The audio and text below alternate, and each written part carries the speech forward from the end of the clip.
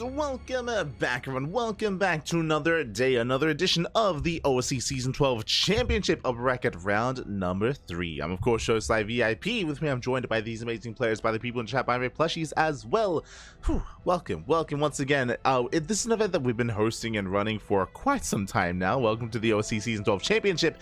Again, we have been going over the Upper Bracket Round 1, Upper Bracket Round 2, the Lower Bracket Round 1 and 2 as well. It's been an intense and very long event. Basically, once a Little League Cup and Masters Coliseum concluded, OSC Season 12 Championship rose up as the prominent big online event, and we hit a cover Upper Bracket Round 3. Let's go. Let us go. Again, this is going to be a replay cast, of course, as it is for the entirety of the event. None of it is casted live. All the matches are played ahead of time and submitted to, shout out to Eddie, to the organizer of OSC, to be casted at a later date, just because there are so many matches being played at once, so many games being held. These are best of fives, by the way, as well. So just when it comes to alleviating that kind of scheduling issue or any kind of scheduling problems when it comes to covering it live, all the matches are played ahead of time instead. And here we go, we have our initial matchup here. Before I get ahead of myself though, let's head on over to tonight's matches, actually tonight's bracket, as we switch the teams over and catch up. Bam, there we go. Oh, that's not quite hold on. Upper bracket, there we go. Upper bracket round 3 is what we have ahead of us here. We have 4 matches, 4 best of 5s, 2 PvPs with herO versus Cristiano and herO versus Skillous, followed by MaxPax versus Cure and Clem versus SHIN. Oh boy, so thankfully we do have quite a bit of variety here for us tonight. Looking forward to that finale TVZ between Clem and SHIN. Honestly, a lot of rematches, a lot of revenge matches even. Clem and SHIN, they've been facing off very often as of late, as they are both very active in the online tournament circuit. Likewise, Skillous, he most recently, the WTV Monday, had a crazy performance where he took down MaxPax and Showtime, did fall to herO in the semifinals, but Skillous still has been looking like a beast in the PvP matchup, I want to believe, here in this rematch. If you remember, during a Monday, Skillous versus herO was actually a very fast series, very short, a lot of all-ins, a lot of aggression. We really didn't get to sink our teeth into it. If you recall, a lot of people were like, oh, like, how could he beat MaxPax and lose to herO? Well, it's like, I mean, herO cheesed the hell out of Skillous 2 games in a row. Like, herO was just hyper aggressive, and I would imagine that Skillous versus MaxPax was a very different dynamic, so we didn't quite get to sink our teeth too heavily into that match on Monday. Hopefully we have something different here tonight instead. We'll see. But before we get ahead of ourselves with herO versus Skillous or MaxPax Cure, Clem versus SHIN, we have our opening match of herO versus Cristiano, some Polish on Polish action. Let's go. herO and Cristiano, they are very close in skill. They do go back and forth in series very often. Coming into this, I do slightly favor Cristiano. I do slightly favor him as he has achieved some higher accolades as of late, but I guess in the most recent House Galactic battle, herO did surpass him, and herO did come second place. He came second to a laser.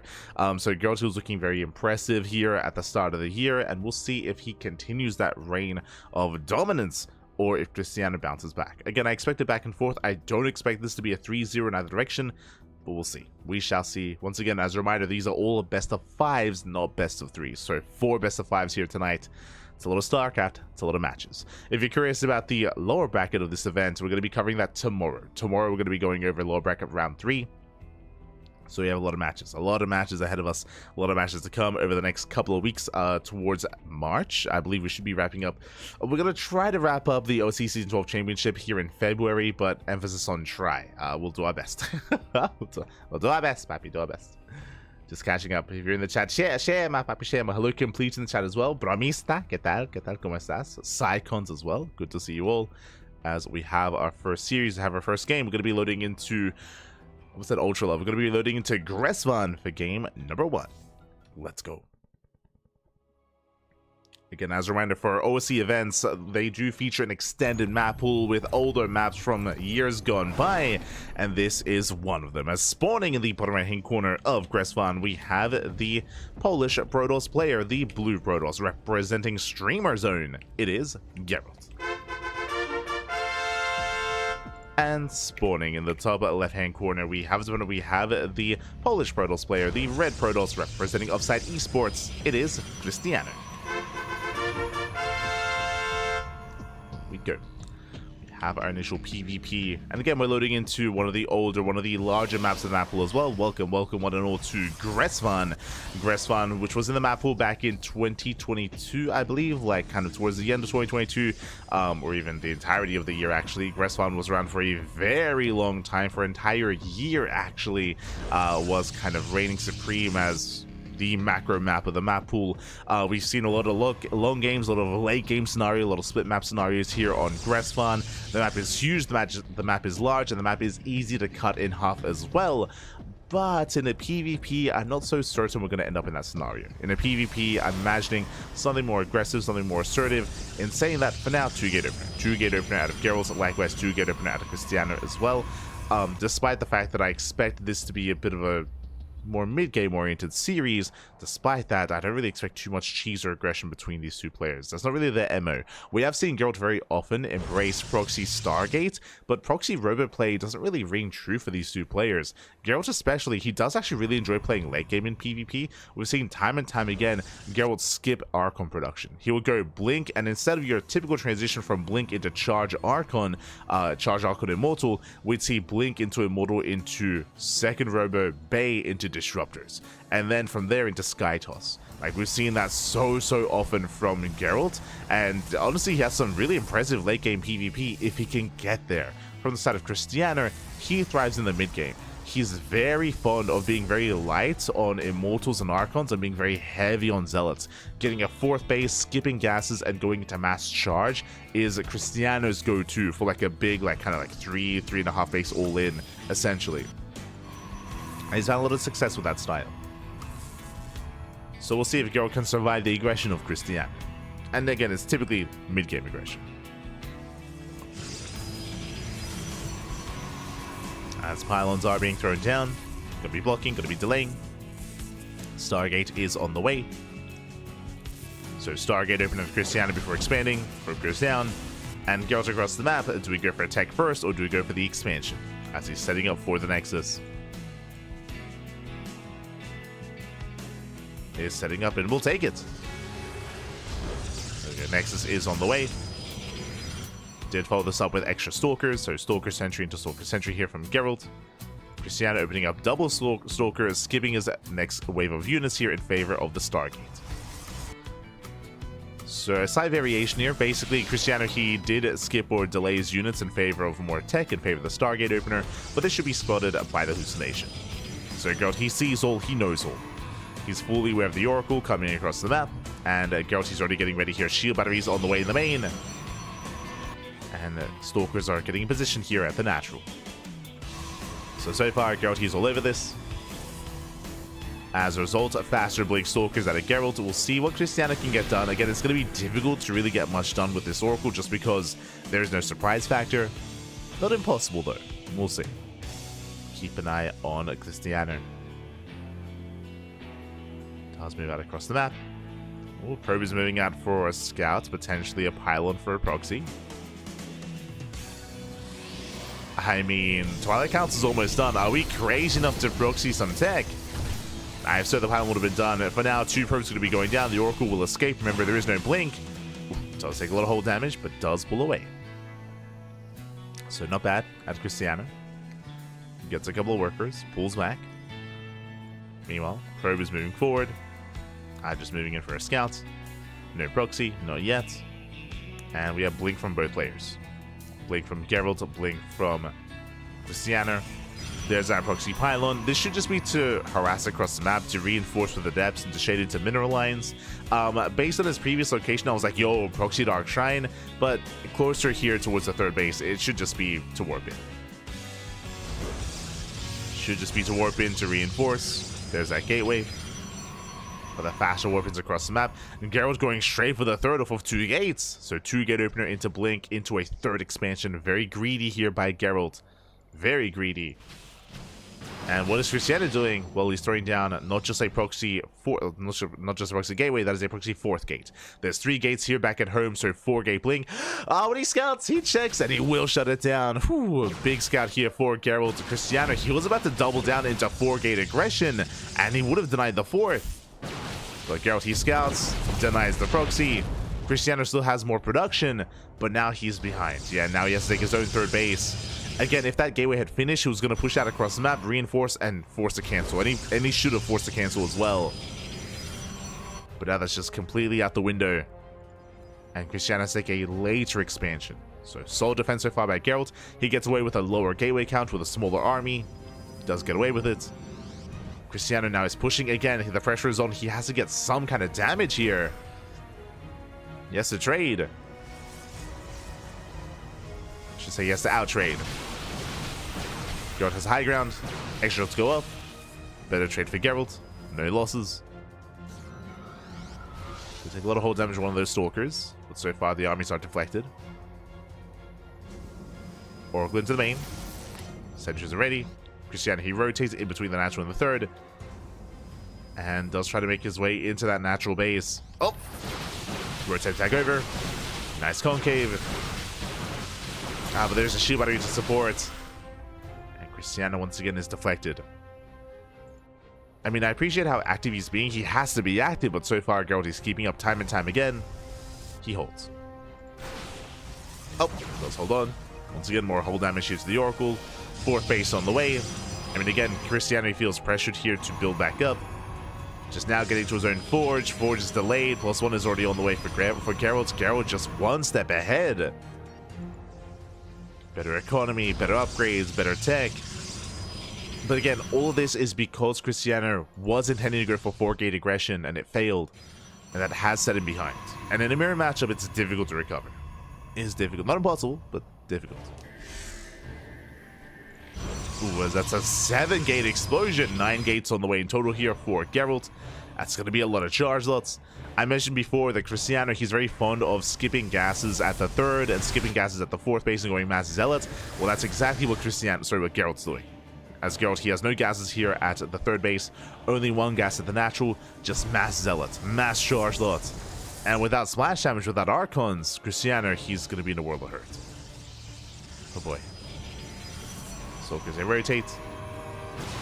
Ooh, that's a kill. That's a kill, not a cancel. Diving further into the main. That was a Robo, by the way. Robo and a Bay. Oh my god, the value!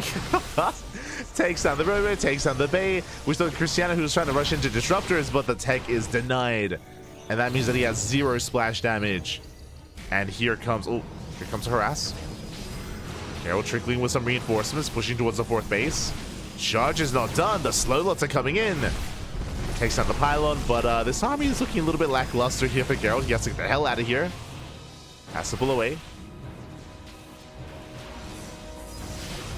Does pull back. And here we go. Reinforcements are now coming in.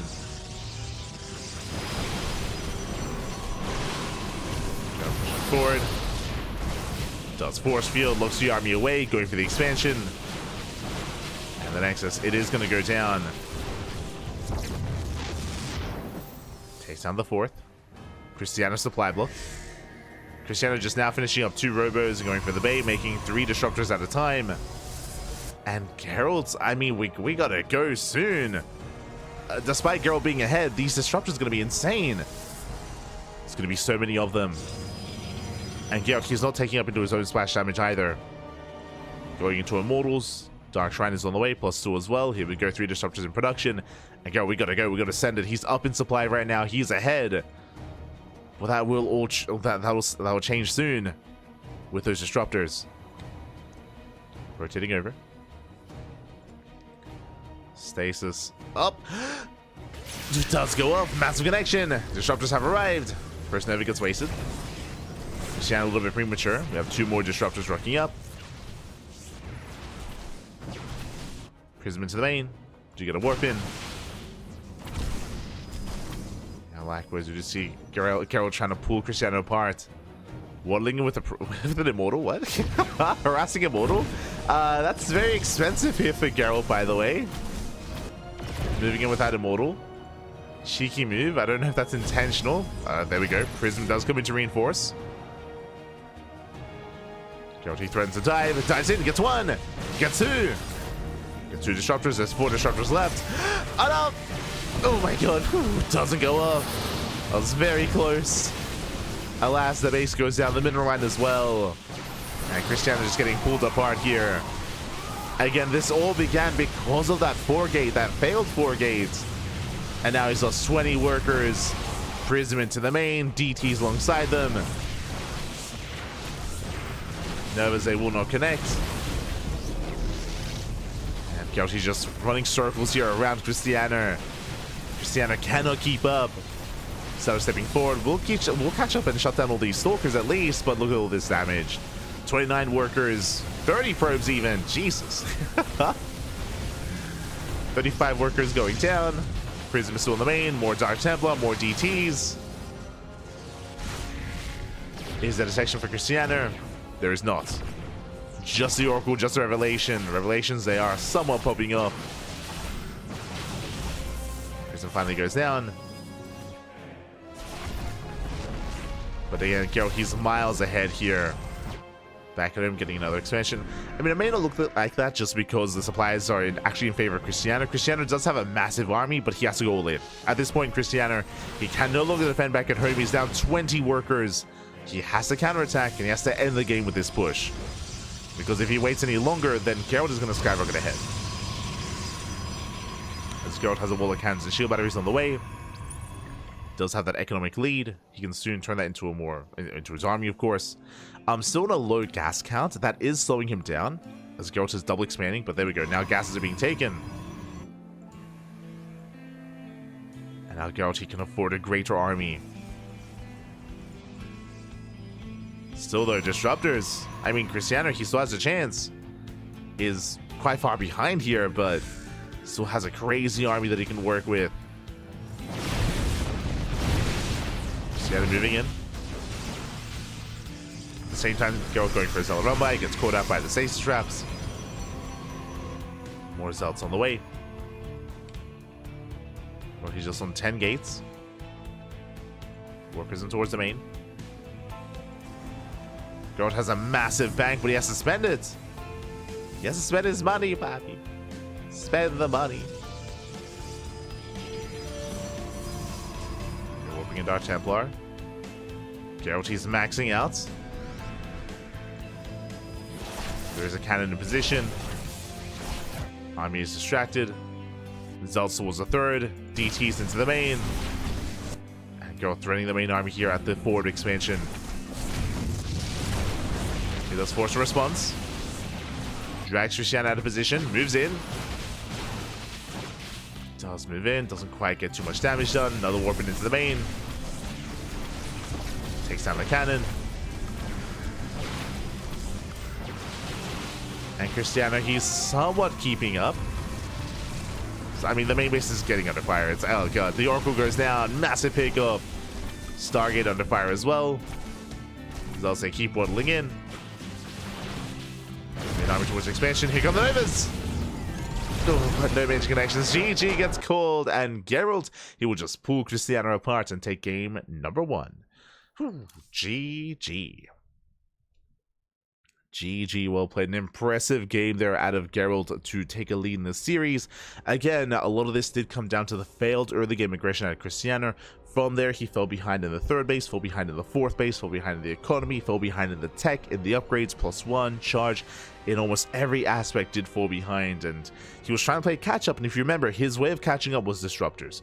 But as he was trying to transition into disruptors, he lost the robo and he lost the bay. Those were kills, no cancels by that Blink Stalker counterattack. So just really well played there by geralt, not just getting ahead in the economy and in the tech and all the upgrades, but actually making use of his army as well and being able to harass when he saw fit. He saw openings and was able to take it and just get further ahead from there. GG. GG, well played. geralt in full control of that game, and we'll see if Cristiano can bounce back because the pressure is on. So jumping into game number 2. Here we go.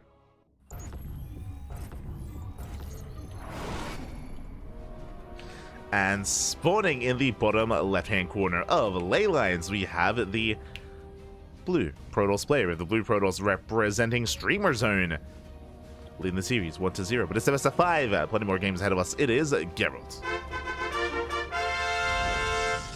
And spawning in the top right-hand corner, we have his opponents. We have the red Protoss player, also from Poland, representing Offside Esports. Down in the series, the pressure is on. We'll see if he can bring it back. It is Cristiano.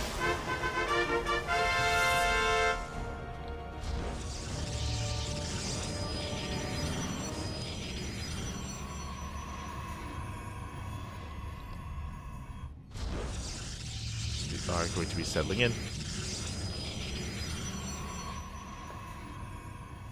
So far we have our standard openers, and again winding it back here, talking about the players. I don't really expect too many, if any, proxies and one base all-ins in this series. It's just not really how our players do typically approach this matchup, so we're expecting more standard openers and more aggression in the mid game. Of course, welcome one and all to Ley Lines. Ley Lines is going to be a bit of a larger map, I guess smaller compared to Gressvan, but again, the bases are quite defendable. Third base, fourth base as well. We could end up in a similar game state. We'll see if either player does deviate.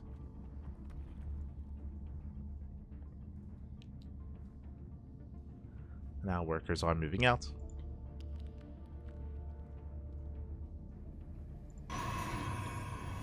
Let's go on the main. Cristiano moving on over as well. And both players will confirm the positioning of the second pylon. The second pylon is in the main base here for Geralt, likewise in the main for Cristiano as well. So far, so good.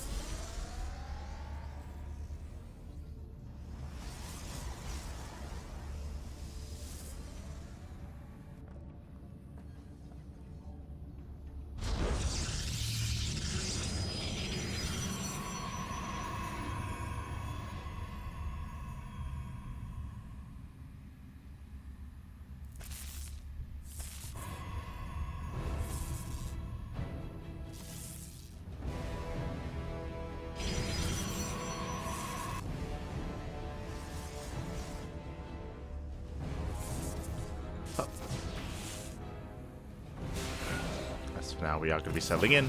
This time we have Geralt. Geralt's going to be going for the fastest Stargate. As a reminder, Cristiano, he went for the fastest Stargate in game 1. This time Geralt's going for it here in game number 2. So the roles have been reversed. The turns have tabled. Let's go. From here, both players should be expanding. There we go. Next is for Cristiano. Next is for Geralt. And so far, this is a mirrored setup outside of the fact that Geralt is getting called out. And I'm taking a lot of hits here in the center of the map. Pulling away, one Adept does fall, and so will the other. Very nice catch here from Cristiano. Momentum is on his side. Remember, he's up to 4 Stalkers. After deals with this Adept, he can move out across the map. That's going to be a tough hold here for Geralt. He needs that shield battery. He's that shield battery on the way. There it is, further back. 4 Stalkers moving across the map. Void Ray on the way for Geralt. Jesus, I don't think he really wanted to make a Void Ray with his Stargate opener, but he has to, as he's in so much danger. There we go, another pylon to keep everything powered.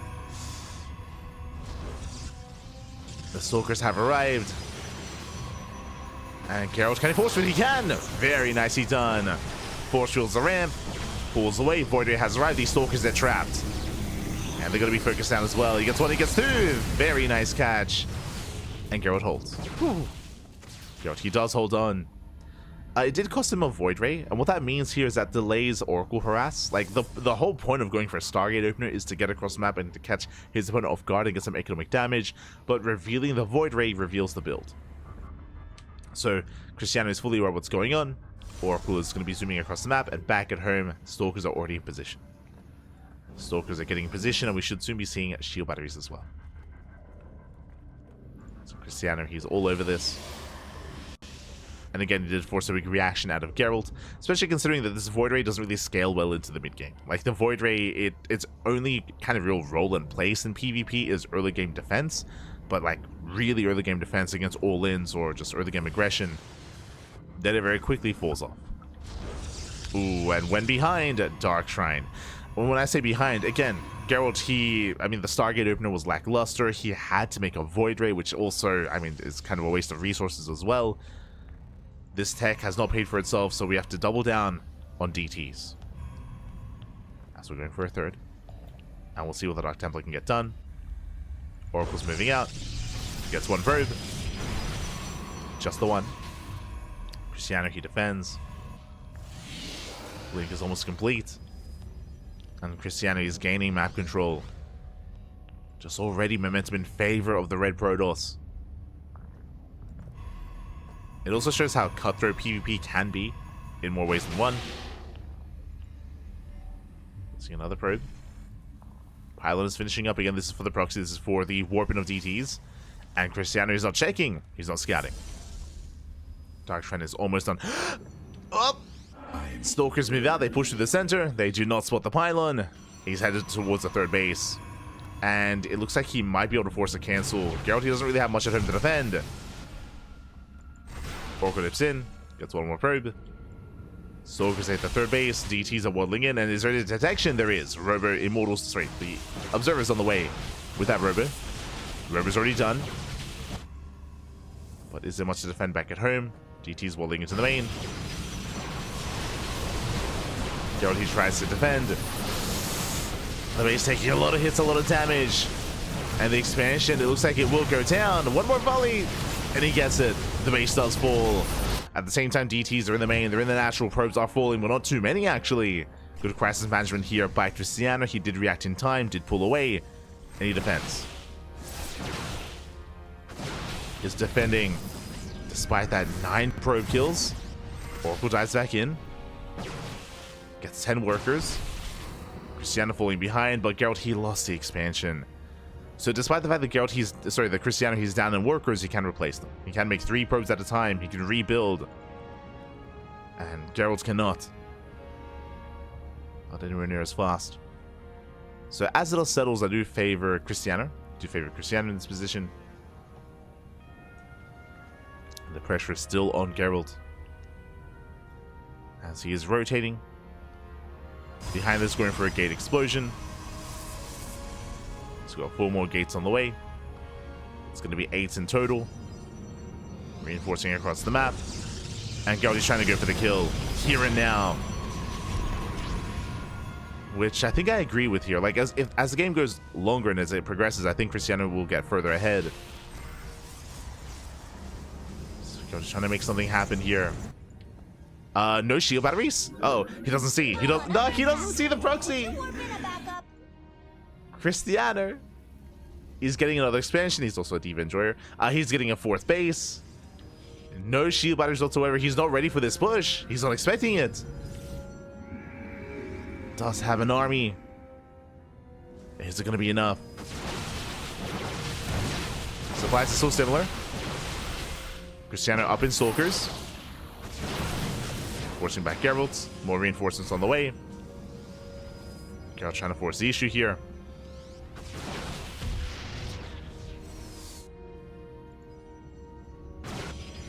Who does come in from the right hand side. Cristiano trying to keep up with the Warpins. Charge still on the way for Geralt. Cristiano being forced further back. Ooh, shield battery goes down. That's a kill. Warping further back to defend. And Geralt, he does continue to warp in and does have the supply advantage. Has the much higher Stalker count as he's basically that much more committed. And Cristiano, he missed the proxy. He had no idea what was going on. Leading out a lot of Stalkers. Now warping in Zealots. Charge is done. Geralt does not have his own. It's also trading well. They big off Stalkers. More efficient trades here from Cristiano. Trying to buy more time. As he has begun +2. Immortal production as well. Let's just survive a little bit longer here. And so far just forcing Geralt back even further. I don't think I'd be opposed to maybe even morphing in DTs for an Archon. I mean, there aren't that many Zealots. Regardless, shield batteries are now finally finishing up. They were so late, so delayed here for Cristiano. But he's got him. He has the shield batteries. The first Immortal has arrived. Again, this army here for Cristiano is just getting better and better over time.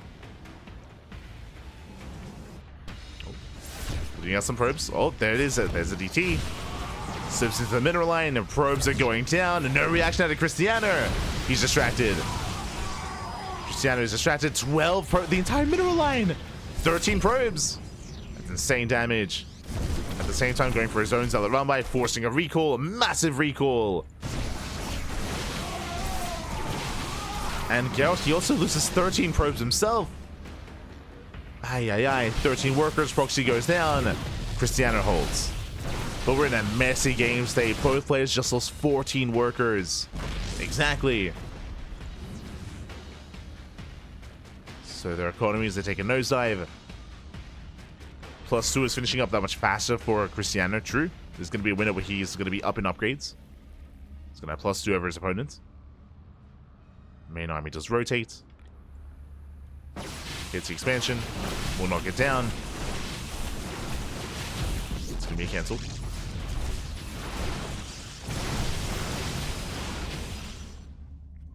Geralt shaving off zealots. Does shave them off. Geralt still has the larger army. At the same time, another zealot run by. Oof. Yeah, takes out more probes. At the same time, Geralt catching the immortal. Not bad. 7 probe kills across the map. Another zealot run by into the center expansion. Immortal did get picked off. But probes are going down. 16 probe kills. Cristiano still has that upgrade advantage. +2 soon to finish here for Geralt. Almost there. More the DTs return. This time Cristiano's ready.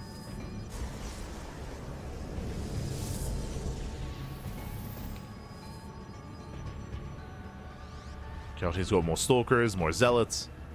Still no splash damage out of Cristiano. No Archon production. Is concerning. Nice force fields. Zoning back Geralt. Affliction managed to be denied. DTs in the main. They were at the natural as well. 10 more probe kills. These Star Templar just being so annoying. They're being such a nuisance. That's Cristiano. He will barely save the expansion. Just barely. Whew. Saves the base. Keeping up with the rotation. +3 has now begun here for Geralt. Geralt, he has the slightly better economy, but he's still been able to maintain a larger army the entire time.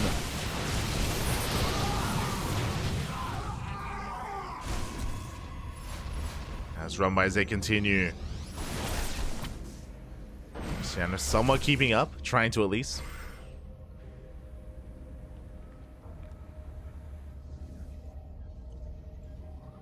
Is keeping up. Geralt rotates. He's still maxed out, up in supply. And he's going to commit. He wants that base. He wants the expansion. No shield batteries. No side defense. Cristiano is out of position. He missed the rotation. Base goes down. And Geralt just has to pull back and get out of here. Looking for a fight. Takes up a stalker. Stalker gets a zealot. DT waddles in once again. The harass has just been non-stop here from Geralt. Almost as much from Cristiano with the zealot run bys earlier, but he just had no freedom to do that. Yeah, freedom to go for those run bys again.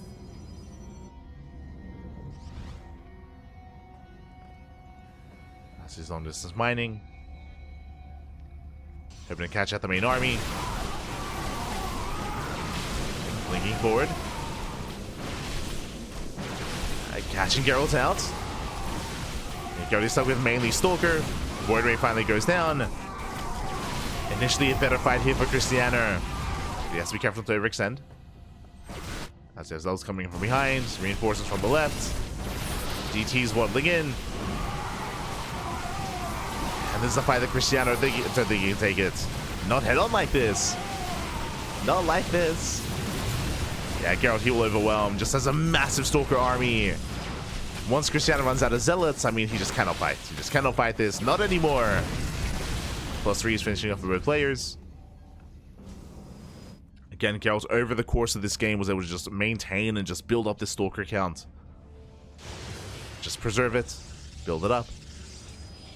To this point, we've got 38 Stalkers at 22 from Cristiano. It's been a very chaotic game. Very chaotic. Carol's not getting into 1-1 upgrades. Catching up the Zealots. Cristiano tries to respond.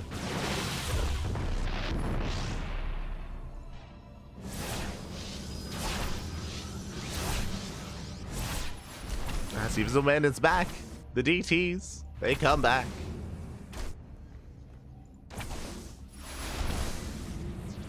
Once again, distracting Cristiano. And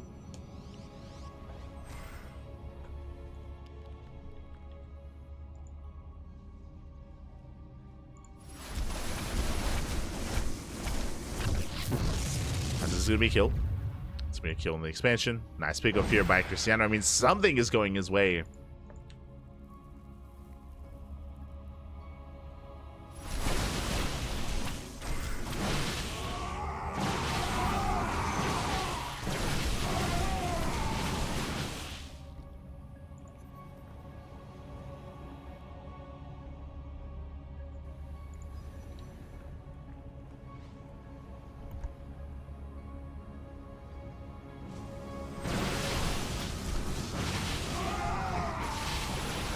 Geralt, he's still maxed out, still overwhelming. One more volley, the base is going to go down. Needs on a mass. One more.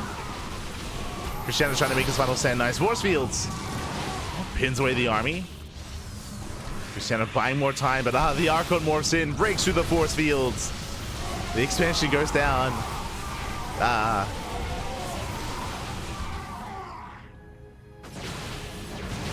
And with that, Cristiano is down to, what, a 2 base economy? 1.5 base economy, really? Mining through that center base.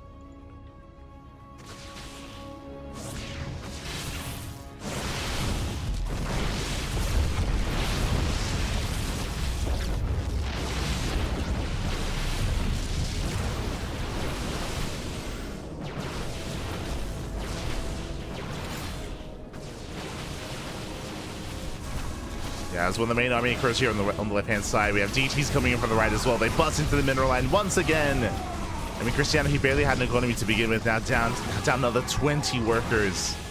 Jesus. And what's crazy about this game state is that we never really teched up into Archons or into Disruptors. It's just been purely Zealot Stalker. Just purely gateway-focused armies. Very mobile, yes, but that's been more in favor of Geralt, where he's just been able to counterattack, harass time and time again.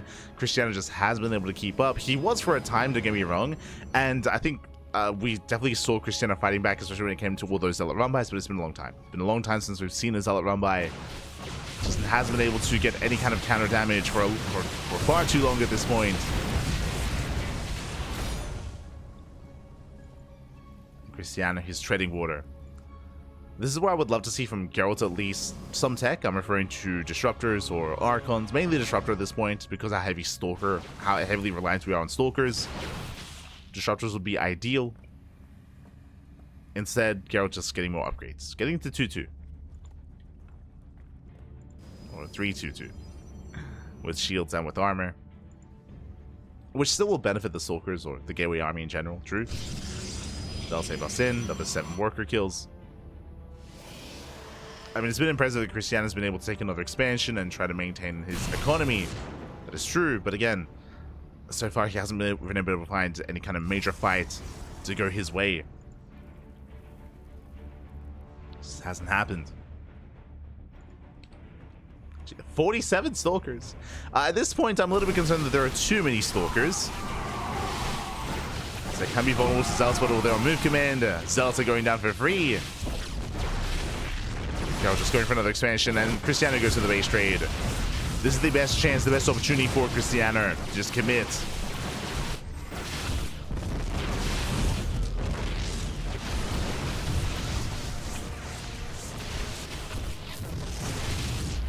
Let's go, knocking down the base after base. Brings down 2 more expansions. Cristiano likewise diving into the mineral lines, or at least trying to. And Geralt, he turns back around. He races back home. He knows he has more to lose. Warps in Dark Templar. There is detection, thankfully, for Cristiano. There is the Observer. Has detection. Takes down 2 bases. But Geralt still has 4 Nexus. And Cristiano is down to 2. Down to 2 bases left. Barely any mining. The main armies do clash. But the SimCity is brutal. Zelzay can barely engage. The Zelzay do nothing. And it comes down to the Stalkers. GG gets called, and Geralt, he will take game number 2, taking a massive lead in this series, 2-0. GG. Whew. GG, well played. A very intense game between Geralt and Cristiano. Honestly, they both had their moments. I was favoring Cristiano initially after he defended against the initial aggression of Geralt, but like borderline all in, where Geralt, he moved out, he fell behind with a Stargate opener. He committed into, what was it, like 8 gate or up to 10 gate aggression, moving out across the map. And Cristiano, he wasn't ready. He wasn't expecting it. Remember, as the attack was coming, Cristiano, he took a 4th base and he was skipping shield batteries. And it was a tough hold for Cristiano. But he did hold. Did hold in the end, did survive, was up in upgrades, but alas, he did have a really hard time keeping up with the DT and Zealot harass. That was really the MVPs there for Geralt. Cristiano, he did kind of meet him there with his own Zealot run bys, which were semi-successful as well. I mean, they were pretty successful, I will say, but they kind of petered out over time. You know, he wasn't able to keep up with that harass, with that aggression, the same way that Geralt was. Was not able to. With that, GG. GG, well played. Whew, Geralt takes a 2-0 lead, and Geralt, he is 1 game away from taking down Cristiano 3-0, which would be crazy, by the way. Like, again, regardless of which way this was going to go, I was not expecting a 3-0, but Geralt, he's so close to that game state, and we have game number 3. It's going to be on herO. One of the TLMC maps. Let's go. Getting to that 3rd game. We'll see how this story ends, if at all.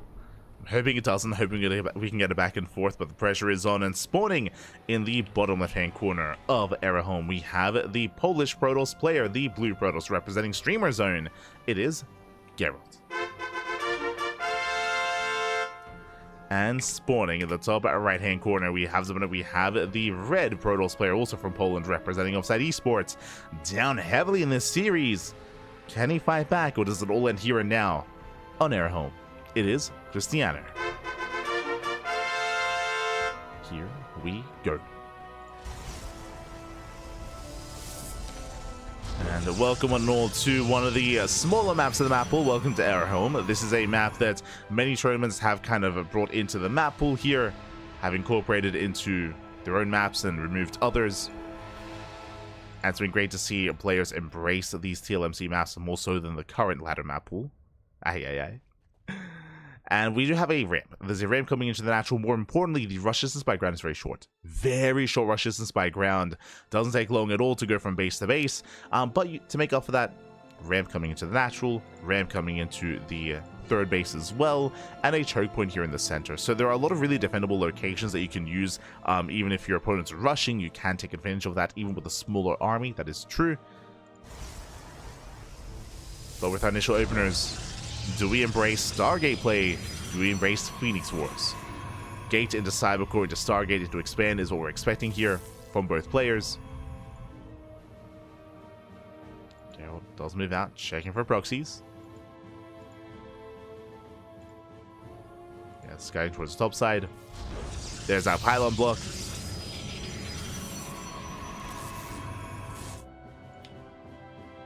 So we'll check the Zonaga. Checks the tower. And we'll see if either player tries to be a little bit greedier. There it is, Stargate from Cristiano. And we should be seeing a Stargate from Geralt as well. Yep, there it is. Stargate from both players. And this is how Phoenix Wars are born. Again, in this kind of game state, in this kind of opener with a ramp coming into the natural, it is very common to go Stargate. To open up Stargate here from both players. I mean, no one wants to open Stargate, but ideally you want to throw down a faster Nexus, but both players are pylon blocking. Because of the pylon block, you cannot throw down a Nexus, you have to throw down the Stargate. And because both players are opening up Stargates, both players should open up Phoenix. Now, what I should emphasize here is that Geralt, he knows. Geralt, he knows that there's a Stargate, he sees it, so he knows to make a Phoenix. Cristiano, he has not scouted. Like, Cristiano sees nothing. If there was a probe across the map, we should be making Phoenixes all around, but Cristiano, he doesn't see, he doesn't know, and he's going Oracle because of that, and that's a big misstep here from Cristiano, as we should be seeing a Phoenix from Geralt, and a Phoenix should shut down the Oracle. Yeah, there it is, Phoenix is on the way. So the chances, the likelihood of this Oracle actually getting damaged is very low. Very low. And again, if Cristiano had scattered, then he would have made a Phoenix himself, and then we would have been locked into Phoenix Wars. On the one hand, I mean, shout out to Cristiano because, hey, he's kind of broken the mold, and, you know, we won't see Phoenix versus Phoenix because of that. The downside is he might just die. Like, it's like, oh, cool, no Phoenix Wars. Well, but I mean, the Oracle's not going to do anything, is the problem here. Or at least it shouldn't do anything. As the Stalker still seconds away from finishing it for Geralt. Probe goes down, Phoenix has arrived. Zoning back the Oracle. Will target it down, goes for the Stalker, and he will focus it down. Nice pickup. Oracle will fall, but where's the production? There's going to be another Phoenix. Still going to be a tough hold here for Geralt. Goes for the Adept. Shield battery is going to be targeted down. Geralt, he has no second units, and he didn't wall up. But he will defend. Okay, so he will clean all this up. What did he lose in the process? He lost 2 probes. One of them was a scouting probe, so he lost 1 worker across the map. He lost a shield battery. He lost a Stalker. But now these Phoenixes, they can soon counterattack. And it's going to be on Cristiano to hold. Behind this Gateway Explosion, Twilight Council into Blink. Twilight Council also on the way for Geralt. He may just go straight into charge. But Geralt, he's not making more Phoenixes. Okay, just triple Phoenix into map control into an Oracle. Okay. So he's not doubling down. Back at home, there's a shield battery covering the natural. There is also a shield battery in the main. So Cristiano, he's well set up. He is stuck at home. Don't get me wrong, he's stuck at home. He can't really move out. At least until Blink is done.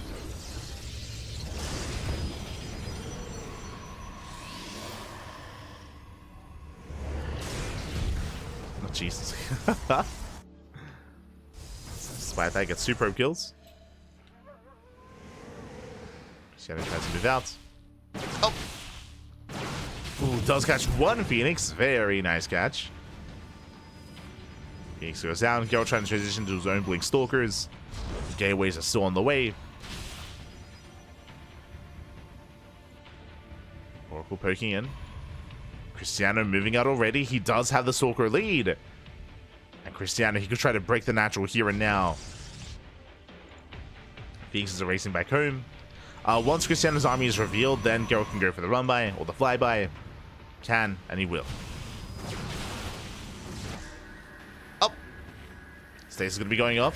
Massive connection. No reaction here by Cristiano. Now stuck on a 1 base economy. As time goes on, Geralt, he has more warp-ins. Does force a defensive warp-in here by Cristiano. Likewise, Cristiano, he does target down at that Twilight Council, at least trying to. Phoenix is buying time. But can he deny Blink? That'll be insane. That'll be a massive pickup. He's almost there. He's going to get it. Stalkers are not in position. And there is no Blink, and Cristiano takes a massive lead. He's getting a 3rd base, he's containing his opponent. He's punishing the lack of second gateway or the lack of extra warp-ins. It's just been a really shaky defense here from Geralt, going for a ninja base. Oh god. We're getting a little bit desperate here, but I mean, that's what else can Geralt do? Like, he is miles behind. It was unfortunate that he had thrown in the Twilight Council where he did. Again, just one of the most exposed locations here at the natural. Instead of just an extra gateway. Otherwise, he could have counterattacked.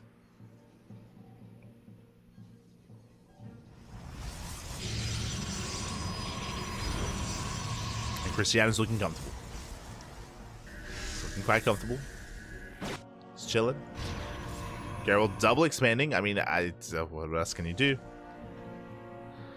I'll be honest, I don't really know how powerful double expanding is in this matchup. I mean, I guess it helps somewhat.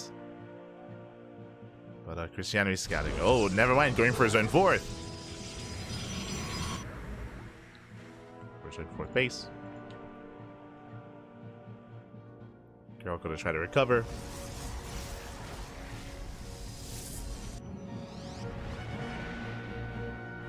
And we'll see if Geralt is allowed to.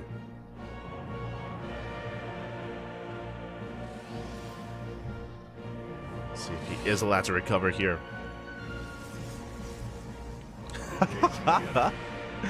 When you see the probes, they actually skirt around the... Oh no! They skirt around the edge of the scouting worker.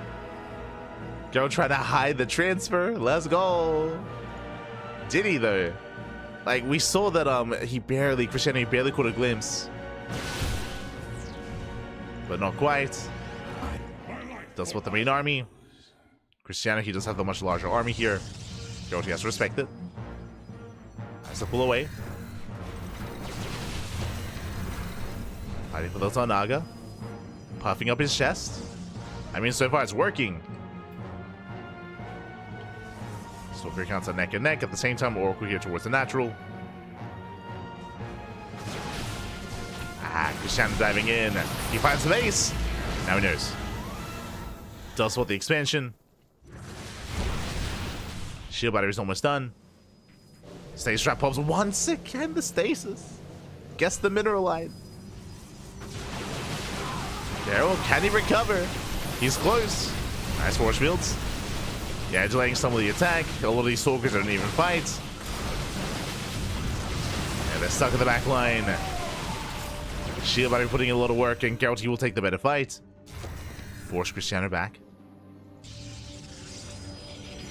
Cannon on the way. Another stasis towards the natural. This time Cristiano, he pulls away. For his own Zeller run by. And Geralt diving in, taking advantage here of Cristiano. On the pylon. Zelts, they did walk all the way into the main. Getting a handful of workers.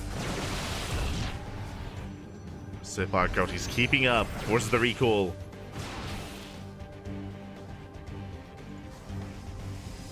Geralt, he defends. He holds. Cristiano still has a lead. Still up in supply with all these zealots. Geralt is pulling back here to his side defense. Blinking decently against the army. Cristiano's trying to catch reinforcements instead. And the cannon's putting in a lot of work here. Geralt, he is trading more efficiently, but he might still just be overwhelmed. It might just be too much anyway. Yeah, we have the surround coming in from Cristiano, coming in from multiple angles. Reinforcements from Geralt trying to buy time. Up, going for the prism. Can he get it? Oh, one more volley. Oh my god, denies the warpin. Whew, just in time. Probes are falling. Geralt, he will lose some of his economy. He's still barely holding on. Barely not. Cristiano is breaking through. Yeah, he's breaking through. Cripples the economy, dives on the main army, takes down more stalkers.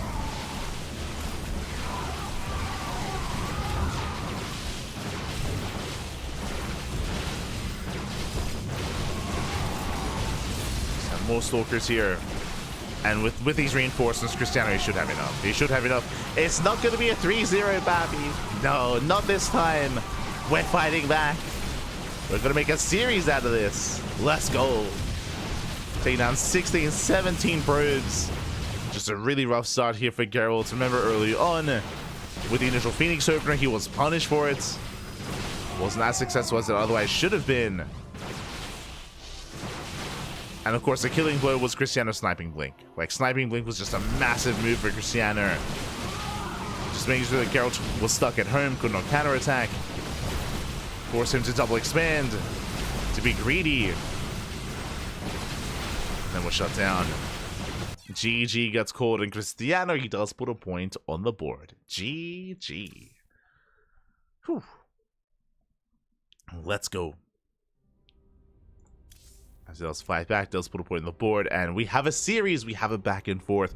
Again, Geralt's looking very strong in the first two games. Here in game 3, it was a bit of a shaky build. Again, I was praising Geralt for going into the Phoenixes, that is true, but he did forego his second gateway, did forego initial unit production. I still think that was an okay moment here for Geralt, but I mean, the big kind of Yeah, the big moment for Cristiano, of course, was sniping the Twilight Council. It was just really unfortunate that the Twilight Council was a part of the wall. Twilight Council was exposed, Blink was denied heavily, and Cristiano, he maintained map control, looking very comfortable in that game in the aftermath, and GG. GG, well played. We're now jumping into game number 4. We'll see if Cristiano can force the ace match or if the game ends here and now. The pressure is still on Cristiano.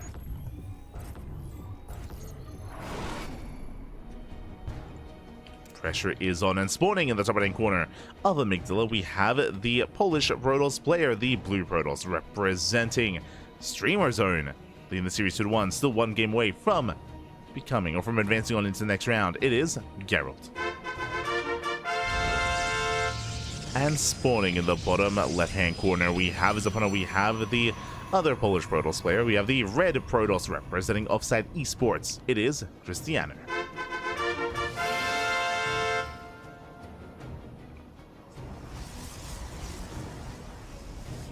Go. Here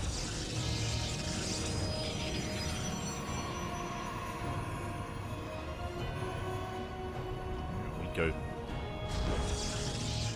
The players do back up.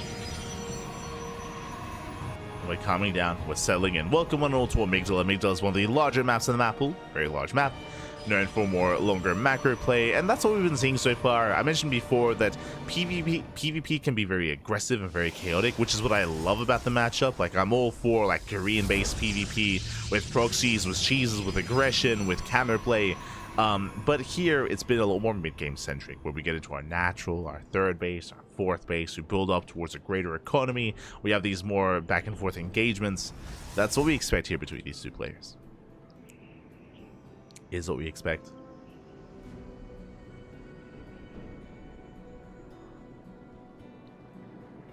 As Cristiano, he does move out.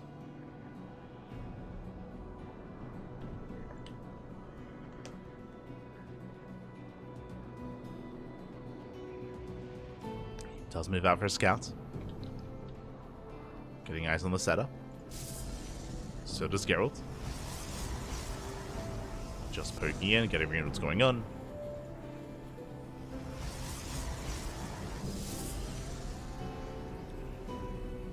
Checking the expansions, going for the pylon block. Did he lock himself in? I mean, he will kill a probe. Kills a probe. From here, he can cancel. He is denying any kind of mining here on one of those patches, and the other two being very inefficient. And there's a cancel. So very nice pick off there by Geralt, just locking in the probe, sniping it. He's an animal. That probe has a kill. Throws down the pylon, delays the expansion. And Cristiano, he should attempt the same. But it's going to be targeted down. Probe will fall. Cristiano now expands. So does Geralt. Oh, Jesus.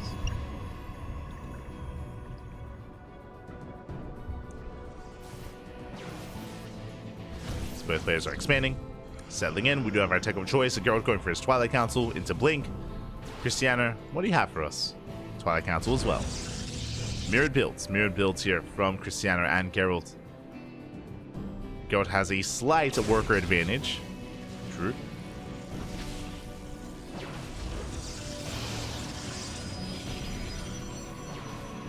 He's ahead in workers. Has a slightly better economy.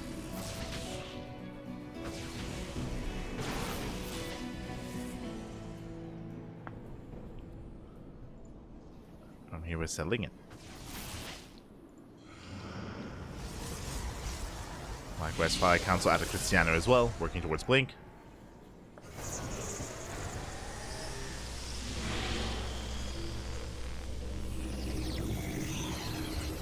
Blink is going to be on the way.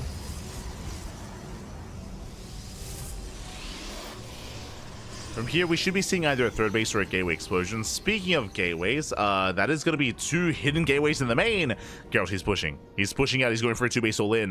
What do I mean by that? We have 2 gateways here at the ramp. We have 2 more hidden, so that's going to be a 4-gate setup. And we have a proxy 5th gateway being set up across the map as well. So it's going to be a 5-gate, 2-base all-in out of Geralt. Cristiano, for the time being, he does not know. He's stuck on 2 gates, so he's going to be down in production, down in stalkers. No shield battery. Has a robo on the way for a mortar production that will help, but we need shield batteries here back at home. Does force a recall. Catches 1 stalker. Geralt overextends. Yeah, big overextension from Geralt. Ooh, and he expands. Okay, he abandons this position. He expands back at home. These gateways are not going to come into play. And I would say this is a better position for Cristiano. Yeah, much better for Cristiano here. As Geralt, he was ready to commit. He gets scattered, he gets spotted. Everything here is going to be delayed for Geralt, and Cristiano is in a better position. Again, faster rover, faster mortar production. We are missing on the Forge. The Forge would be ideal here. So both players are backing up. Cristiano should be dealing with that pylon. There's the Forge now on the way. And we're settling in. Whew, okay. Calm down, going to be settling in. Reinforcing adepts, they're going to be focused down.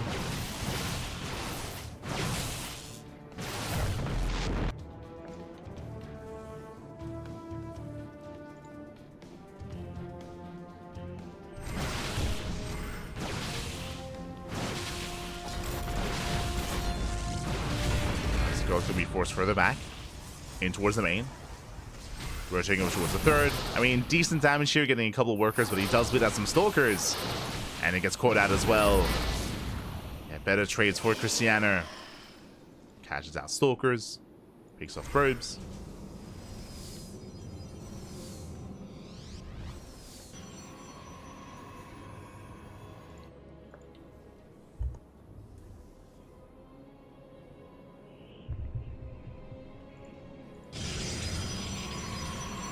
Just taking us forth. Taking us fourth base. Cristiano is here to deny. Oh.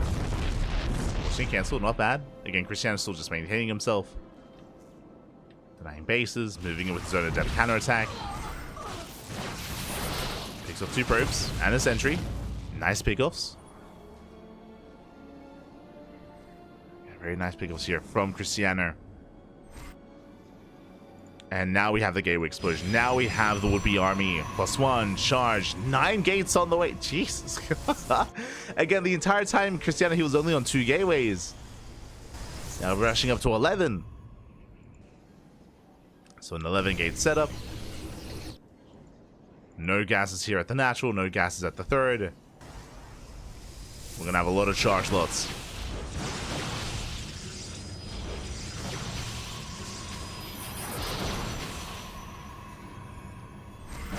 Oh.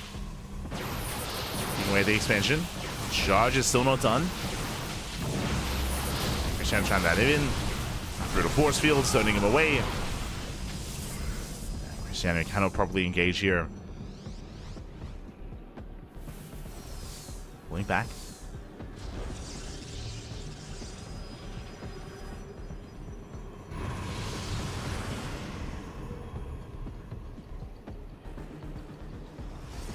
Geralt backs up.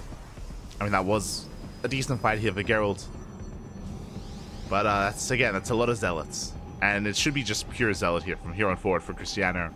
Now, Geralt is doing something similar, also no gases, so he's also going pure zealot as well when it comes to reinforcing his army. Cristiano moving in. No shield battery. And no shield battery to defend. Stalkers, they rotate over. Sentries are going down once again. Very nice force fields. Delaying the army.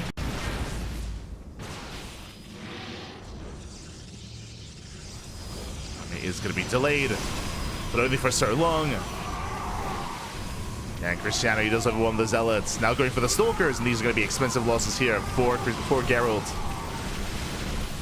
Cristiano is pushing through. More zealots warping in. More reinforcements. Focusing down those stalkers. Yeah, Geralt, he's trying to hold on, but his early loss was just so brutal here. Especially in a mirror matchup, it's just so difficult to afford stuff like that. To afford those mistakes. And Cristiano, he should have enough. He should have enough with this warp in. Takes down all the zealots. And takes down the zealots, barely any stalkers remaining. Geralt is down to 9 compared to 14. And there's just nothing left. Nothing left here. And again, a big reason for this is Geralt did fall behind with the initial failed 2-base all-in. He did try to transition, but he did fall behind in the process. Denies the warp in. And we're going to the ace match. We're going all the way to game 5. GG gets called. And Cristiano ties up the series 2-2. We're going all the way to that ace match. Whew, GG, well played again. Both in game 3 and game 4, the early game was in favor of Cristiano. And again, we mentioned it, but here in a mirror matchup, it is so difficult to recover from that kind of game state once you fall behind. Not impossible to bounce back, but on a larger map like this, it is difficult. We saw that Geralt, because he knew he was behind, if you remember, that's when he went for the massive Stalker counterattack. He blinked into the main base, he blinked down to the third, he got like a couple of probe kills here and there that helped, but wasn't enough to make up for his otherwise deficit. Wasn't able to make up for it. And with that, GG, well played. We're now getting into the ace match. And we'll see who gains momentum early on here.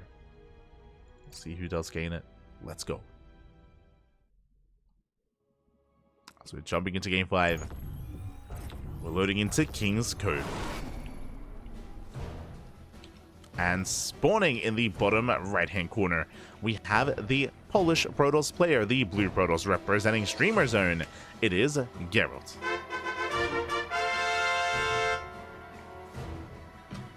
And spawning in the top left-hand corner, we have the red Protoss player representing Offside Esports, Atlanta, Poland as well. Bringing it back. He was down 2-0, by the way, and he's forced the ace match. Can he keep this going? It is Cristiano.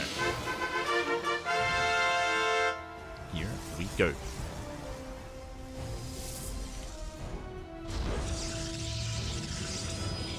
Here we go. Let's get behind this. We are going to be building up.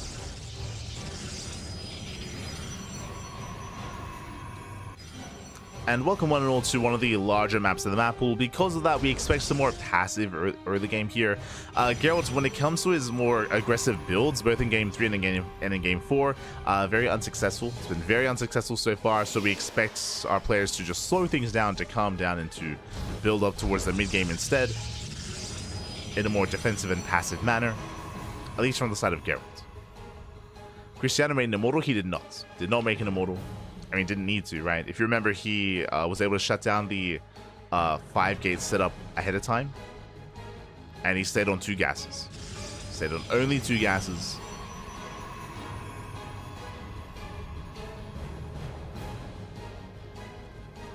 Never took a gas at the natural, never took a gas at the 3rd or the 4th base.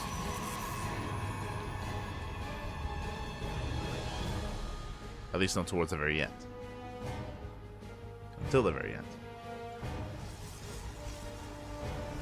Anyway, Geralt moving in. Coming in for a scout, getting a read on Cristiano.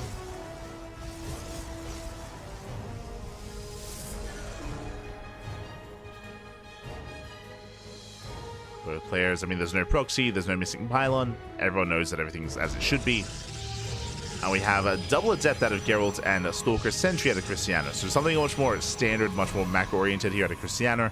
Geralt, he's looking for damage. This could be double adept into a Stargate as well. Yep, there it is. Stargate is on the way. So this is kind of like the traditional, like, aggressive build in PvP, going for Adept Harass and Oracle Harass at the same time. So Oracles and Adepts are moving out, and we'll see what they can get done. As again, the pressure is on Geralt. And if the Oracles fail to get damage done, then he will fall behind.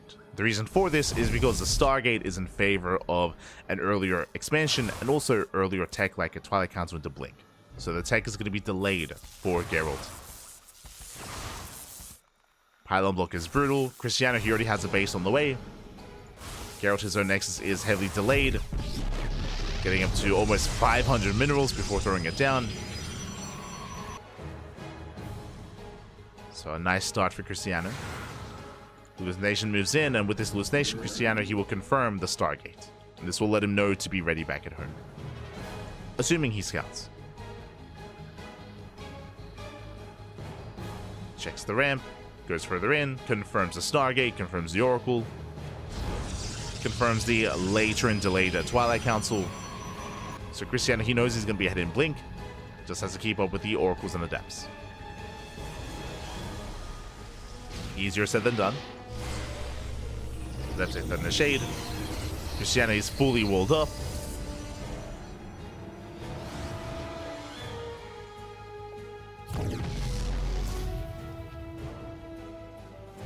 It's fully walled. No shield battery, so a little bit greedy here from Cristiano. Skipping the shield battery, he's heavily reliant on his units, on his stalkers. That's Geralt, he rotates over towards the natural. Adept's threatening a shade as well. Oh, there's an opening. Yeah, Cristiano gets distracted. Oracle into the main, Adept's a shade in as well. And so far they get one, they get up. 2 probe kills, very nicely done. Yeah, 2 probes going down, getting into 3, 4, 5, 6. Oh my god, 7 probes. Yeah, and alas, Cristiano gets punished for no shield battery. 8 probe kills. And Geralt, he makes up for his opener. Does make up for it. Oh.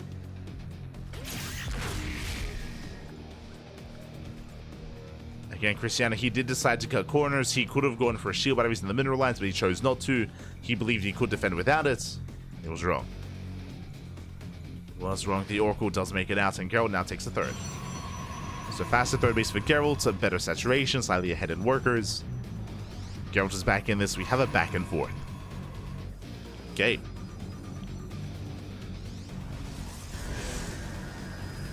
We have a back and forth setup.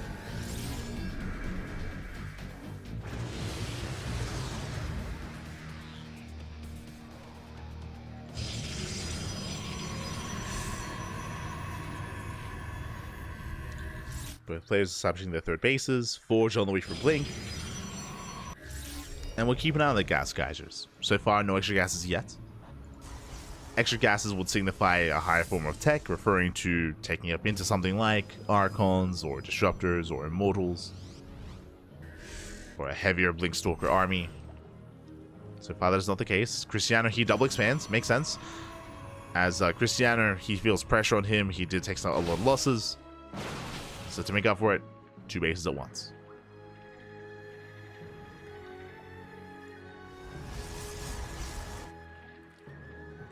Now, personally, I do like double expanding on King's Cove just because the map is so big. Like, it's a really large map, and it takes a while to really commit to a push and to really commit to a counterattack as well. So the chances of this being punished is quite low. Geralt is being active, don't get me wrong, but we'll see if he can punish the expansion.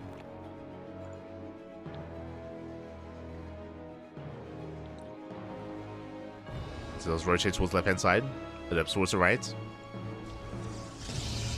We'll see if Cristiano can keep up with the aggression and keep up with the harass. As Geralt Blink is done, does dive in. It's going to be a kill on a Robo. Massive pickoff. I'm getting deja vu of game 1. Robo goes down, blinks over across into the natural. Stasis goes off. Ooh, does catch half the mineral line. Adepts are shaded in. Adepts are cleaned up. Cristiano, he defends against the Adepts, but not against the Oracle or against the main army. Again, he sniped the Robo. That's insane pickoff. So Robo is heavily delayed. Stalkers, they hit the 4th, catching 5 more probes. And Cristiano just getting pulled apart. And again, this is very similar to what happened in game 1. Very similar. If you remember, in game 1, Geralt even killed the Bay. It was crazy. That was crazy. Even killed the Bay.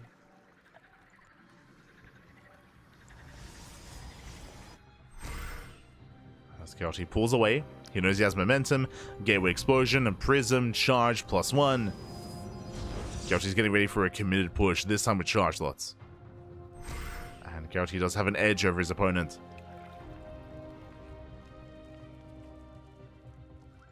Does have an edge. Once again, moving out, the same position here. Main army on the left, 2 Adepts on the right. Trying to pull Cristiano apart. So far, he is distracting. Keeping Cristiano's attention busy. Here come the Adepts. He gets 3, 4 probe kills already. 4 probes, shades it into the 3rd, gets even more damage, gets 5. Stalker's out of position. Geralt, he goes for the dive into the main. Going for the pylons. Ooh. Gets 1. It's going to be a one-way trip. He has to recall. He has to recall the hell out of here. Ooh. It's going to be a rough loss. At the same time, Zealous, they do charge in towards the right-hand side. Geralt trying to blink away.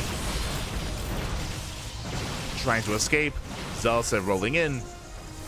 But the army's in position. So kind of a rough setup here from Geralt. He bleeds out a lot of his army. Gets 9 probe kills, but this time at a cost. Previously, he was just kind of poking in between the bases, was out positioning Cristiano and pulling him apart. Here, less so because Geralt, he traded out a lot of his army. Look at the units lost out here. Oof, that's 10 Stalkers. 10 Stalkers, 3 Zealots, 2 Adepts for 9 probes. This was not as worth it here for Geralt. So a little bit more wasteful from our blue Protoss player. Prism into the natural. Cristiano, he holds. He's now getting another expansion. Getting a 5th. Building up more Stalkers.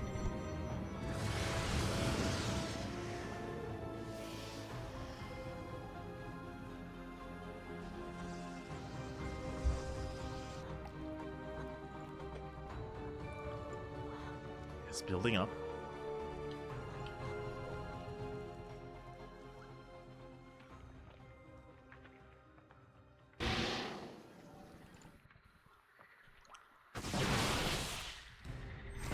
Geralt, she turns the main push. While he distracts Cristiano, here comes that War Prism. Main army rotates. Zealots into the natural. Geralt pushing in. The Prism! Oh no! Prism goes down. Massive pickup. It was a full War Prism as well. Warping into the main. And once again, Cristiano being pulled apart does have some cannons. The cannons, they do buy time. Cristiano, he does hold. But he does lose his War Prism. So he's forced to rebuild. Geralt finally taking gases. Here we go. We have the 3rd and 4th gas geyser now being taken. Likewise, gases here at the 4th base as well. And what is this for? 2nd Robo and Disruptors. Disruptors are on the horizon here for Geralt. He's building up towards a greater army. He's almost there. Cristiano, he's maxed, that is true, but he's maxed out on a very cheap army instead. Mass Zealot Stalker, Mass Gateway composition, I should say. So given more time, Geralt's army is going to be greater, but he needs time. That's the problem here. Remember, Cristiano, he's the first to max. He's up, what, 40 supply? Or 30 supply. And Geralt, he has to survive until he can get those Disruptors. We'll see if he can. Disruptor production has begun. Stasis goes off. Massive connection. Another connection as well. So far, so good. Forcing Cristiano back. Warping into the main. Distracting Cristiano. Again, it's all about distracting. All about buying time. Stasis traps are about to run out. Cristiano, he pulls away. And again, despite the fact that he was up 30 plus supply, Cristiano, he does nothing with it. He races back home. 13 probe kills. This Prism Harassment got out of hand, got out of control, takes down the Intersus Pylon.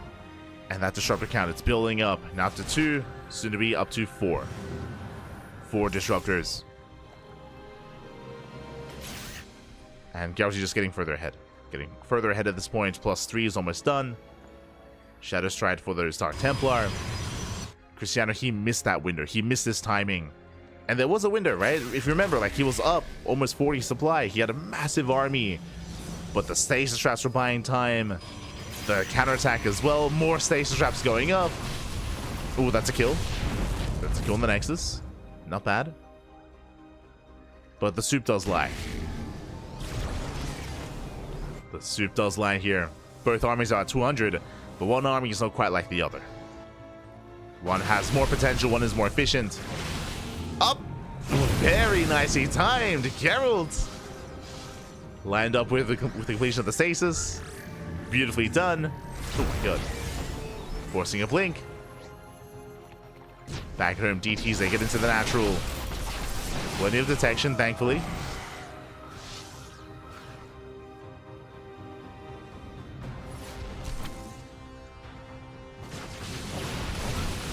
Geralt's moving in. Catching up the army. Again, the Novas, they pop up.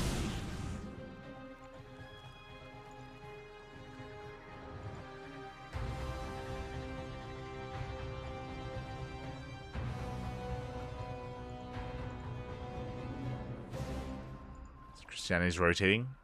Now he still has potential with his army. His goal here is to catch Geralt out of position. He could maybe catch out these disruptors. Baits out the stasis. Disruptors. Oh, he dives in. He gets one. He gets two. Whew. Two disruptors go down. One of the Novas does whip. There's 3 Novas left. 3 Novas remaining. Ooh, DTs. They distract Cristiano. They force him back home. Probes are going down. And he turns everything back around. Geralt just buying so much time here. Can he get the expansion? He can, and he will. 5 probe kills and the Nexus.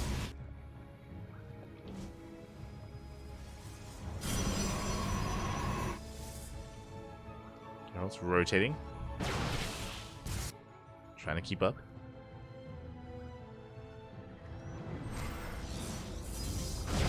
Oh, diving on the base, diving in the army. Never goes up.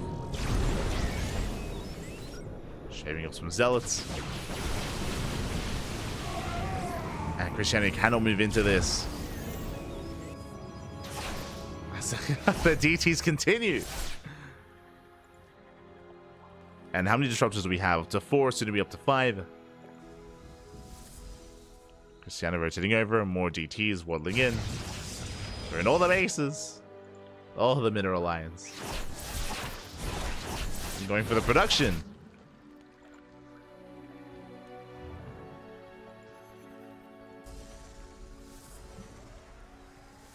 Cristiano responds. Oh, this time Geralt out of position. Forces a recall. Nexus goes down. Cristiano pulls away. Not bad. Now Geralt still has a larger bank and a greater economy. You know what, Cristiano getting sandwiched. Okay, he doesn't get sandwiched. Novas. They graze the army, no major connections. Cristiano, he pulls away. Does pull away in time. DTs, they hit the natural.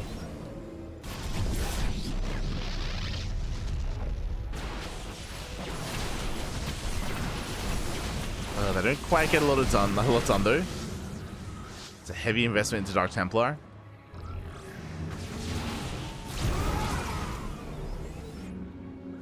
This girl just posturing. DTs once again distracting Cristiano. Forcing these rotations.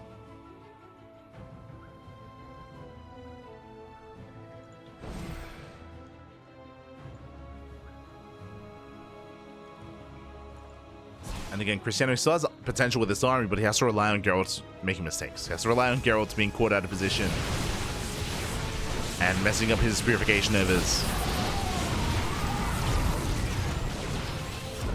That's what he has to rely upon. Geralt pushes through the center. Does try to move out. So Templar waddling in. And they do get caught by the main army. Geralt, he's out in the open. We'll catch some stalkers. Never mind. And instead he's caught out of position. Cristiano, he's the one that moves in. Geralt, he had to hit one of these bases that he didn't. He failed to hit a base. Now he has to turn back around. Now this is worth it if he catches the army. But he's not able to. He doesn't cut Cristiano off. There's potential. Didn't cut him off. Side defense goes down. A better trade for Cristiano. Rotates over. Does rotate. Cristiano going for another run by, taking down all the cannons.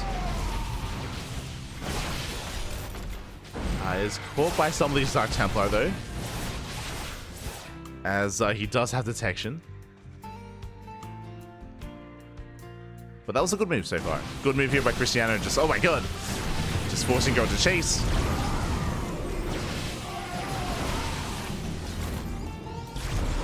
Geralt, he was just one step behind when it comes to his army movement. We'll bring down the expansion. Cristiano doesn't care. Goes for his own counterattack instead. Goes for the center expansion. Geralt, he responds, turns around, and the base falls. Okay, it's too late. The base will fall.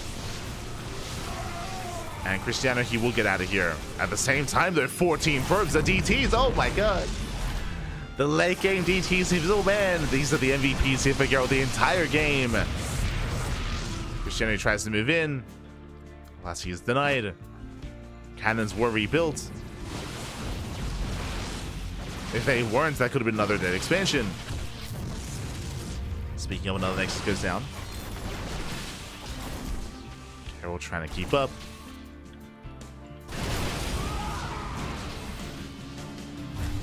She's still in the main.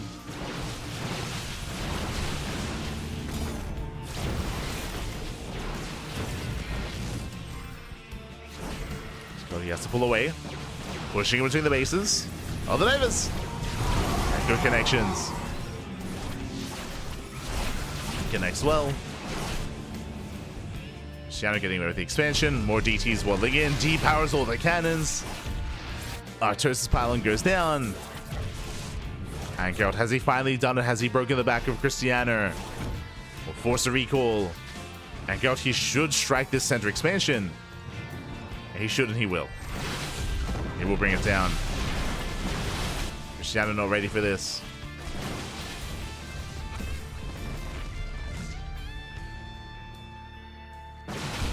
Catching with the chat. Do cannons detect? They do. They do. Cannons are detectors. As you can see here, they shut down the DTs. But that's why there are so many cannons everywhere to defend, to try to defend against the Dark Templar. Emphasis on trying. As Cristiano does go for a massive counterattack. And Geralt is in the main. He's on top of the production. Production is going down at the same time. The fresh mining base is also going to be falling. There's the recall back home. And can Geralt hold on? Cristiano's trying to force his way in. Alas, pushing a disruptor is not going to be easy. And shows those Novas. Up. Cristiano dives in. Focuses them down one after the other. Cristiano is gaining ground, but here comes a massive orbit of Dark Templar. And where is the detection? Okay, there is. There's one observer. Whew. Thankfully. There's one observer. Cristiano forcing his way through. Geralt is still across the map. And Cristiano, he gets the expansion. He breaks through the base. But at the same time, the entirety of the main has fallen. The main base, the economies, the third, the fourth, the fifth. Barely any mining left here for Cristiano. He's completely all in. It does catch 2 disruptors, though. Oh, did I say 2? 3 disruptors. 3. Oh, no! He's not looking! Oh, my God. He gets away. What just happened? The disruptor run by. The waddle by. He's crazy. Not bad. Gets 10 kills. That should not have happened, and every unit counts. In this kind of game state, every unit is precious here for Cristiano. As he has no economy, he's stuck here on 2 bases. I mean, he has some mining, don't get me wrong. He has mining, but no production. He's throwing down, what, 5 gates and a cyber core. 2 cyber cores even in a panic. Cristiano, he just cannot sustain himself. And Geralt can. Geralt, he has bases, he has mining, he has production. He can rebuild, remake. Never goes up. Connects as well. Oh my god, yeah, brutal connections. GG gets called, and Geralt, he will survive. He will take the series 3-2, advancing on to the next round. GG. GG, well played. Cristiano almost pulling off the comeback here. Cristiano, he was down 2-0. He was down 2-0 in the best of 5, and he brought it back to the ace match as well. Very impressive. Here on King's Cove, it was very intense, very back and forth. But of course, as we mentioned, Geralt, he was much faster to gain map control and much faster to tech up as a result. He was able to tech up into Mass Disruptor, something that Cristiano avoided the entire game. He was stuck on a very low tier army, on a very low tech army, just Mass Stalker Zealot, which has potential. As you saw, it has a lot of dive potential. It's a very mobile composition, and you can rotate, you can pick off base after base, you can dive on the main army and dive on disruptors. There's potential there, but there was a lot of pressure on Cristiano to pull off moves like that, and he wasn't able to. We saw that really Geralt, despite having a less mobile army, he was able to more or less keep up with the rotations and pop off with the Dark Templar. The DTs were the MVPs there for Geralt. Time and time again, Mineral line after mineral line, probe after probe. Even the production as well was under threat and under fire from just mass DT aggression, and Cristiano just could not deal with it. He was throwing down walls of cannons wherever he could, but even despite that, the DTs would still break through, either killing the pylons and depowering everything, or just working through those cannons over time as well. GG. GG, well played. Whew. Geralt does claim the series, does advance on, and that was only the first series of the night, by the way. We still have more coming up ahead of us. We have another PvP right around the corner. Let's go. So Geralt takes down Cristiano. Cristiano, he gets knocked down to the lower bracket. It is a double elimination format, and up next we have another PvP between herO and Skillous. This is a rematch from earlier this week. Let's go.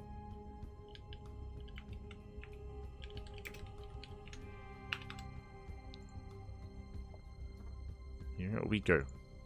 It is going to be a rematch. For those that missed out, I do recommend the VODs of the Wardy TV Monday. What I mean by that is that Skillous, he went on a tear. He was cracked, pappy, on Monday. Yesterday, actually. I'm like, oh my god. But yesterday during Wardy TV Monday, what occurred? Well, Skillous, he took down Showtime 2-1. And he 2-0'd MaxPax. Like, Skillous, he had his way with the other European Protoss players, showing that he has some of the best PvP in all of Europe. But what happened in the semis? Well, we casted it for one. We casted herO versus Skillous, and it was a little bit more one-sided. herO did 2-0 Skillous in the semis, but what's important is that how did it happen? Well, herO cheesed the hell out of Skillous. he proxied the hell out of him 2 games in a row. And it shows kind of like the difference between the regions here. I think this is a good example. We just casted Cristiano versus Geralt.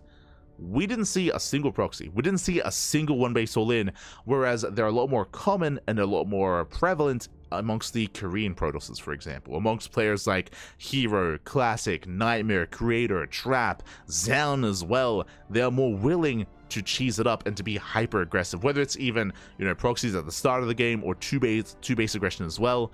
Typically, like, there is a difference between the regions, where the European region is a little bit more mid-game oriented, a little bit more macro oriented for their mirror matchups.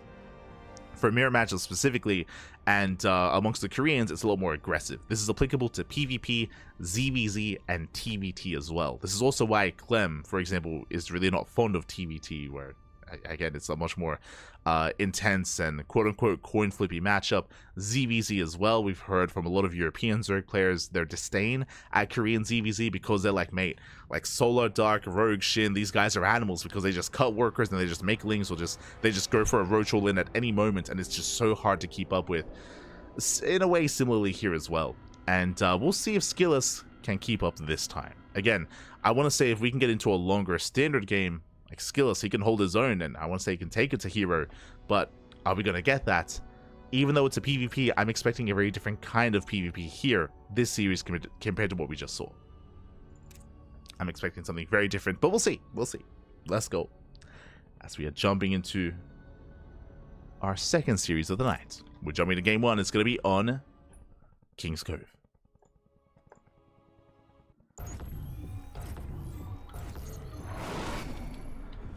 And spawning in the top left-hand corner of King's Cove, we have the South Korean Protoss player, the Blue Protoss representing Weibo Gaming, WBG. It is herO. The best Protoss in South Korea, and spawning in the bottom right-hand corner, we have the Red Protoss player, the Red Protoss representing Team Liquid. It is Skillous. Nikita, papi, let's go. Let's go. As herO, he's setting up for a gate expand. Okay, this is a very greedy move here from herO, but this is something you can accomplish on some of these larger maps.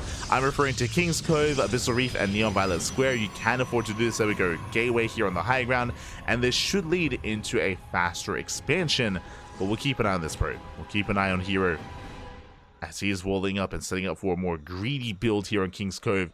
Skillous, meanwhile, setting up in the main base instead. Okay.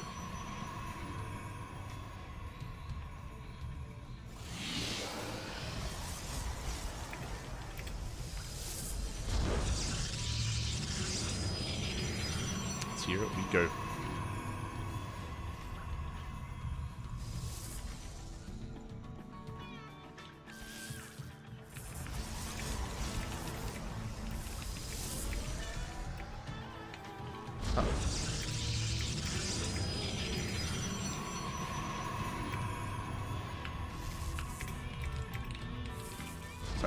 Just a little bit distracted, but here we go. It's going to be 2-gate. So 2-gate opener here out of Skillus. Standard play out of our red Protoss. Meanwhile, herO going for the 1-gateway here at the natural, Cybercore in the main base, and we should either go for a faster expansion or for a tech structure before the Nexus. Now, Skillus has arrived. He's in position here to try and delay, going for the pylon block and try and disrupt the build of herO. But again, herO already just being quirky out the bat, off the gate, out the gate even. Here comes our Zelda to focus on that probe and to zone away and deny the pylon. The Zelda has arrived, chasing away Skillus.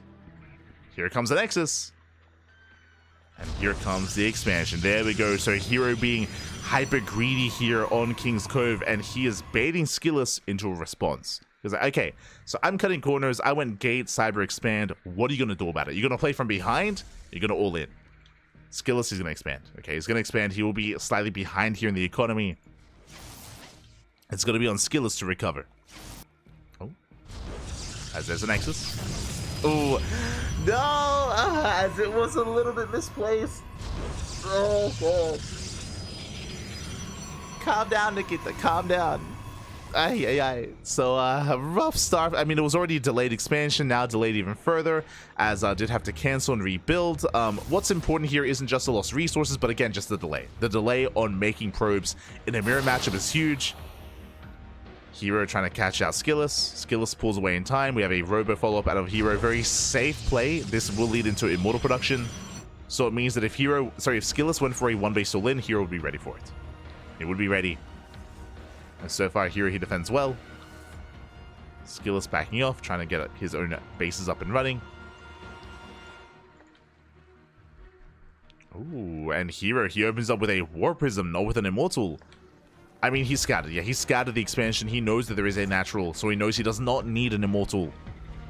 Hallucination confirms a Robo. Should confirm the Prism as well. And with that War Prism, herO can move out. Can soon move out. Not going to be zoned away. Gonna be forced back. Skillus shading across the map. Nice catch. Oh no!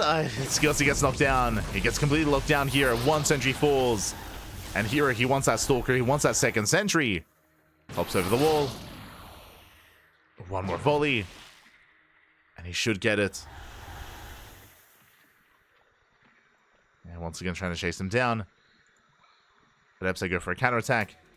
And here he rallies everything across the map. And here comes the intercept. Oh, takes down both sentries. Up, and he wants a Stalker. He gets it. He gets a Stalker as well. Takes down the Stalker, takes down 2 sentries. That did cost extra force fields, though. That should not have happened. So some wasted force fields out of herO. Shield battery's on the way. And here he just goes straight into the main. He just avoids the shield battery. Goes straight for the main base. Force fields the ramp as well. Cuts the army in half. Boys are being pulled. Skillus is in trouble, and he will hold, but he will lose probes. Yeah, probes are going down. 12. Oh my god, Jesus. Actually, Adepts that were popping off across the map. Remember, there were 2 Adepts that did shade. And here he lost 12 workers back at home. Very nice damage by Skillus. Sorry, we did miss that. As looks like we don't have Game Heart. You're catching out the army, at least trying to. Adepts are shade into the main. Catching out probes. Now it's Skillus' turn to bleed out workers. Skillus still behind in the economy, but he's catching up.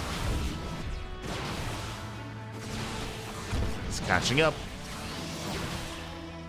So far, he gets 14 probe kills. Dropping back into the main. This time with an Immortal. They're just pulling back the army. He gets 1 Stalker. He gets 1. He gets 2. 2 Stalkers go down. Glaives on the way. This screams 2-base all in. Yeah, gateways as well. So it's going to be Immortal Glaive Adept here from herO. He's very fond of this build. As I wouldn't be surprised if this isn't the last time we see this in this series.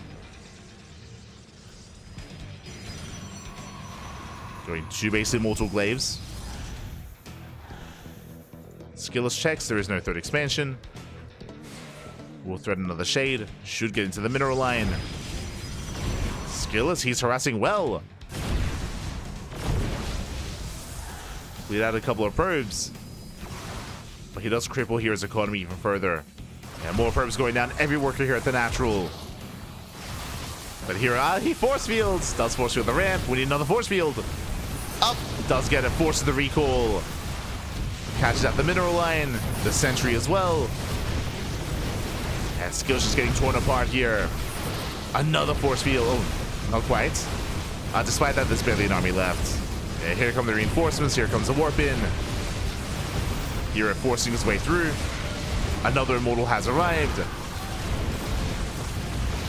And here he has enough. He has enough. He breaks through the natural. Now into the main. GG gets called, and here he will take a lead in the series. GG. Whew. Oh my god. GG, well played. An impressive start here at herO. Again, a very chaotic start is what I will say. As a reminder, herO, he went for a very greedy opener, went for a gate into Cyber into expansion.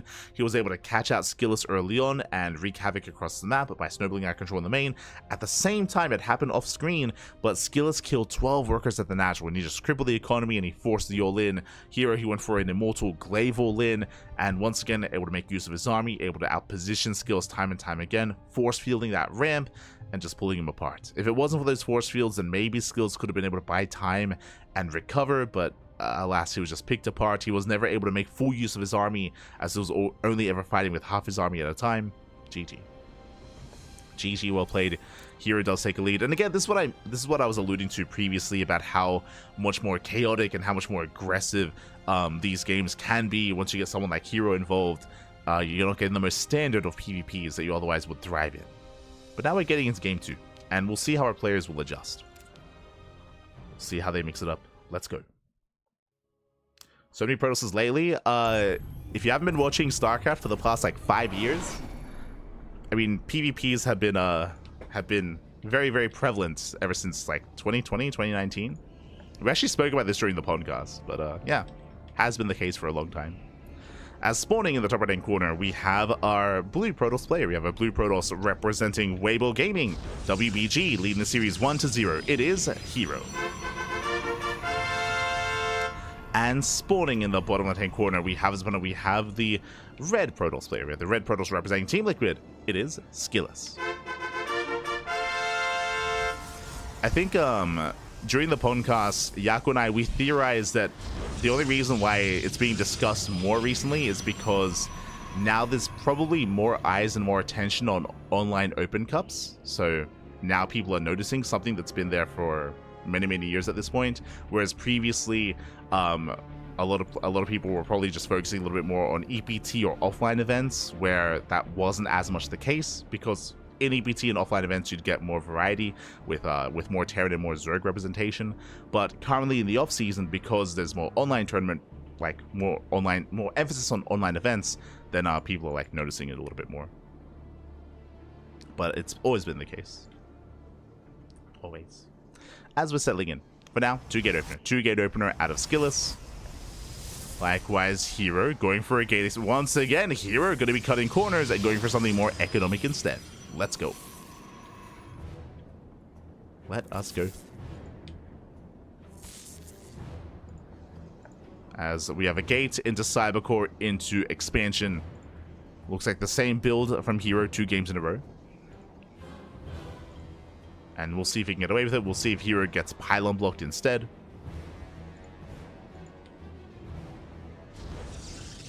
And he does not. There's the expansion. There's the Nexus. Ooh, okay, so once again, it's going to be on Skillous to try to punish this, to try to punish the greed. Last game at Skills, he went for his own expansion as a response, and he tried to get into his own economic game state. And then things go chaotic with harassment, with counterattacks. And it looks like Skillous, he will once again expand.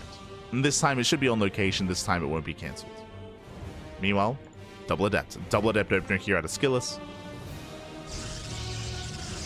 We'll do our best to keep up with the adepts and to count dead workers. We'll do our best. Here we go. Skillous does move out.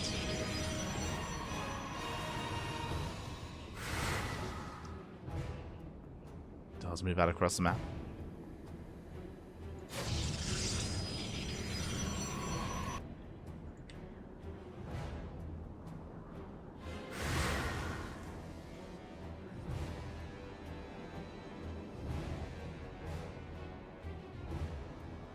Skillus does threaten that shade so far. It's going to be on herO to maintain that greater economy. And he does force field. Sorry, he does go down the pylon. The shield battery does wall off. Does wall off in time. Getting on top of the adepts, at least trying to.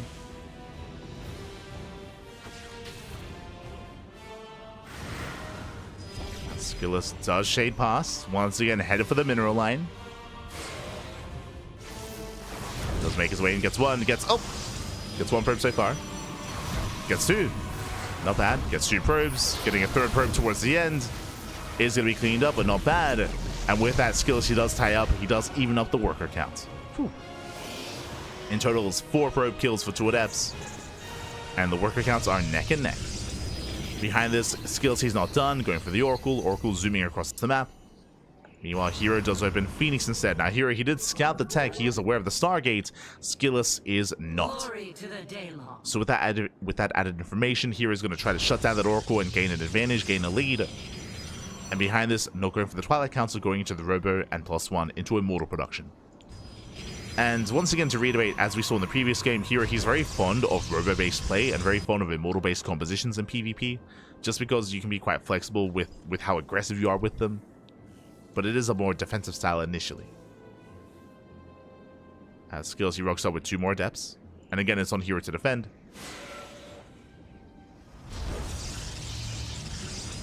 So far here, he walls off. Oracle dives into the main. Phoenixes, they will respond. And this Oracle's going to be hunted down. Going for the recall, will escape. Whew. Does recall in time. Does pull back.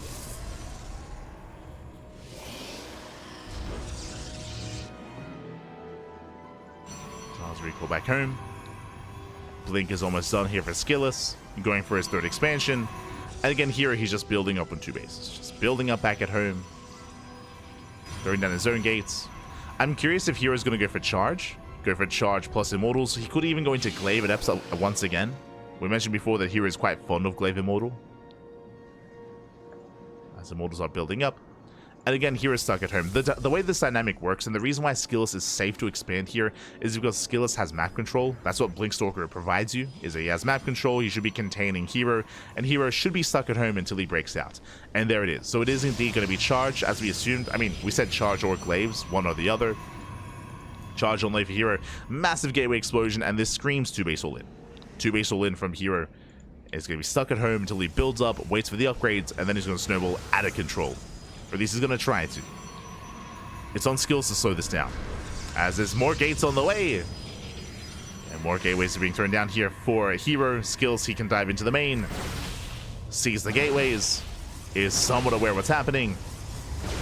Oh, nice lift. Catching up the Stalkers. Here he gets one. Ooh, Stasis goes up. Oh my god. And Skillus, he maintains the Stalkers, takes down the Phoenix. Can keep pushing in. herO getting caught with his pants down. Adepts, they do try to shade into the mineral line. Stasis as well. So far, Skillus trying to pop up, going for that Tosis pylon. Ooh, barely is up. Barely survives. Barely does live. On 7 HP. Overall, I would say that a successful attack out of Skillus. I mean, he lost... Ooh, I say that. He did lose 5 Stalkers. And I would have assumed he was going to get more damage here. Like 5 probes and a pylon for 5 Stalkers. That was not the best trade from Skillus. He had some good moments, don't get me wrong, but didn't achieve too much with it. Stays in the main. herO pulls away in time. And now all these gateways are online. How many gates? 8. It's going to be a 2-base, 8 gates all in. herO, the prism's on the way. That's the only thing he's waiting for. He's waiting for the War Prism, then he can push. Now, this Temple Archives is lined up in such a way that when herO gets across the map, he can warp in like 4 High Templar and morph in 2 Archons. So he can reinforce with Archons on the front lines, if he needs to. I should emphasize that. Skillus, he has purely Stalker. Against pure Stalker, you don't really need Archons, to be honest. Exalts are more valuable. Here comes herO. Main army gets spotted. Archons, they're already getting warped in. So there's going to be those 2 Archons that we did mention. Skillus building up back at home.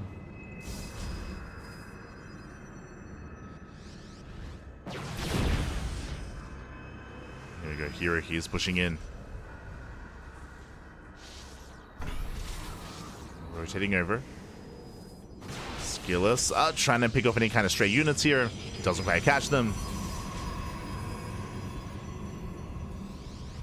Now Skillous is up against the wall. He has 3 shield batteries behind this. Sorry, 4 shield, but soon to be 5.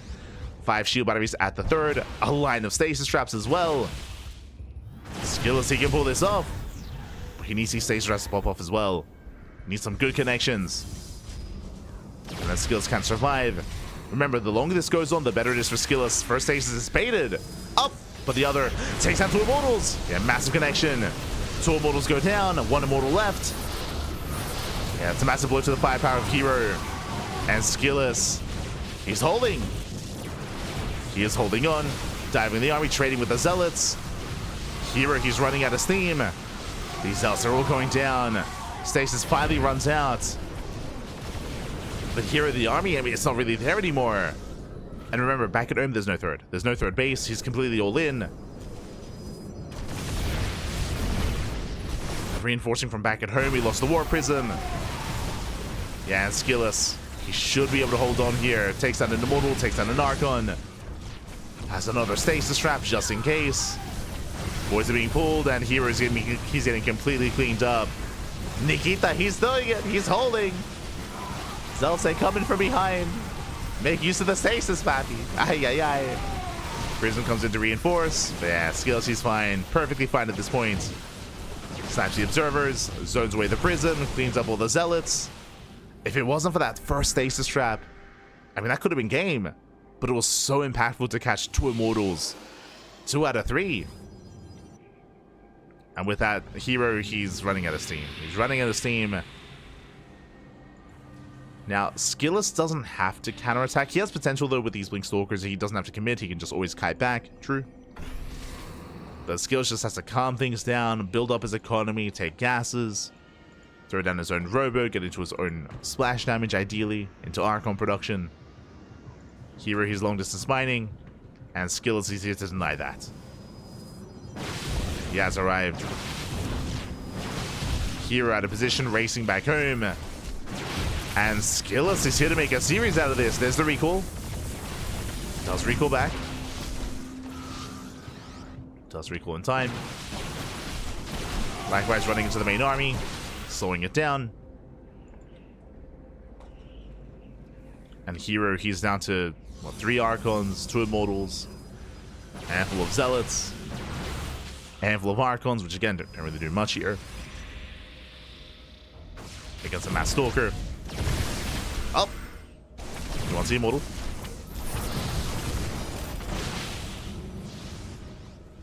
Does want the Immortal.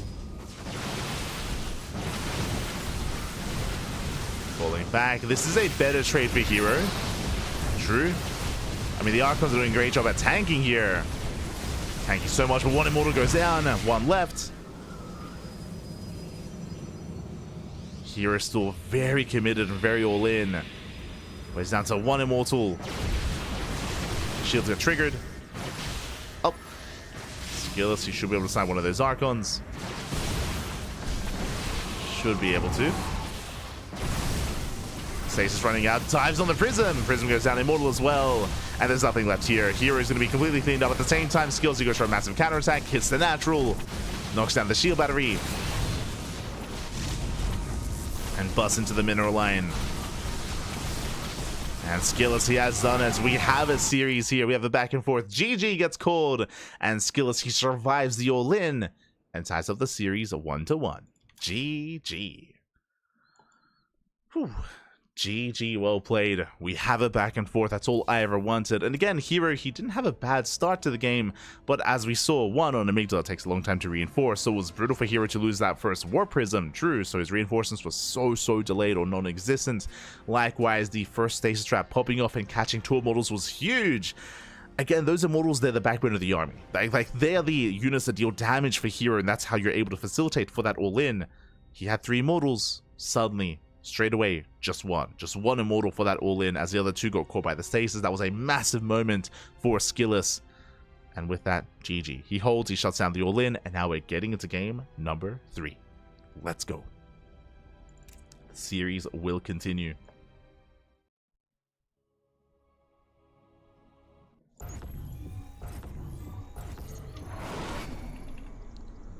And spawning in the bottom right hand corner of Abyssal Reef, we have the South Korean Protoss player. We have the blue Protoss representing Weibo Gaming, WBG. It is herO. And spawning in the top left hand corner, we have the red Protoss player. We have the red Protoss representing Team Liquid, tying up the series and having a bit of a back and forth here. Who will take a lead in this best of 5? It is Skillous. We go.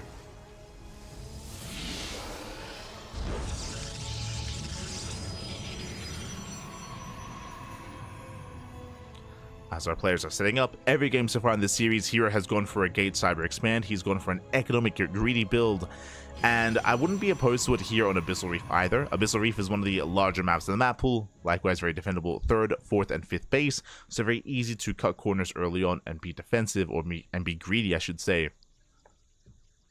We'll see if herO goes for it. As this time he's got the pylon, he's got the he's got the pylon, he's got the gateway on the high ground. Meanwhile, 2 gate opener out of Skillous. Looks like a gate cybercore opener out of herO. He wants the Nexus. Oh, the probe is here. The probe is in position just in time. Here he's got 400 minerals, and his Nexus is going to be denied. Yeah, big delay here. Cybercore likewise being thrown down.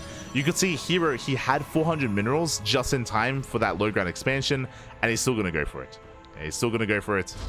There it is. It isn't as early as he would have wanted, but early nonetheless. So gate into cybercore into expansion.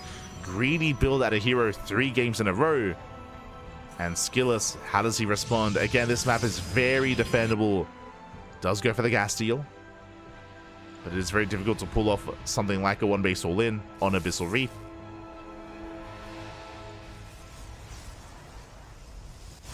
As the cybercore is finishing, and what first 2 units are we going to go for? Double Adept. Double Adept out of Skillous. Most likely into Stargate. Skillous focusing on harassing, on getting economic damage. I mean, he's been semi-successful with that so far this series. He's had some success.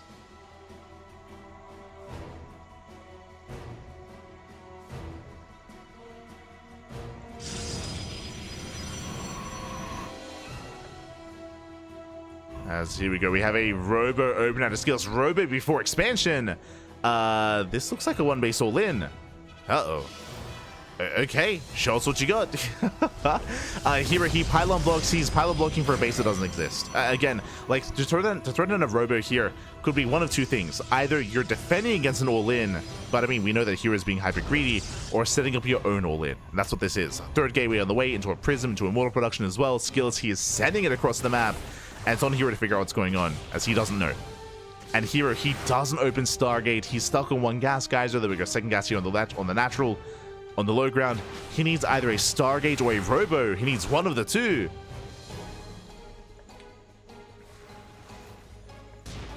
Stalker gets hunted down. Skillous rallying across the map. Here comes our War Prism. The all-in is commencing. herO, he's dancing with the main army. He didn't scout across the map. The pylon did complete, actually. That's a big tell. He should know. At this point, for this pylon to be left untouched and for there not to be an expansion, that's a massive tell that's a 1-base all-in. There we go. Pylons are on the way. We need shield batteries. We need a Robo. Where's the Robo, Pappy? Where's the tech? There it is. This does feel... This is late. It's a late Robo here from herO. It's going to be a tough hold. Not impossible, but a tough hold nonetheless. As he needs that immortal production. Shield battery now on the way. Here comes the move out. How many gateways behind this? Getting to a 4-gate setup. So 4 gates on 1 base. Prism has arrived. Skillous, he does scout the defensive setup here. More depths warping in. More depths are warping in. Hits the mineral line. Up. Denies a couple of workers. Denies mining. This is some damage, but he needs more. Bleeds down the depth. Shades into the main. herO, he's somewhat keeping up. Bleeding out 2. We're lacking target firing here. Only 2 probes. Skills focusing at the natural. And he's bleeding out a little of a depth, I should say. As the Immortal has arrived. But, oh my god, the Prism gets incredibly low, and it feels like this all-in is taking too long. Again, Skills, he threw away so many Adepts, so there's barely any support for the Immortal. There's 2 Adepts in a couple of sentries.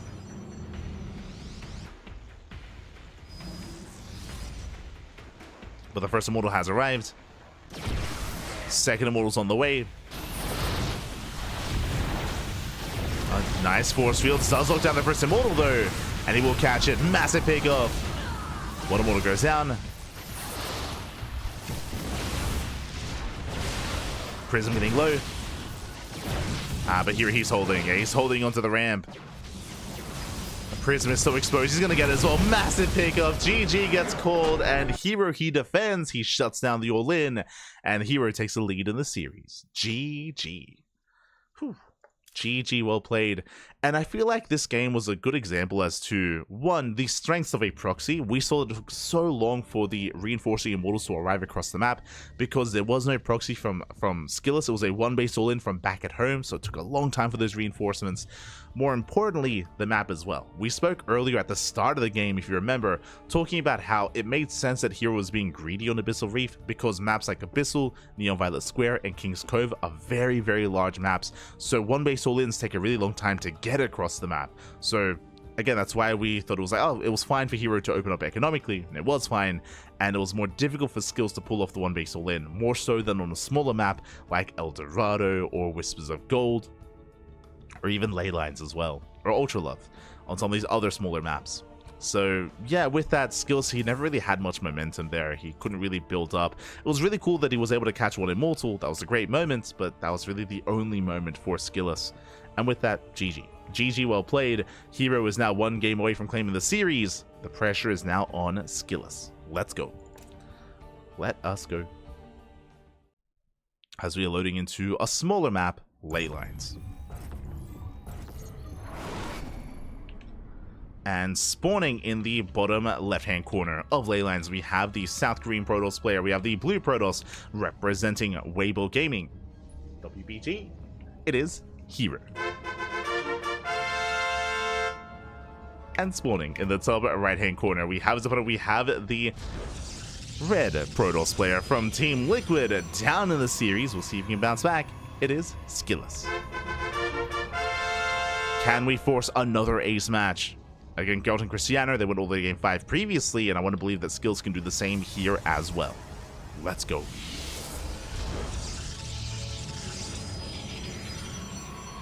As herO, we've seen him go gate expand every game so far in this series. I would not be opposed to seeing it again here on Ley Lines as well.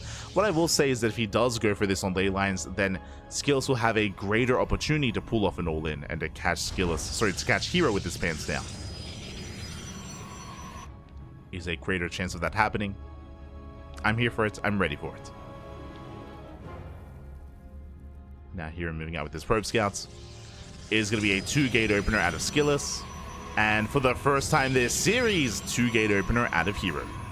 Let's go. Okay. So we have our 2-gate opener. Now from here, herO, he can be aggressive himself. Don't want to count that out. Does poke in. Mirrored builds for the time being. And just scouting, just checking for that second pylon.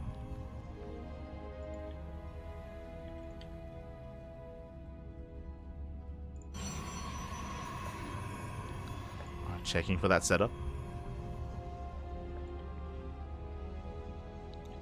Probe dips in. Spots the mineral line. Spots the pylon, knows that there is no proxy, and from here both players can breathe easy. Both pylons are in the main. It's going to be double Stalker out of herO. It's going to be Stalker Sentry out of Skillous. So Skillous going for a much more standard macro-based opener.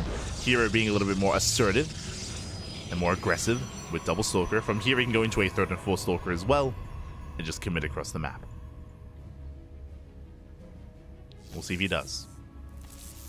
Oh, Stargate before expand. Interesting. herO going for the earlier Stargate. Into Oracle. So double Stalker into double Adept. Again, just very aggressive here from herO. Is going to be very aggressive. We'll be delaying his further tech and delaying his natural in favor of this. Nexus now on the way. Skillus going for his own. Oh. Oh, okay. That makes sense. So here he actually canceled the Adepts. So he canceled both Adepts to a 4-day faster expansion. So just double Stalker into Oracle into faster Nexus instead. Interesting. So not being as aggressive, and it's actually being shut down. Jesus. Taking a lot of hits, a lot of damage. And here he has to get the hell out of here. Uh-oh. And here, he's the one in trouble now. He's falling back home. His Stalkers are very low. Shield batteries are on the way. And Skillus is moving in. This early on doesn't look like a lot, but here doesn't have much either. Yeah, as one Stalker will fall. Locks down the other Stalker. Will focus it down. One more volley. Up the shield battery. Oh my god, the power of the shield. It's crazy. With the power of the shield battery, herO does hold. Takes down the sentry. Takes down the Stalker as well. Brutal losses here for Skillus. Wait, that was insane. The Stalker just refused to die. And Skillus did overextend. But at least Skillus is now aware of the Oracle. He's aware of the Stargate. Ooh. Stalker does go down. Yeah, rough trades. Rough trades for Skillus. Trying to catch out the Oracle though. Another Oracle moves out. herO opening up triple Oracle. Jesus. It's a lot of Oracles.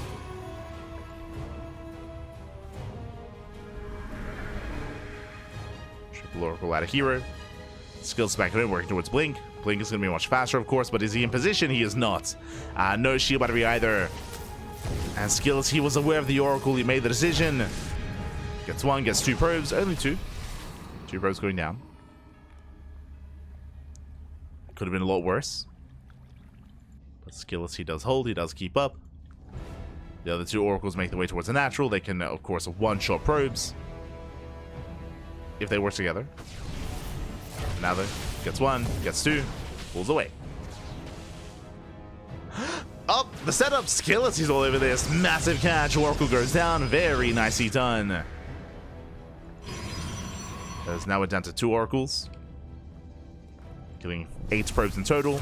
Let's say 8 up to 9 up to 10. 10 probe kills. Skillus trying to keep up. Blink is almost done, so he's pushing once they hit that Blink timing. herO back at home. He is currently down in Stalkers, but Skillus is keeping Stalkers at home to defend. So he doesn't have his entire army. Blinks in. Oh my god, he's crazy. I gets punished. Skillus with a patient Blink. Patience Blink, I should say. Blinks in, gets punished. herO holds. herO does hold, and unfortunately Skillus just unable to make use of that Blink upgrade. Unable to make use of that tech. Both players taking their third bases. Now we're building up towards the mid game.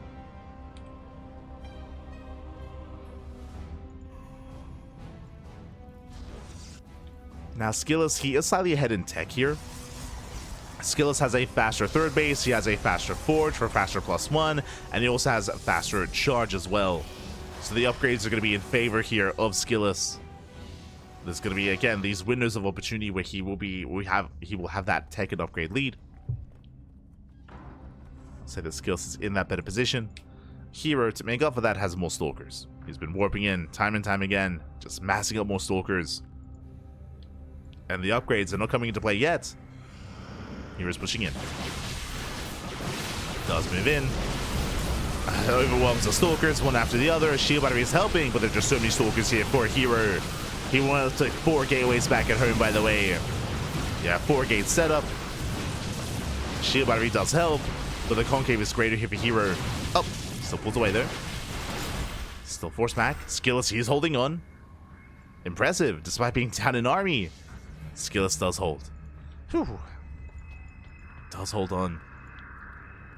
And now Skillous is going to be getting further ahead, at least when it comes to his tech. Faster robot for Skillous as well. From here, can work towards immortal production. Can do something crazy and rush into a bay. We'll see. Keep an eye on Skillous. As herO backs up, gets a faster fourth. Fourth base is on the way. Upgrades just have finishing up for Skillous. Again, from here, can go straight into +2. And with that, robot going for the Prism, actually. Okay. War Prism first. He's going for the initial Prism.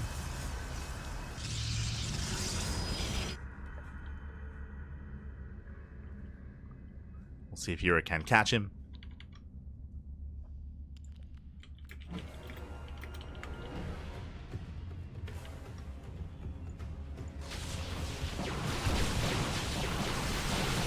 So far, Skills keeping up. Zoning herO away.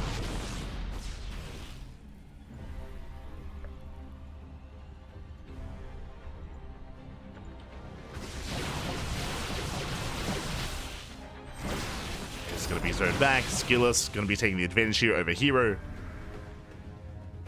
Trading slightly. Behind this, herO building up his own immortals, which is what I assumed would be happening here for Skillous. Nice events. Takes down an Oracle, one Oracle left. herO keeps pushing, catching another Stalker. Skills keeps pushing, I should say. Skills does get caught out. Overextends for a moment.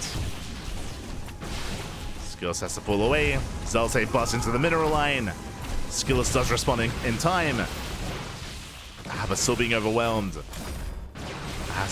Skillous barely not catching up. Another Prism! Prism goes down. 2 Stalkers. And herO takes the lead. Here he does take a lead. Now up in workers, up in economy, his fourth base is up and running. Catching up in upgrades.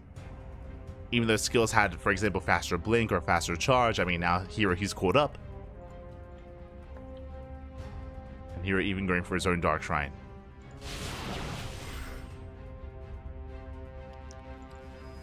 DT's on the way behind this.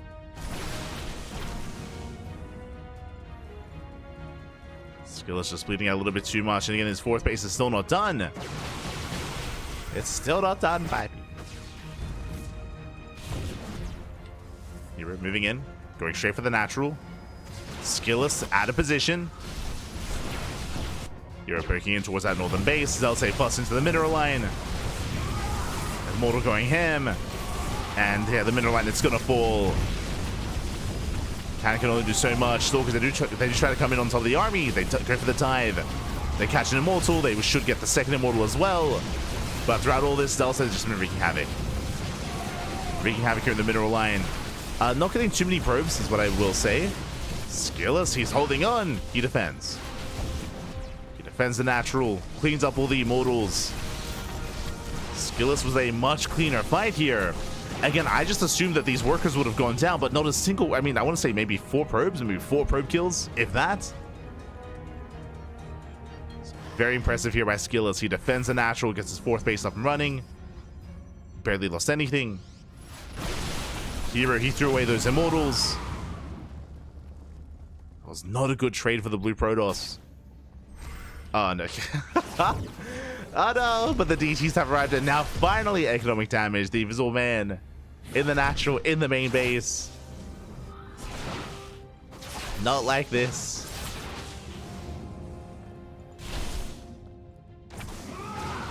Comes to the main fights, though.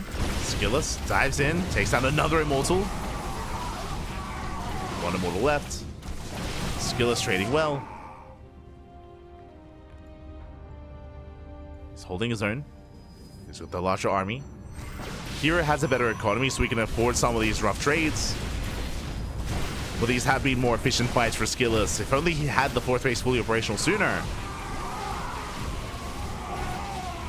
Trying to collapse in. Once again, force back. Oof. And bleeding out Stalkers for Zealots of all things. Rough trades for Skillous. Now coming in to reinforce. Does target those stalkers. Not bad. So a couple of stalkers towards the end. And again, he wants that immortal. Still moving in. Gaining momentum, warping in 8 stalkers at a time. That's a lot of stalkers. The DTs, they come back. No, they come back. They take over the natural. Cannon goes down, probes as well, forces a recall of a handful of zealots, but it's not going to be enough. And Skills is being torn apart. Dark Templar did so well there. Skills down to 48 workers. And herO, his economy has been untouched. Like, that's the important part here, is that even though Skills has been out trading herO, herO can afford it. He can afford those losses. You just keep rebuilding, keep remaxing. Just wave after wave of Zealot, Stalker, Immortal. herO, he can just replace it all. Skills cannot. As he gets denied mining at the 4th. Due to the 1 Dark Templar. Cannon defends the natural. Sorry, the 3rd, but yeah, GG gets called. It just becomes too much to handle, and herO will claim the series 3-1, taking down Skillis. GG.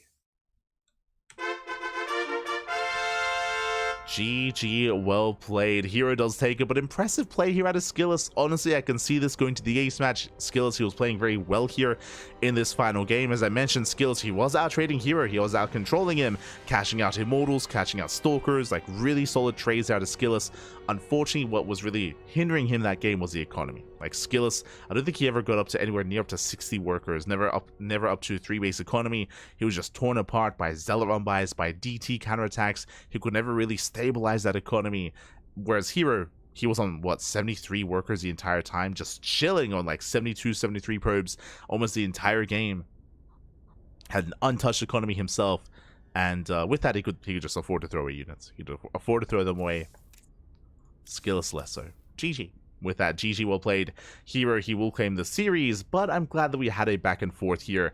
I'm glad that we had Skillis being able to showcase his own play as well, as that leads us to the halfway mark of the broadcast.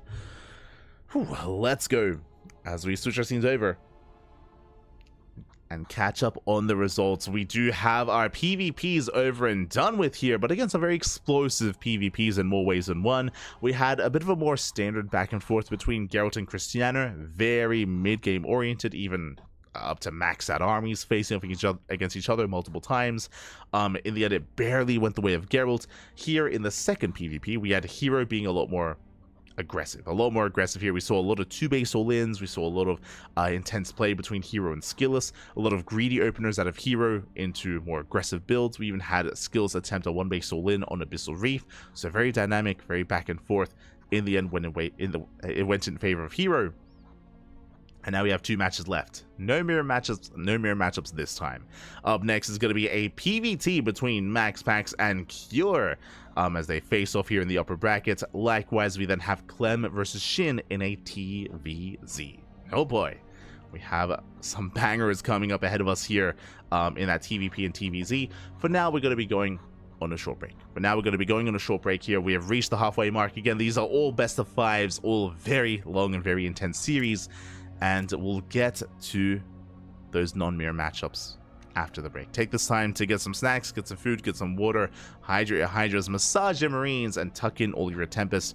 We'll be back soon with MaxPax versus Cure. See you soon. See you soon.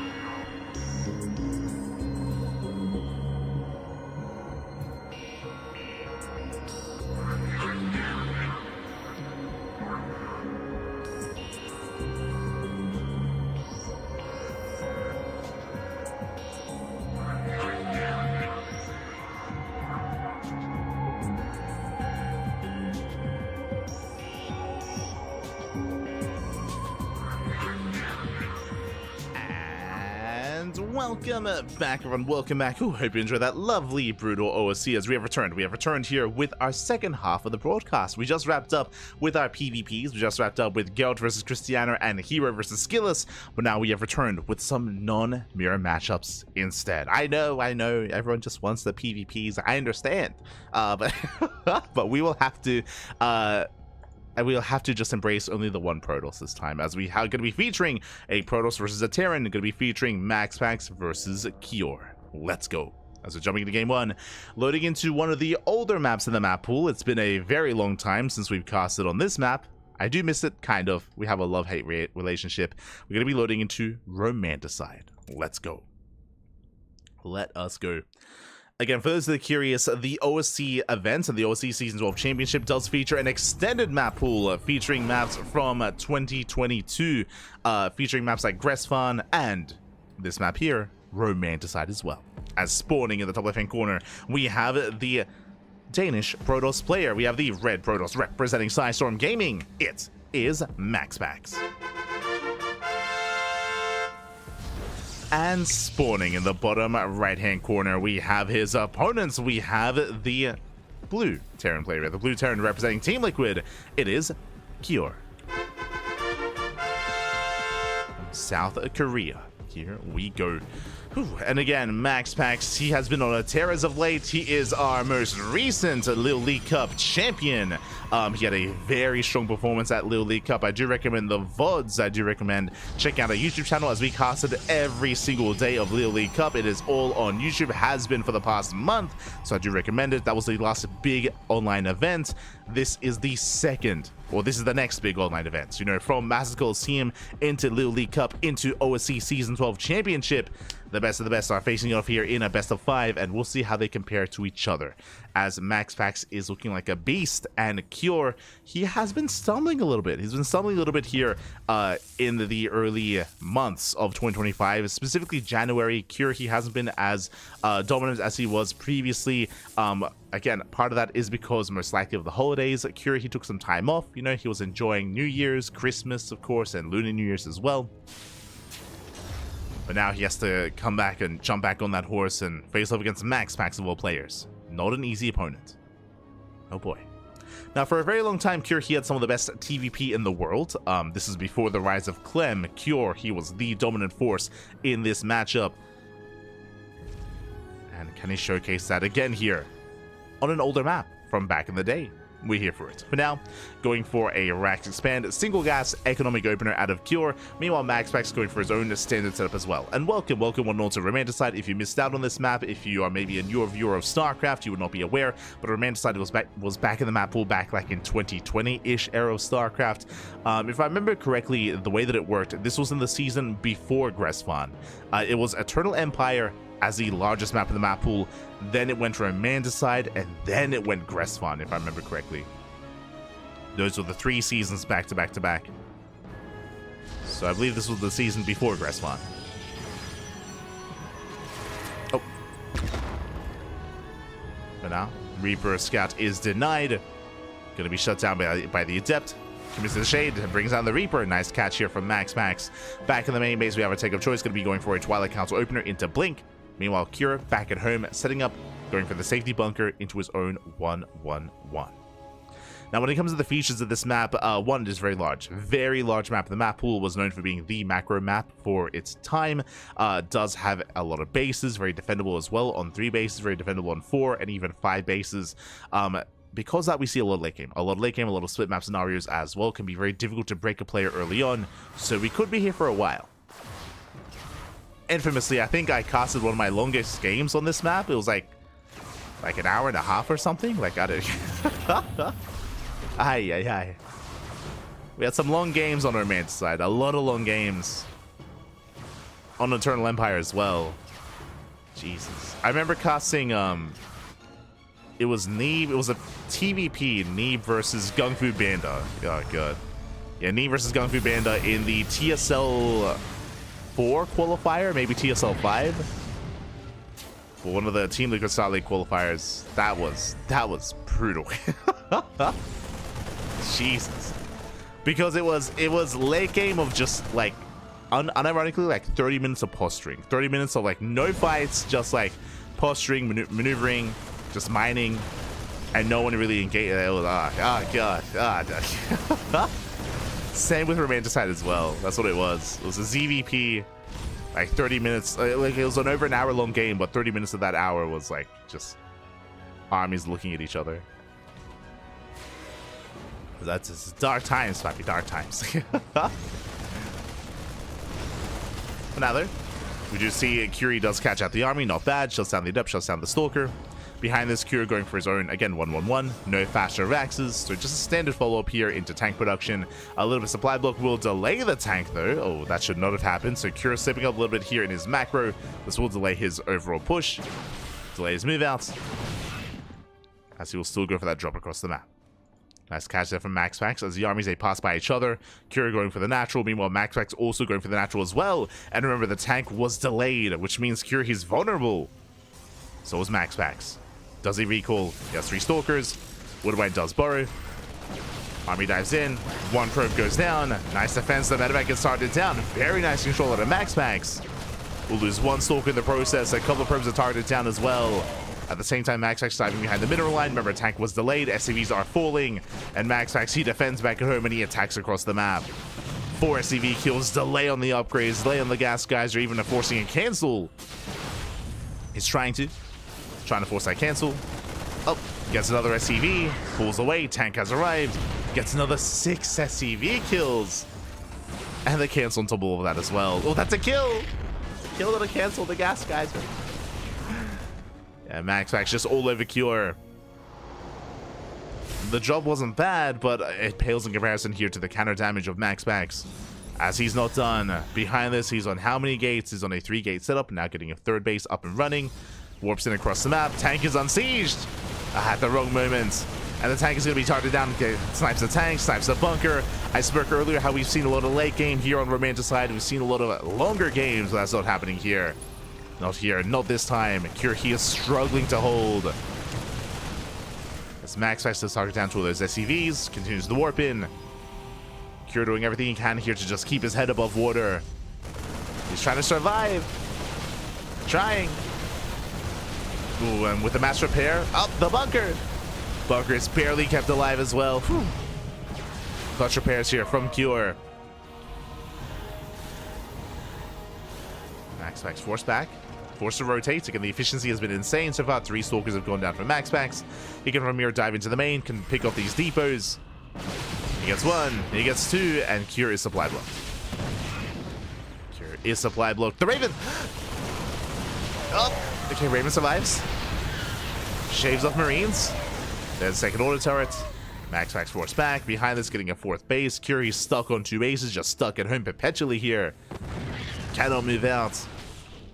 Even if we wanted to. Just cannot step out of these bases. Not yet. Still supply blocked, by the way. Okay, there we go. Tank has begun. And here comes that next step. Again, behind this 4th base, into a bay, into Colossal production. MaxPax, he has not been all in. Takes down the Raven. Yeah, massive snipe. Raven falls, which means no Raven harass across the map. Cure, he's still struggling to hold. Still on a very low tank count as well. He's only got 2. MaxPax, he gets behind the mineral line. And again, he's just pulling Cure apart.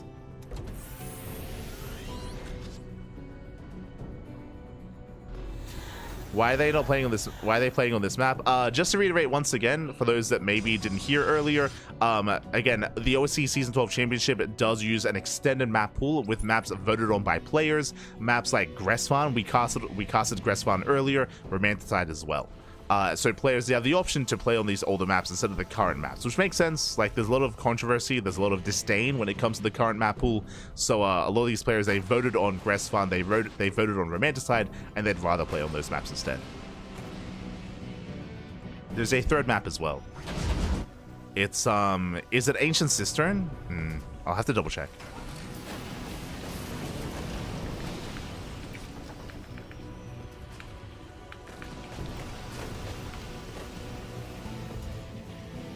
We'll have to double check here. It is Gressfon, Romanticide, and herO, right? Sorry, that's it. herO, which is also a map that we casted on before. So Gressfon, Romanticide, and herO, those are the 3 maps in the current OSC season. Isn't just for this tournament, but also for all OSC events, including the OSC King of the Hill, for example, or the OSC Rising Star event. But now MaxPax is going to be forced back.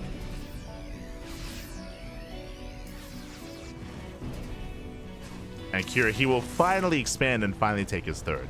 Whew, he's in a way breaking out, but I mean, as he has MaxPax so far ahead in supply, hits the natural, Prism into the main army put the horse at natural. The tanks are sieged, thankfully. Tanks are sieged up.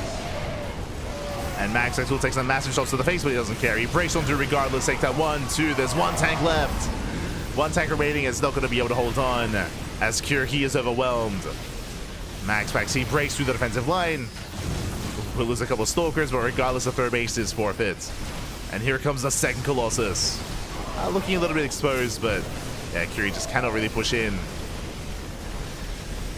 As that's going to be 13 SCV kills, all the Widow Mines, all the tanks. Vikings have arrived. They can focus down the 1st Colossus.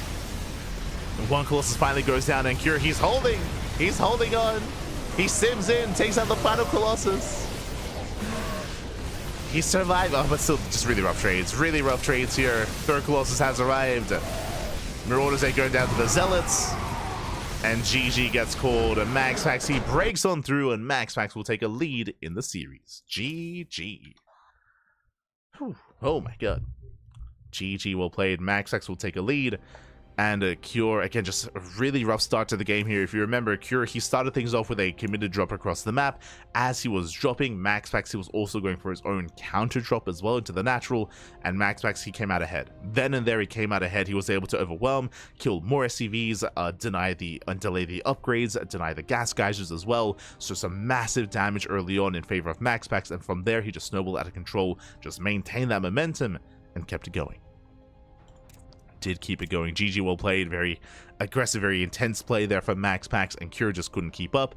But now we can settle things down and get into game number 2. And once again, we're going to be featuring an older map. As I just mentioned, and I might repeat myself a couple of times for those that aren't aware, but we do feature an extended map pool.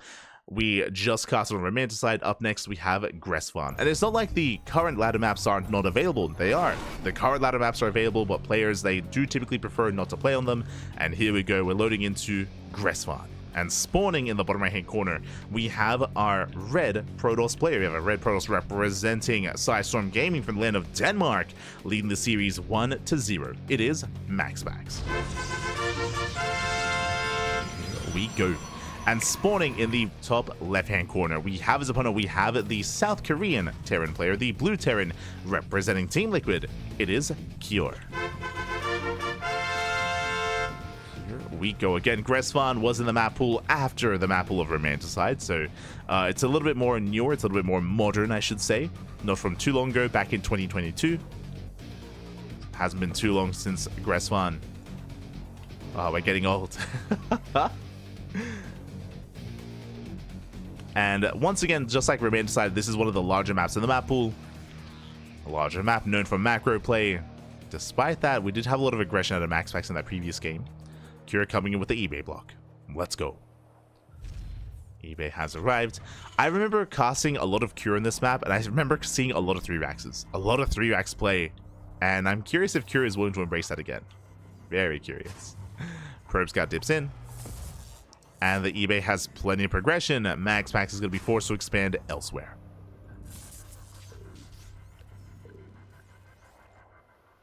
As the goal here is for Cure to force the unnatural natural out of MaxPax. And there it is. Probe does maneuver, but the SCV's in position. And Cure, he delays even further. It's like, you cannot expand.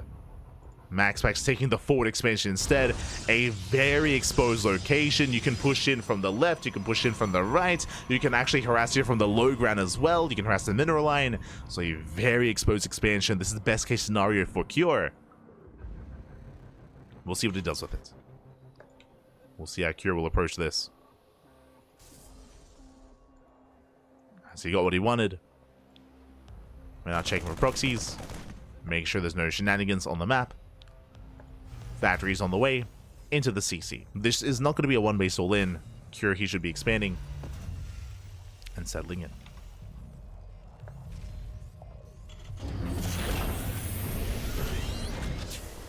There it is. CC is on the way.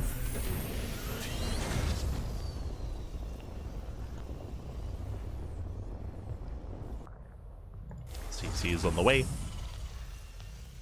Taking his natural, as I did mention. Meanwhile, behind this is going to be a Twilight Council open out of MaxPax. Now, it is not uncommon for in this position for the Protoss player to open up Stargate. The reason for this is because it's a little bit easier for the Oracles to maneuver between the bases to defend. That's the other thing here, is that on the one hand, this expansion is very exposed. That is true, but it doesn't have to be attacked. He can actually just bypass this base and go straight for the main. He can just go straight for the main base instead, so it can be quite difficult here for the defending player to keep up. So, bold move from MaxPax, working towards Blink Stalkers instead. And we'll see if he can maintain himself. We'll see if he can survive. Meanwhile, that is going to be a second Rax before the starport. Very aggressive build here from a Cure. Committing into additional Hellions, 3 Hellions moving out into a Stim Tower. Sorry, into Cyclone production. Okay. Cyclone production has begun. He's being active. Keeping MaxPax busy. Keeping him pinned. That bypasses the main army. Goes straight for that natural. Do we wall off in time? Up! Oh, barely not. Yeah, the wall is denied. Hellions, they dive in. Workers are lining up. Going to be 3 probe kills so far. Getting up to 4. Oh, getting up to 5. 5 probe kills. Not a bad start here as one more worker goes down towards the end. 6 probes for 3 Hellions. Not bad for Cure. And he's not done. Because that's a third Rax before starport. This screams 2 base all in. Again, he knows he has the advantage. Now, he might pull the boys with this. What I'm getting at here is that we are delaying the starport. Big delay on the starport, big delay on Medvacs in favor of what? In favor of early tank production and early stim. So stim is on the way, tank production as well. This typically moves out with 2 to 3 tanks. And Cure will have the option to pull those boys. MaxPax, meanwhile, he's going to try to maintain map control and try to contain the Terran for as long as possible. Bunker's not done. Bunker is denied. Going for the Cyclone. Massive pickup. Cyclone goes down. For a Stalker and a Adept. Bit of a trade. More back and forth trade. Bunker still delayed. Gets 2 SCVs. And Cure is holding. But it's on MaxPax to delay and to pick off any units he can before the push arrives. Because here comes Stim.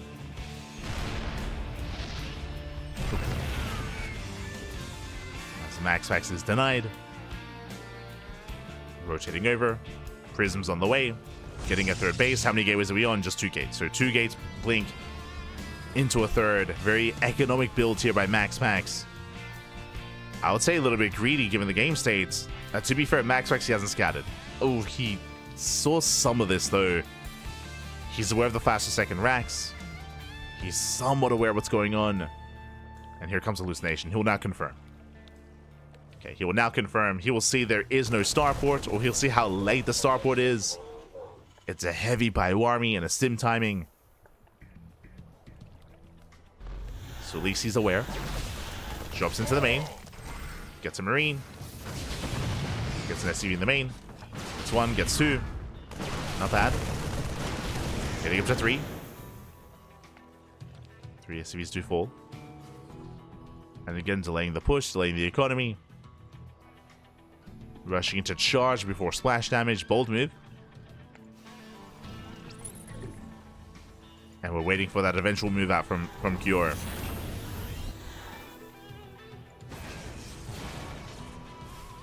As he should wait for +1. +1 is on the way.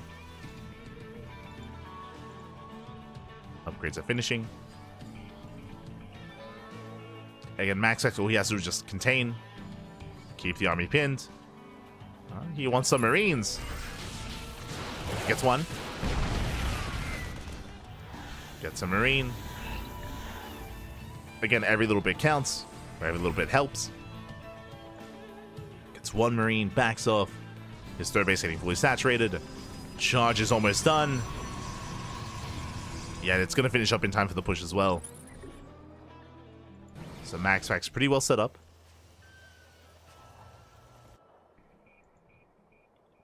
He's looking to secure. Storm is now on the way. And we're waiting for that push here from Cure. The problem here is that when he does decide to push now, it's MaxPax he can just punish immediately. Oh. MaxPax just slowing down the army. Gets another Marine. Pulling back. Tanks, they on siege, they move forward. A +1 is going to finish up in time for this assault. And Cure is not all in. He is getting a 3rd CC, and he doesn't pull the boys. So he's not all in, but committed nonetheless. As he's been building up the entire game towards this +1 timing with Stim, with combat shields, with concussive shell. He's got all the upgrades, and the tanks are getting within range of the mineral line. Remember, because this base was forced, the mineral line is exposed. And probes are going down. So this is all set up for this moment. Denies mining. MaxPax now stuck on a 2-base economy. Already good damage here by Cure. The rover's exposed. Shield battery under fire, and MaxPax setting for the surround. Is LZ coming from behind? There's no way out of this massive storm. Oh my god, the storms! Yeah, the storm's connecting. Curie cannot get out of this. The tanks they go down instantly. MaxPax will lose 12 workers, but he will save the expansion. That was a lot of economic damage, but an even greater loss for Cure, as he will lose almost everything. 2 minutes of extra vibe. They boost away, and now it's time to counterattack. And how does Cure expand? How does Cure establish a 3rd base? He lost all the tanks, lost most of the bio, and MaxPax, he still maintains map control. And Cure, he failed to kill the 3rd. Did not kill the 3rd base. Did get some economic damage, but that's not good enough. Mine just going up. Good connections here on the Zealots. Zealots did stack up. And MaxPax, he's having a hard time pushing into the natural. Does commit in though. Does commit. Show us the storms. Show us the storms into the mineral line. Oh my god. Ace 9 SVs going down. Prism's going to be zoned away. But there's still another storm available. But there's just nothing to storm. There's nothing worth storming. GG gets called as MaxPax he overwhelms, and MaxPax will take the 2-0 lead. GG. Whew. GG, well played. A very, very strong start here for MaxPax. Again, despite Cure causing a bit of a more awkward start, despite him forcing the unnatural natural base and getting some economic damage done early on, MaxPax did a great job at just counterattacking, at just containing Cure, slowing down the push, and being fully aware of what he could get away with as well. Rushing into a 3rd base and going for that charge timing. The full surround was insane. Storm was done just in time for the move out as well. Like, it was all really well lined up for MaxPax. He had everything he needed. Did lose a lot of workers. That's like maybe my biggest criticism. He lost a lot of probes at that 3rd base, or at the exposed center base. But despite that, he could afford it, and yeah, it was worth it in the end, as he was able to just collapse on the main army, completely shut Cure down. And now we're getting into game number 3. Loading into the 3rd game, and we'll see if Cure can start the comeback. I'm hoping for a back and forth. I'm hoping for a game 4 or a game 5, but things are looking dire for Cure. As we are getting into ley lines, so finally one of the more modern ladder maps in the map pool. And here we go. Spawning in the top right-hand corner of ley lines, we have the red Protoss player. The red Protoss from land of Denmark, representing Sidestorm Gaming, leading the series 2-0. It is MaxPax. And spawning in the bottom left-hand corner, we have as opponent, we have the South Korean Terran player, the blue Terran, representing Team Liquid. It is Cure. Here we go. As we are settling into game number 3. We'll see if Cure can start the comeback. I mean, he needs to here and now. Otherwise, the series is over. And this time, no eBay block. This time, there is no eBay. There's no SCV out on the map. This time, we're just calming things down back at home. And so far this series, Cure, he just hasn't really been able to get into his own build. I mean, last game, I guess he did his timing. He did hit his timing of +1 and all of his upgrades. That is true, but he was kind of slowed down ahead of time. And he was very committed as well. Like, it was a very aggressive build there out of Cure. And he wasn't really able to gain much momentum. MaxPax did just such a great job at picking off the Marines ahead of time and slowing down the push and delaying the aggression. Enough for himself to build up his own Zealots and Storm.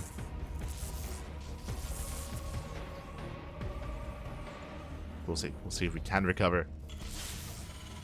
But now Cure fully walling off. Interesting. Will deny the scout. MaxPax doesn't see how many gases are taken. It's going to be double gas, faster factory.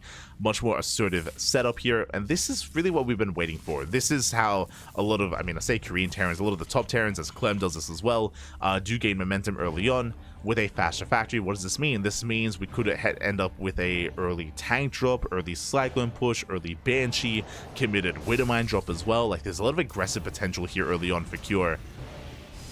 And typically you do want to gain momentum early on against a Protoss player, or in this matchup in TVP. You're looking for that early advantage.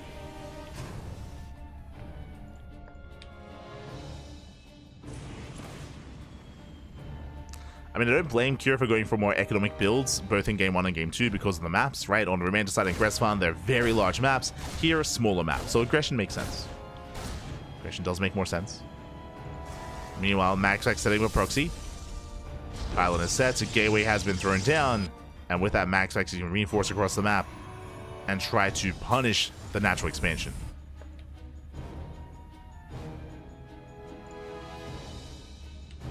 Curie does move out. Let's go to 2 Reapers. Behind this, going for a 1-1-1. Tech Lab on that factory, so no Widowmines. Bear that in mind. Only 1 Hellion to scout, no Widowmine production. From here we can go for an early tank drop or early cyclones. It should be a tank, I would imagine. Or even an add-on swap, true.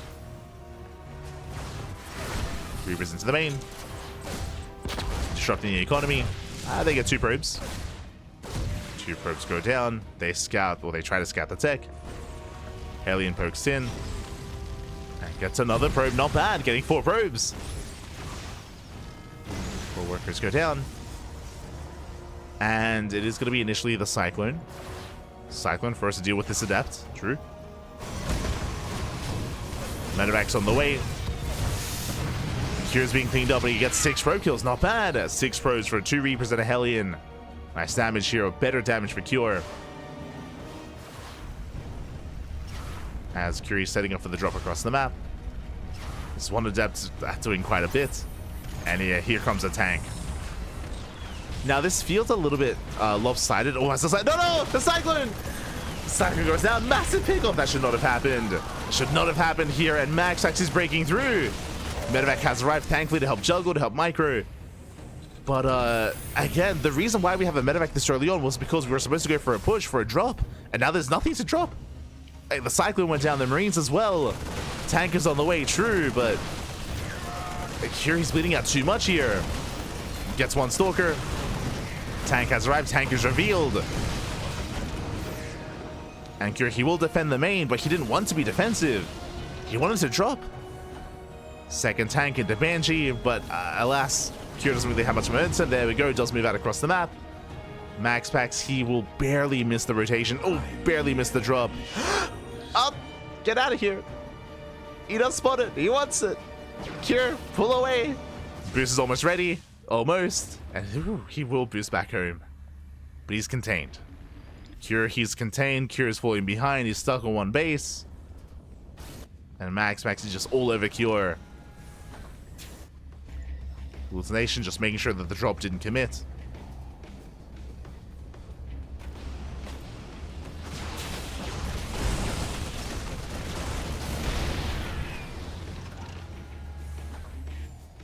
And yeah, Cure forced to be defensive here with an aggressive build. Let's go to 2, soon to be 3 tanks. Now, what I will say is that this is a really rough start for Cure, but he's at least been able to preserve his high-tech units. I'm referring to the Medevac, the tanks, and the Banshee, and we are building up a hefty tank count really early on, so the eventual move out can still hit quite hard. So there's still like a timing available here for Cure, but it's just been a really rough start because ideally he wanted to move out already. He wanted to be across the map, you know, picking away at some of the add-ons in the main, also some of the production in the main base, or pushing towards the natural. He wanted to be out there, but alas, he is stuck. MaxPax looking for a way in. He does spot that tank.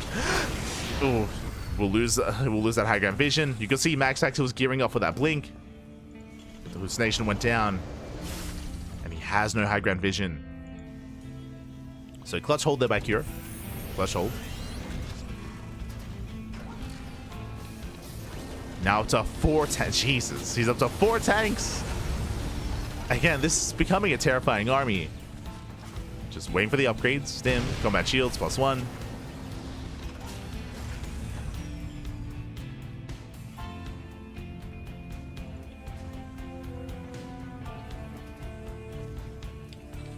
And behind this MaxPax with that map control, getting a third base, working towards simple archives, charge, gateway explosion is building up.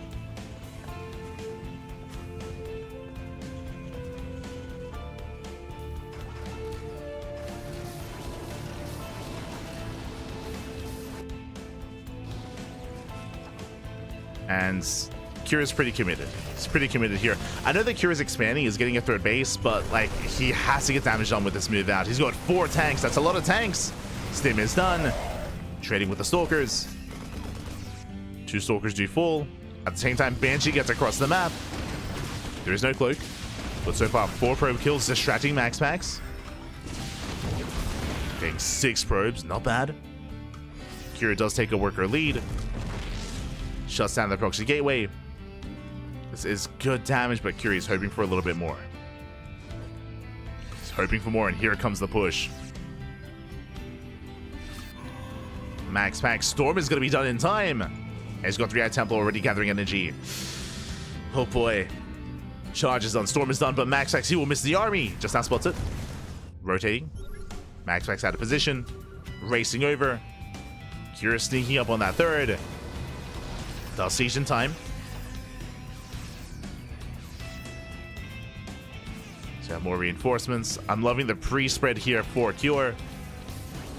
Making sure the storms don't catch him off guard. And it all comes down to the engage. Boosting in. I believe now getting within range of the expansion.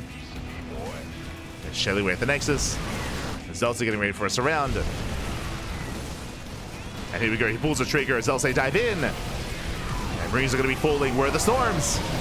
And storms on the tanks, storms on the fire, but does MaxPax have enough? Another final storm, but the tanks, they hold their own. And MaxPax, he doesn't break through.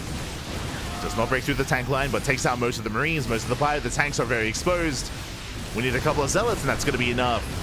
And here come those Zealots. Gets the tank, gets 1, gets 2. He's going to get all 3. MaxPax, he holds. Does barely hold on. Very clutch fight. Reinforcements have arrived. Cure, he catches out the Stalkers.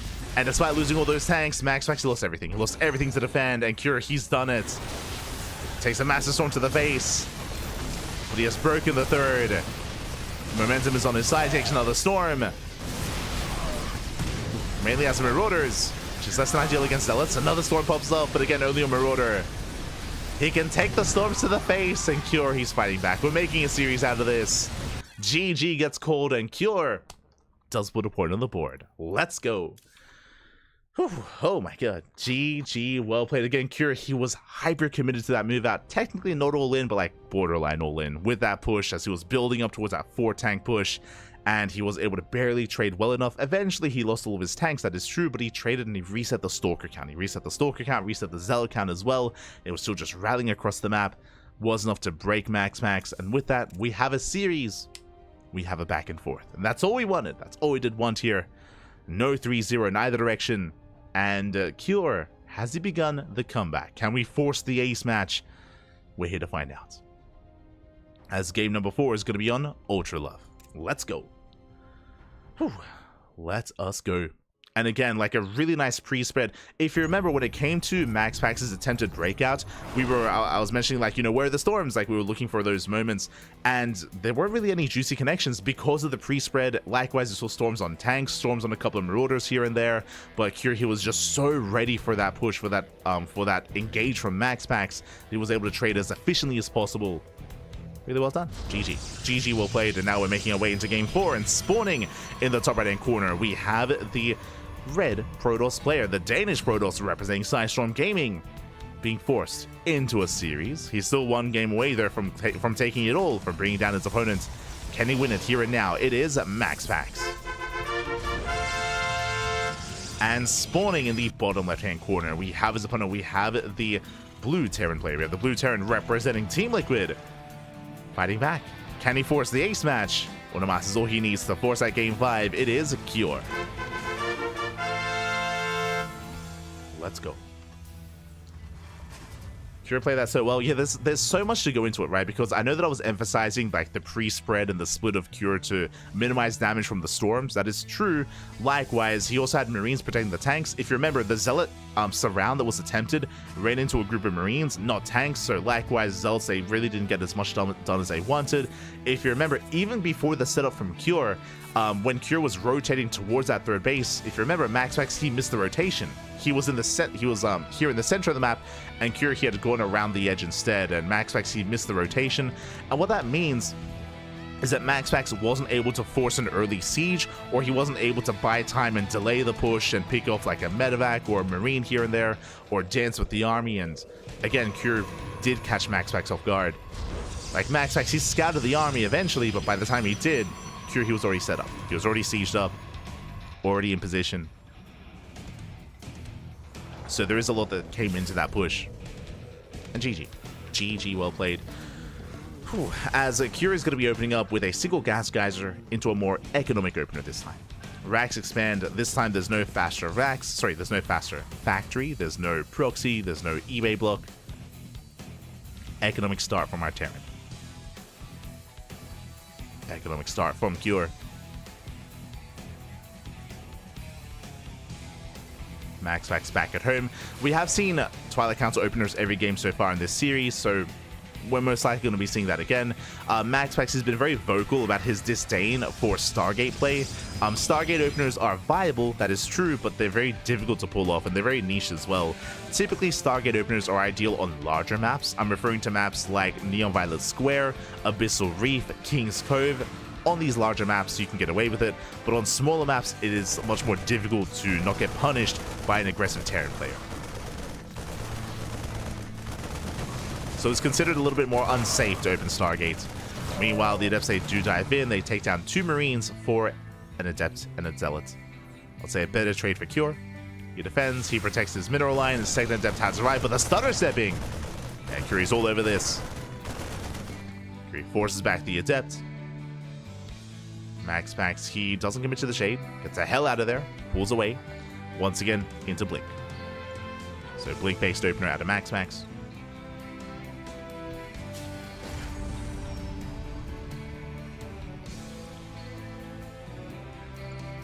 So working towards Blink. We have a second gate on the way. So for the time being, 2-gate Blink. Did I say 2? Here we go. Third gateway has been thrown down. MaxPax is going to be a little more assertive this time. A little more aggressive. Getting up to 3 gateways, and we'll see if he throws down a 4th gate. We have yet to see 4-gate Blink out of MaxPax. This may have been 3 or 2-gate. We'll see if he doubles down. Behind this 1-1-1 out of Cure. Setting up for an early Widowmine drop. But oh, once again, a bit of a supply block. He's going to be delayed. Cure slipping up a little bit here. Delaying his drop. And typically, this medevac is lined up with 2 Widowmines, but you can see, yeah, with that, yeah, he has to cancel. Cancels the Widowmine. He cannot delay the drop. So a rough start for Cure. Thankfully, he does adapt, but it's, you know, it's kind of rolling with the punches here. Trying to be flexible given the game state. MaxPax getting his 3rd. His go to 3-gate setup. Blink is now done. But last he's waiting for the initial drop. As the medevac has arrived. MaxPax dives in, shuts down the medevac. Medevac goes down. Widowmine shot going off here on the 1 probe. Up, up. Oh my god. The retargeting. Cure buying as much time as possible. I'm loving the retargeting here. Delaying the shots. Finally goes off. But a lot of lost mining time as a result. So very nicely done here by Cure. As Max actually didn't pull away in time. Didn't pull enough away, I should say, out of range of the Widowmine. So nicely done. Nicely done there by Cure. Behind this, getting to his own 3-1-1 setup. Tank production has begun. And now that the Widowmine has gone down, now MaxPax can be active. Now he can be active on the map. Trying to catch drop play. Contain his opponent. Cure so far is looking secure. He's got his one tank in the main. Only one tank, so there we go. Second tank has arrived, getting to 3. And now we can take a moment. We can take a breath.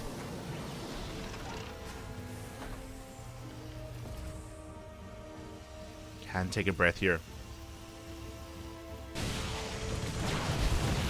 As so far, MaxPax, he has been pretty heavily reliant here on Stalker into charge into Storm.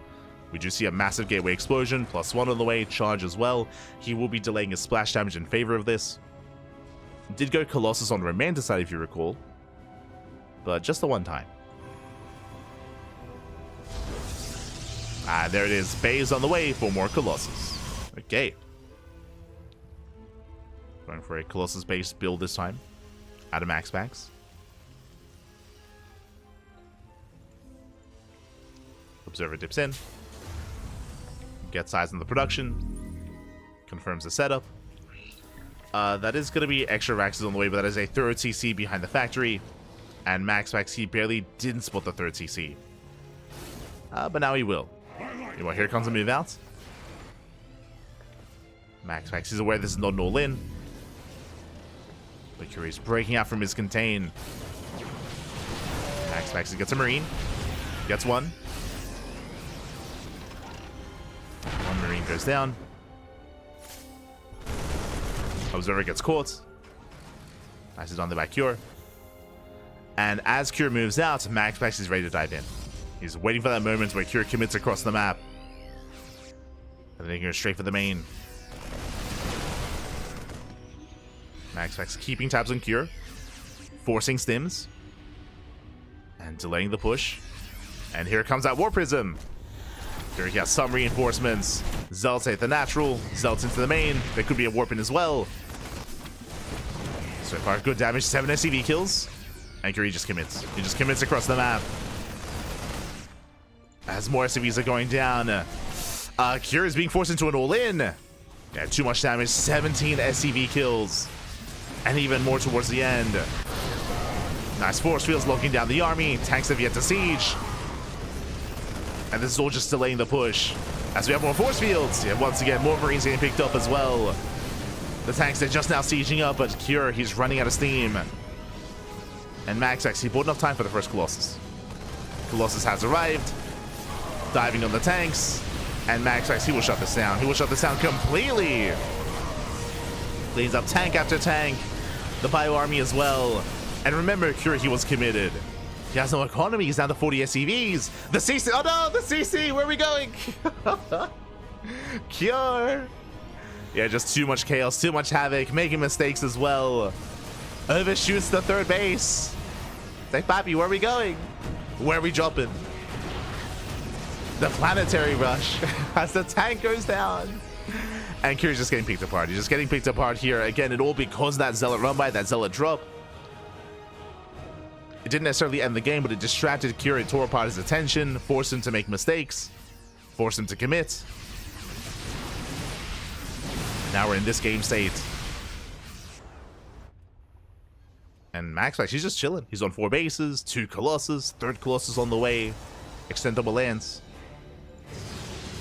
There's no need for MaxPax to push into the third. He doesn't have to. Doesn't have to push in. Prism's still up and running. As that is the same War Prism as before. You can see here the efficiency. MaxPax, he mainly lost Zealots. He lost 4 Stalkers into Adepts. Like, 4 Stalkers, really. Just so incredibly efficient here from MaxPax. We'll take a shot to the face. But the Prism does dive into the natural, into the main as well. Main army pushes forward. That's a lot of Marauders. But the Force Fields, they do tie up the army. Yeah, delaying the dive, delaying the engage. Now up to 3 Colossus. The Zealots are still wreaking havoc. As there was a Zealot warping into the main, getting another 12 SCV kills. And MaxPax, he has to retreat. Now, because MaxPax was warping into the main base, that means that his main army is vulnerable. It means he has less to support his Colossus. So he has to bide his time. He needs extra warp-ins as he gets 19 SCVs. And if Cure wasn't all in before, he's all in now. Like, he has to push. And again, MaxPax needs a little bit more time for more Zealots. He needs one more warp in. Ah, he's fine. Never, he's fine. GG gets called. No final fight as MaxPax will take the series 3-1, taking down Cure. GG. GG, well played. MaxPax just all over Cure there, just pulling him apart left and right. Again, the Warp Prism was the MVP. Zealot Warpins into the main base, into the natural, just time and time again. And again, just distracted. Cure did force mistakes out of him. It did force him to slip up, and he was just losing everything everywhere all at once, whether it was his workers back at home or his tanks across the map. He was just torn apart. And again, MaxPax was also able to buy time for his Colossus. He was able to force field the army twice and force hesitation out of Cure as well, and buy enough time for that first Colossus. GG. GG, well played. MaxPax does claim the series, does advance on into the upper bracket round 4 to face off against, if I'm not mistaken, the winner of our next series. Yeah, the winner of our next series here. And what is our next series? Papi. We have yet to cast any Zerg player until now. Up next is going to be a TVZ between Clem and SHIN. Let's go. So the way the upper bracket works here, of course, we just covered the PvP, so I believe herO versus Geralt. They're facing off in the upper bracket round 4. Here it's going to be MaxPax against the winner of this series. Oh boy. As Clem and SHIN, they're facing off in a best of 5. And Clem, I would say, is the heavy favorite to win the entire tournament. I mean, Clem, he's the reigning world champion for a reason. He's the best player in the world, but we have seen him falter from time to time. You know, we saw MaxPax, for example, defeat Clem at Little League Cup. We've seen SHIN defeat Clem in some online weekly tournaments as well, but typically in shorter series, typically in best of 3s, less so in best of 5s. I want to believe in a back and forth. I want to believe that they can face off against each other, but we'll see. We shall see as we are jumping into our final series of the broadcast.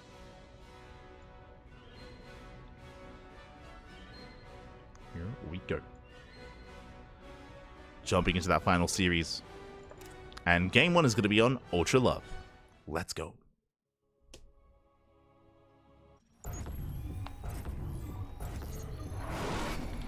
As spawning in the bottom left-hand corner of Ultra Love, we have the South Korean Zerg player, the Red Zerg, representing Gaiman Gladiators. It is SHIN. And spawning in the top right-hand corner, we have his opponent. We have the French Terran player, the Blue Terran, representing Team Liquid. It is Clem.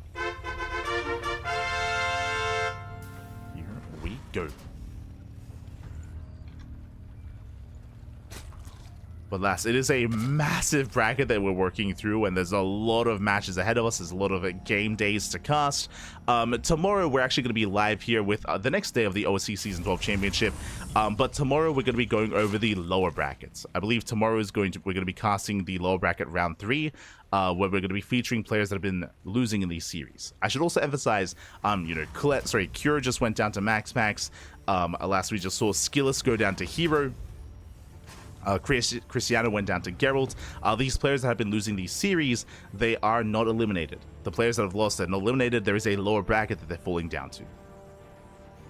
So don't you worry. Don't you worry. Also, I misspoke. I assumed that it was going to be the PvPs leading into each other. My apologies. Actually, it's going to be herO versus MaxPax in the next round. That's going to be wild.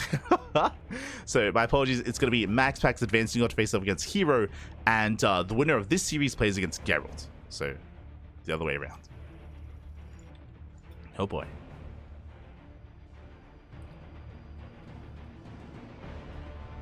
So, that's going to be a banger of a PvP, and again, Geralt's waiting for either his Terran or his Zerg opponent.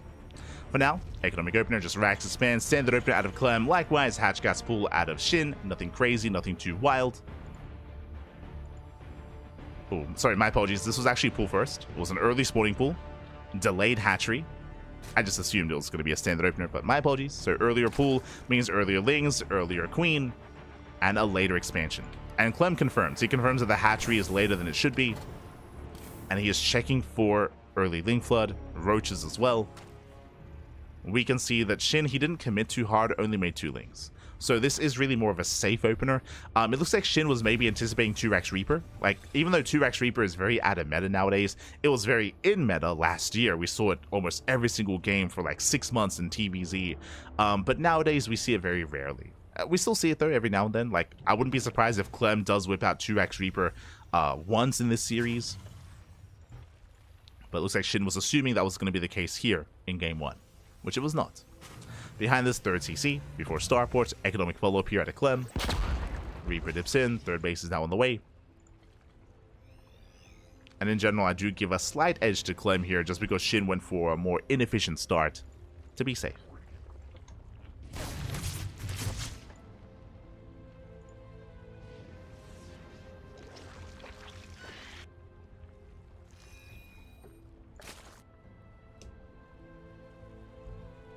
As Clem pokes in, he confirms the timing of the third base, is aware that it's on the way.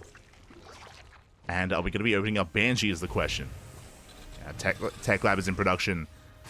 I mean, SHIN, he is known for roach play from time to time, so it does make sense to just play it safe here, go 3CC into Banshee to prepare for the worst. We'll see if Clem does go for the add-on swap. As the Reaper pokes forward. No major damage. Pulling away. Yep, there's the add-on swap into Banshee production. Standard play out of Clem. And SHIN is just droning. Just droning, just trying to keep up with the Hellion movement of his opponent. So far, so good.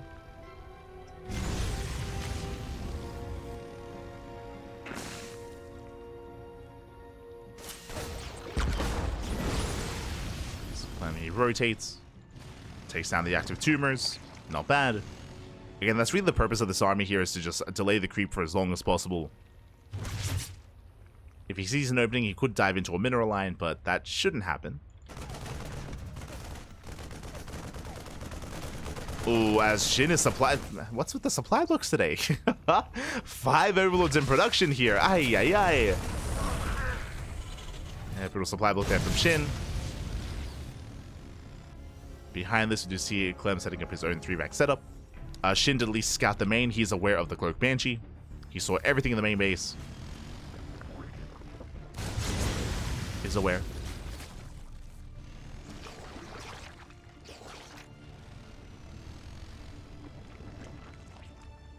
And SHIN is going to be cutting corners. Okay, double Evo Chamber. He's going double Evo Chamber before the lair. So faster upgrades here from SHIN into delayed baling speed. And it should be okay. Another active tumor goes down.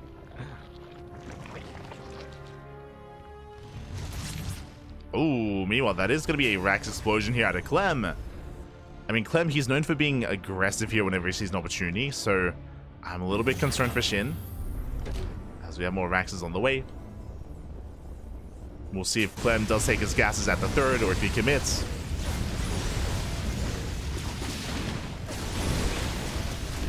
So far, trading with their Lings. Lings gonna get roasted. Banshees poke in. They want the Queens. Where's the detection? Oh, there is a Spore. Thankfully, there is a Spore behind this.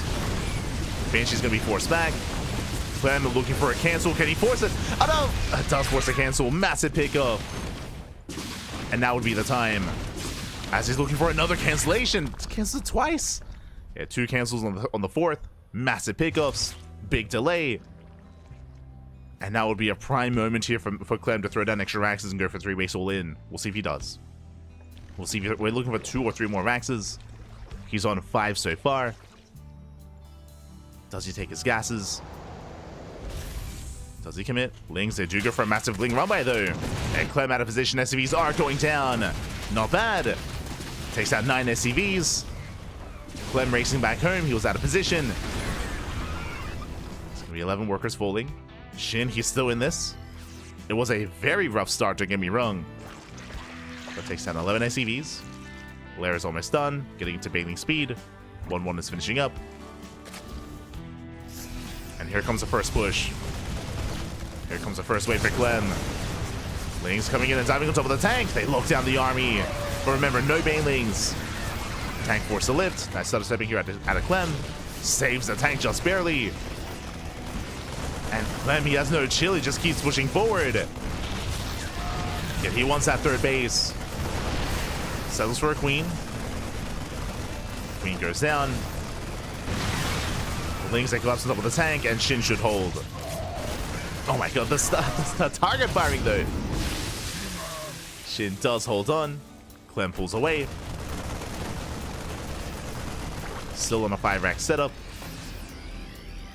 There's the armory here, 4+2, and Clem takes his gases. Yeah, he's taking his gases. Second factory, Clem. He's not going for a 3-base all-in. He will set up for a 4th CC. So he's macroing out of this.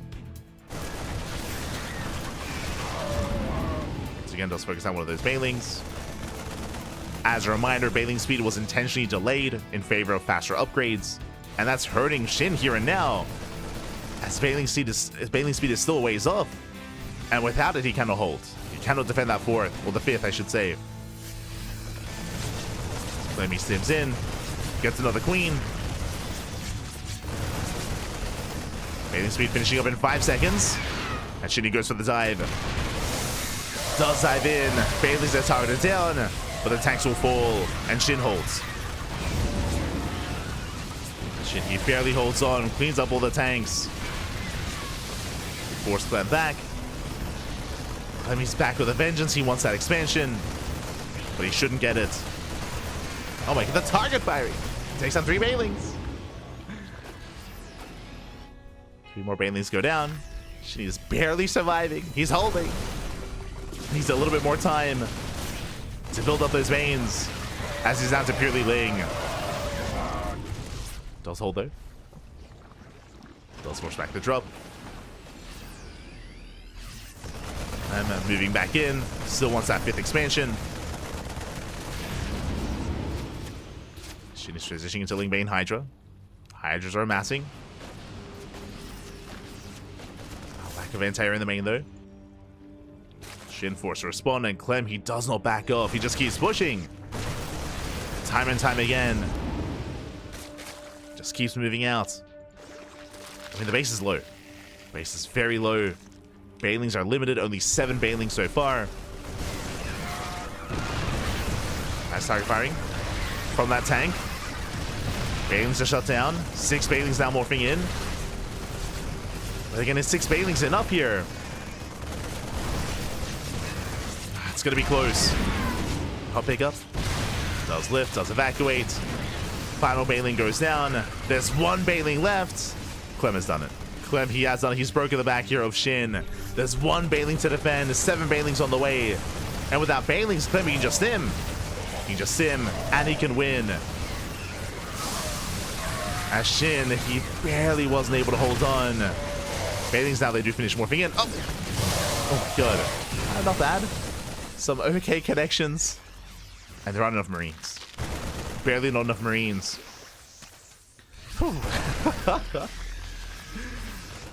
Those final Baneling, they saved him. He's surviving. Behind this, Clem is just chilling 4 bases. He's just chilling back at home. There's no harass. There's nothing hindering his economy. Bane, they're coming from behind. Forcing out the mine shots. Once again, running out of Ling Bane though. The Hydras are exposed. Clemmy sims in. He wants the Hydras, and he does it. GG gets called. He breaks SHIN, and Clem will take a lead in the series. GG. Clem will take a lead again. Just hyper aggression into Clem from the beginning, from the get-go, able to deny creep. Remember, he canceled the 4th base twice as well. That was a massive moment here, delaying production, delaying saturation, delaying queens as well, delaying so much at that 4th base. And every single time, SHIN, he was barely treading water. He was doing everything he could to survive and to keep his head above water more than anything, but he never really had any momentum. The one big moment for SHIN was the Ling run by, where he killed 11 SCVs. I want to say that was the pivotal moment where Clem decided not to go for a 3-base all-in because he was slowed down. But despite that, that really just gave SHIN a little bit of breathing room. He never had any more run-bys. There were no more Ling run-bys. Baneling run-bys, never had the room to do so. He was just broken then and there. GG. GG, well played. And on top of that, as you can see, it's really risky to delay your Baneling speed. Like, winding it back, the build of SHIN was to go double Eva Chamber. He went double Eva Chamber before Lair, intentionally delaying his speed. And we saw because of that, because of the control of Clem, he did so well just focusing down all those slow banelings. The slow banelings, they barely factored in. It was just a really rough defense there for SHIN. And you could argue that that's one of the reasons why we saw 2 cancellations on the 4th base as well. It was rough. Was rough. And here we go. We're getting into game number 2, and spawning in the bottom right-hand corner of Romanticide, we have the South Korean Zerg player, the Red Zerg. Representing Gaiming Gladiators, it is SHIN. And spawning in the top left-hand corner, we have as opponent, we have the French Terran player, the Blue Terran, representing Team Liquid, it is Clem.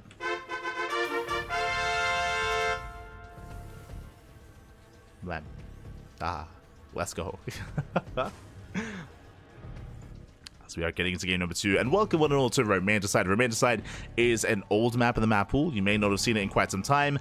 Just to reiterate, this is not a future TLMC map. No, this is a previous map from a map pool gone by. Back in 2021, 2022, kind of ish era of StarCraft was when Romanticide was in the map pool. It's been a very long time. It's been a couple of years. But the players did vote it in.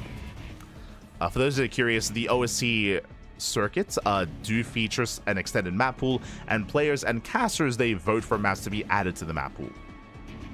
They do vote for maps. And both Romanticide and Gresvan were voted in.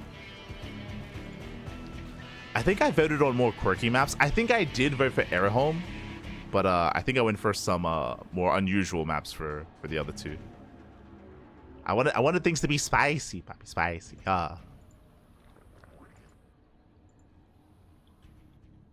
said I think I went for Stargazers or something crazy like that.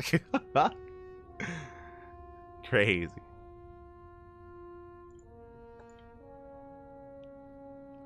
But yes, Romanticide was basically the macro map. It was the macro map in the map pool, as it's quite large, a lot of bases to be taken.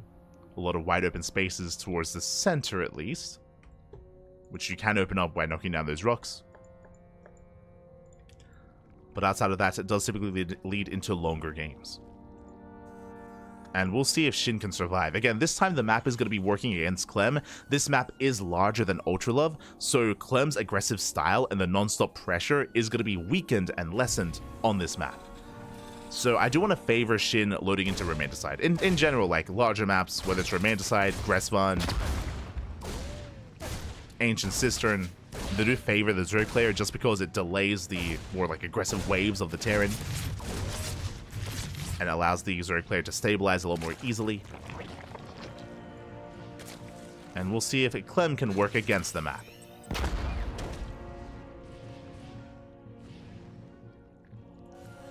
We'll see if he can be aggressive regardless, or if he does just slow things down and we end up like in a long, like hour-long game. It's possible. We'll see. For now, we do have our standard opener. It's 3rd TC into starports. Oh, no, my apologies. That's going to be a 362-on-1. This makes sense. This does make sense here. Again, because the map is so large and because it's so awkward to rotate between this location and this location, because you have to go the long way around, it is more difficult to be aggressive with Hellions. So instead, Clem is going for a 3cc 2-on-1 stim timing with 16 Marines and 2 medevacs. So instead, he's going to have a much more passive early game. Basically, this means less Hellions. Less Hellions, it's going to be like 2 to 4 Hellions here for Clem, going for an earlier add-on swap into Marine production instead. This does mean that this crease spread here from SHIN should be better, but it was going to be better anyway, is the thing. Because of the nature of the map, it would have been difficult for Clem to deny creep on this map compared to how we did it previously. So he just forgoes Hellion production and is working towards stim. Starport is on the way. We should be seeing a reactor into an add-on swap. And we'll see if SHIN can keep up and maintain himself.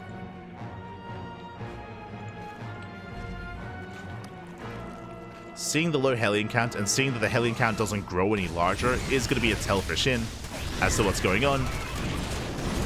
Nice movement out of Clem, but the Hellions are going to be locked down and they will be cleaned up. 2 Hellions for 10 lings.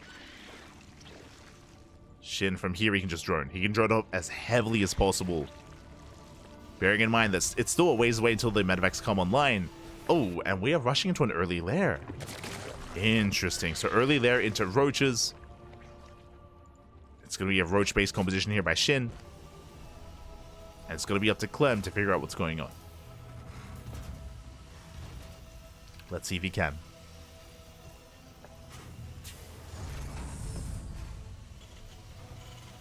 What was the map with the gold minerals going through the middle on mine tracks? Love that one. Oh my god. Jesus, that's... I know the map you're talking about, potentially.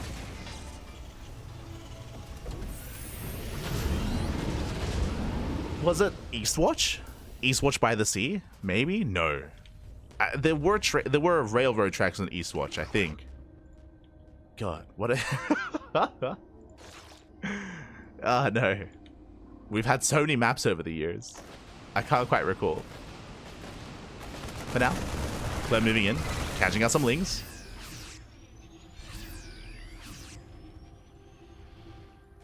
Catching up some lings, diving in towards that third base, does spot the roaches, is now aware. At the same time, going for a massive ling flood. Going for a ling run by. Oh, gets a marine. Gets a marine, takes down all four of them actually, and SCVs are going down. A very successful run by here by SHIN. Gets 4, gets 5, gets up to 6. 7 SCV kills, not bad.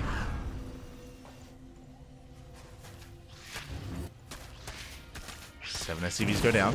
8 at jeez, 8 SCV. Can he get 9? 8. So very nice run by. Again, Clem, he was out of position. Medevacs have arrived, but SHIN, he holds. He holds, he defends, he's secure, forces back the Terran player, and now he's getting up to his own 4-base economy. And you can see how different the dynamic is here compared to the previous map. Because this map is so large, and because of the opener as well, to be fair, Clem, he's stuck at home, he's forced to race back, a creep is spreading, bases are being established, and SHIN is looking much, much more comfortable this time. Last game, he was like struggling to survive. He was like, oh, just non-stop aggression. But now the game is slowing down. We have the infestation bit on the way. From here, we can go into Hive Tech, into Lingbane Roach Ravager. As you can see here, Baneliness on the way. So it's only Roach Ravager as a stepping stone. It's only Roach Ravager initially to survive, then into Lingbane. As you can see here, +1 melee is on the way. So it's going to be Roach Ravager into Lingbane, and this can also lead into Ultras with the Hive Tech. Until then, Clem, he does move out.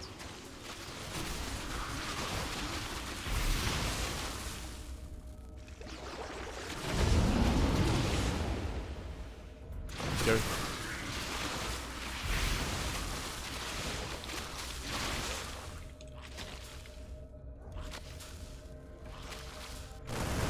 That's Clem. He is at least denying some creep. Diving on the Ravagers. He gets 1, he gets 2. 2 Ravagers go down. Clem boosting towards that third. He's getting some value here. Getting a couple of drones. But they can't quite fight head on, and has to pull away. So again, so far, SHIN, he's holding. He's holding. He's keeping up. He is losing creep, that is true, but for the most part, he is maintaining himself.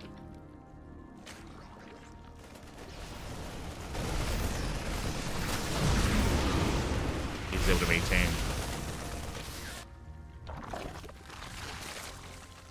You say tracks, are you talking about like a conveyor belt? Are you talking about, are we thinking of Cosmic Sapphire? No shot.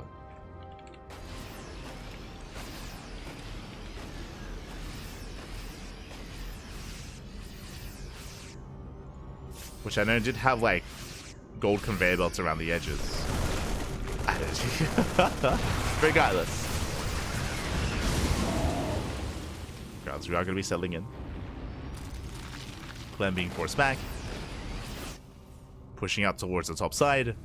Both armies are close to maxing, and we spoke earlier about this potentially being Lingbane into Ultra, and yep, there it is. Ultra Cavern's on the way. This is the more standard transition here for SHIN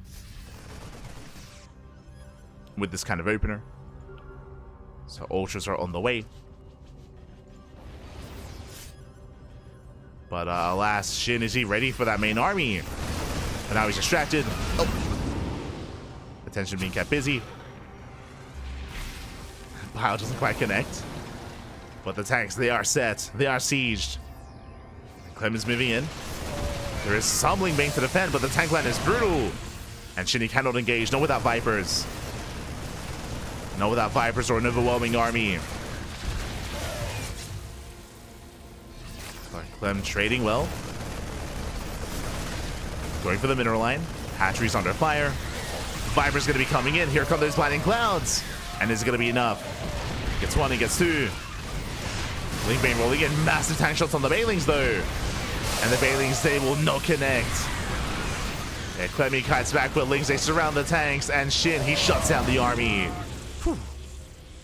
Shuts down the tank line. Chasing down the reinforcements. Clem has to get the hell out of here.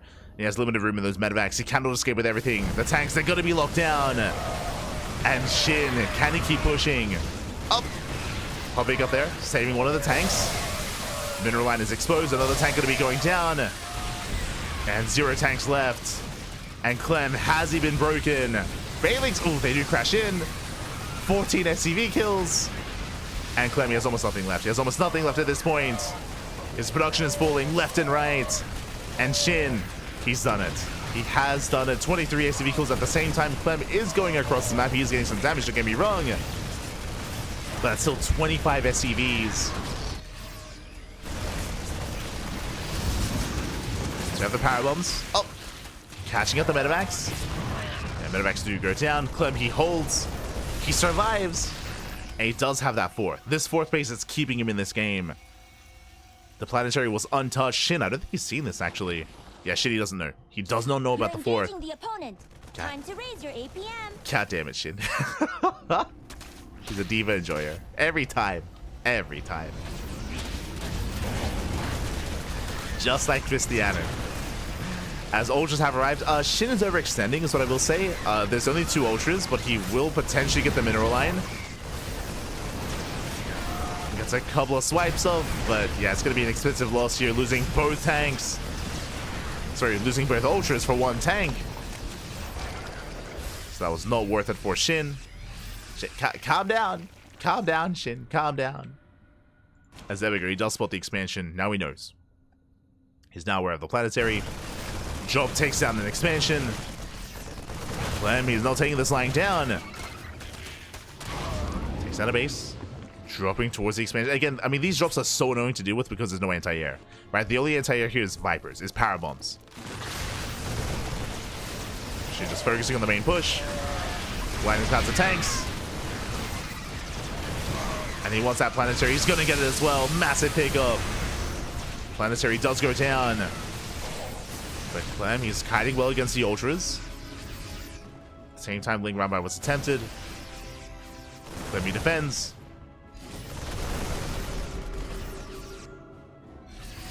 Does defend, forcing back SHIN.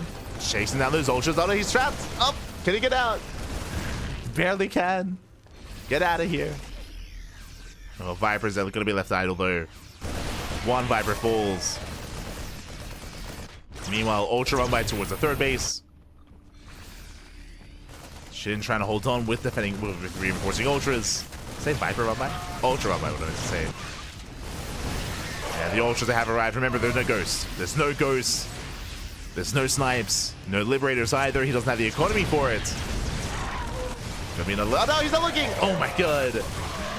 Clem was distracted.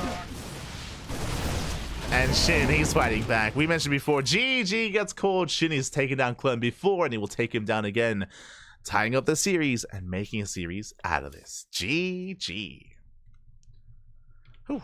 GG, well played. We have a back and forth. We have a best of 5. Let's go. GG, well played. SHIN, he does tie things up. But again, as we mentioned, a big reason for this was the map. Like, the map itself, these larger maps are not really seen too often anymore. But, I mean, there's a reason why they were voted in, just because they're more of a rarity here in the current game state, in the current meta, I should say. And because of that, SHIN had a much easier time in the early game. He had a much more stable economy, getting up to 3, 4, even up to 5 bases. He was a lot more comfortable, and then he could have a more back and forth late game here between himself and Clem. Clem, he couldn't really assert himself as well as he did on Ultra Love.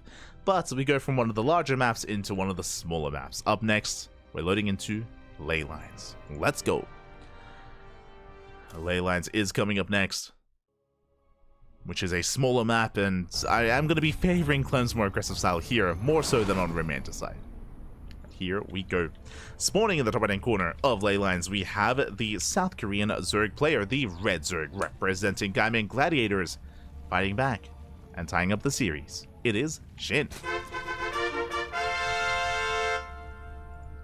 And spawning in the bottom left-hand corner, we have his opponents. We have the French Terran player, the Blue Terran, representing Team Liquid.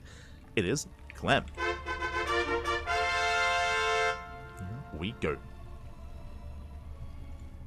As we spoke about the 2x Reaper earlier here on Ultra Love, if you recall, we're seeing it on ley lines as we're setting up here on the low ground.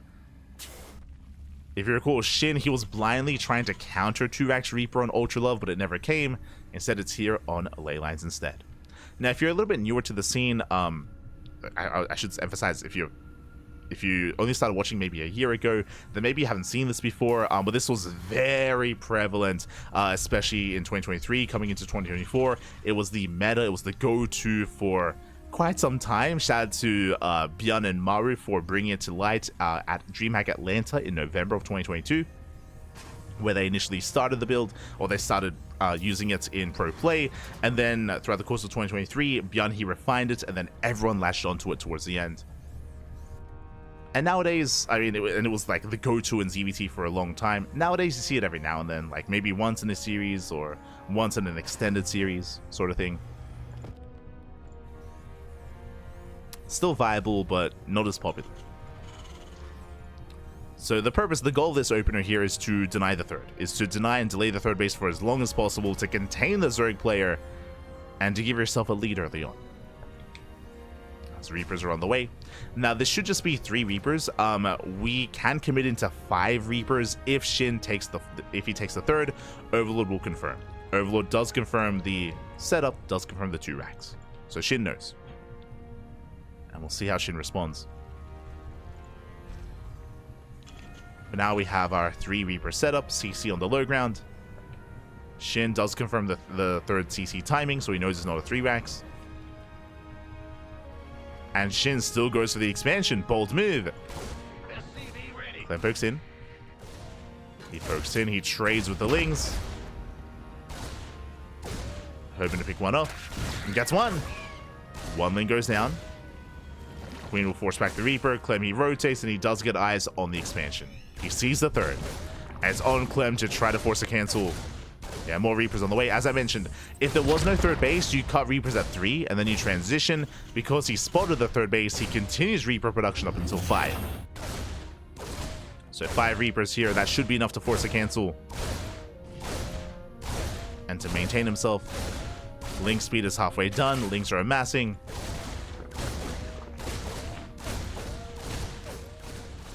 And is SHIN going to try to save the expansion? I mean, again, he shouldn't be able to. Lings, they respond.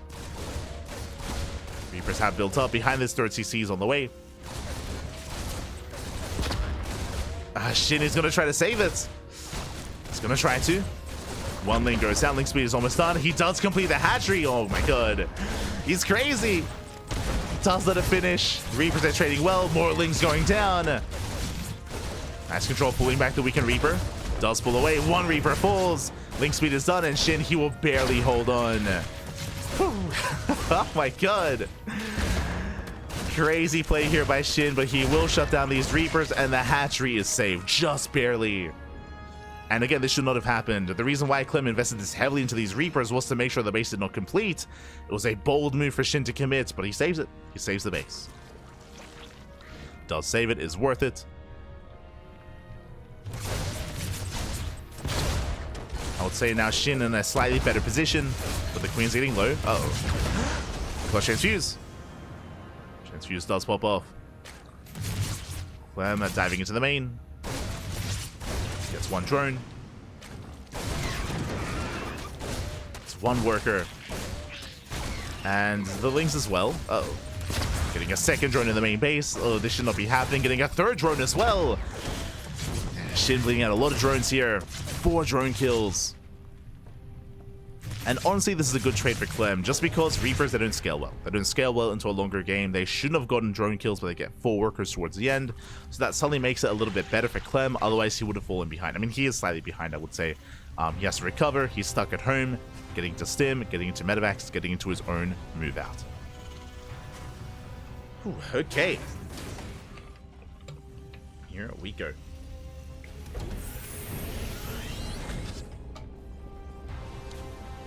Here we go. As SHIN spots the army again, he knows that there's going to be a stim timing coming his way. Going for his roaches. A very safe way to play this out.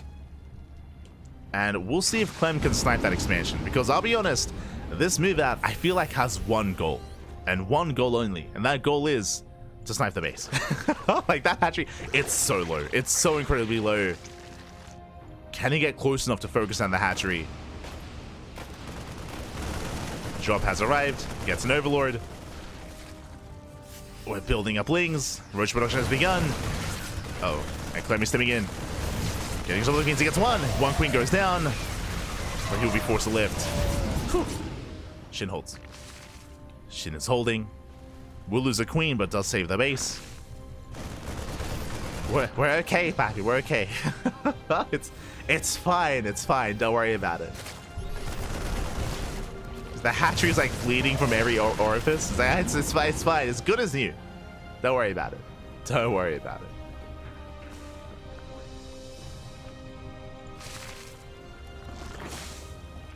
Jesus.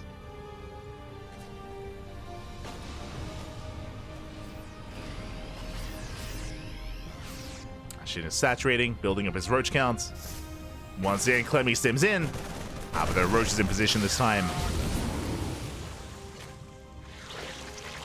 So far, SHIN he's holding. So far, SHIN he's holding on.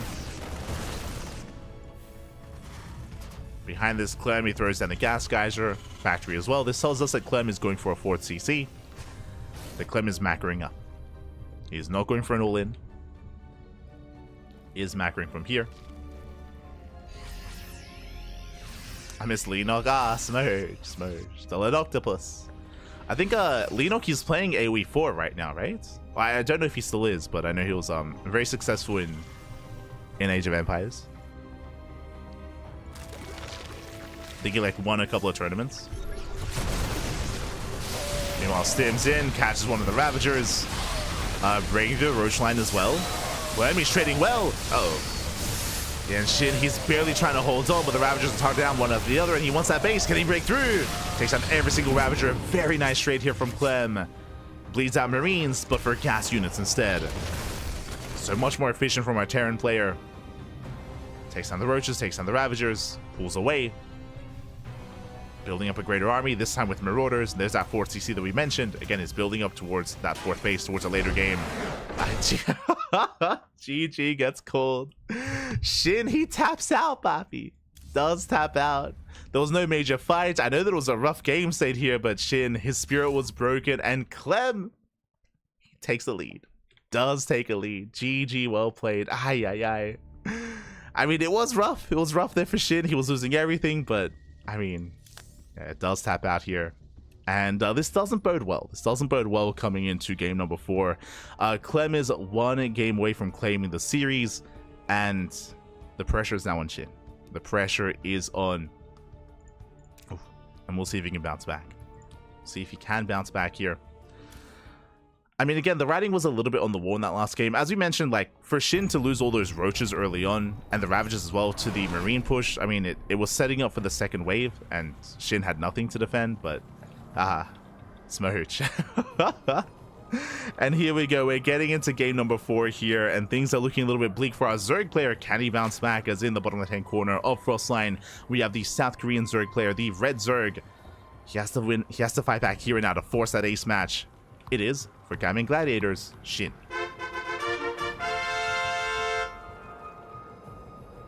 And spawning in the top right-hand corner, we have his opponent. We have the blue Terran player. We have the blue Terran representing Team Liquid, leading the series 2-1. 1 game away from claiming the series. It is Clem. Here we go.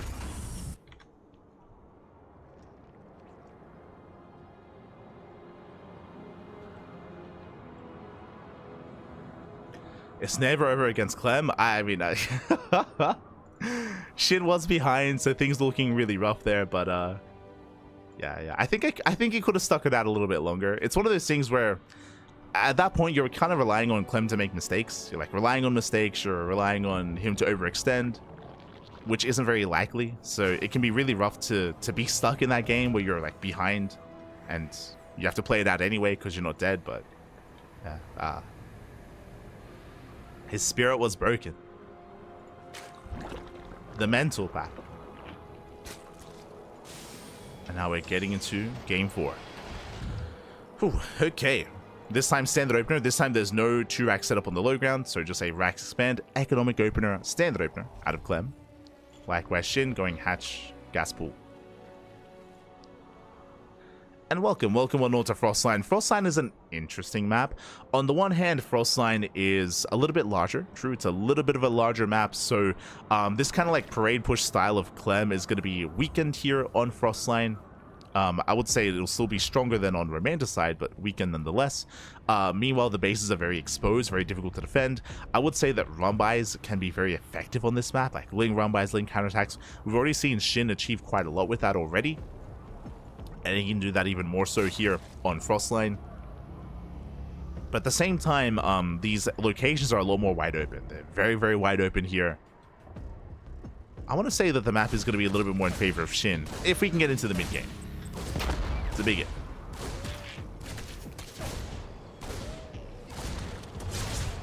As Reaper does poke in. Pulling back.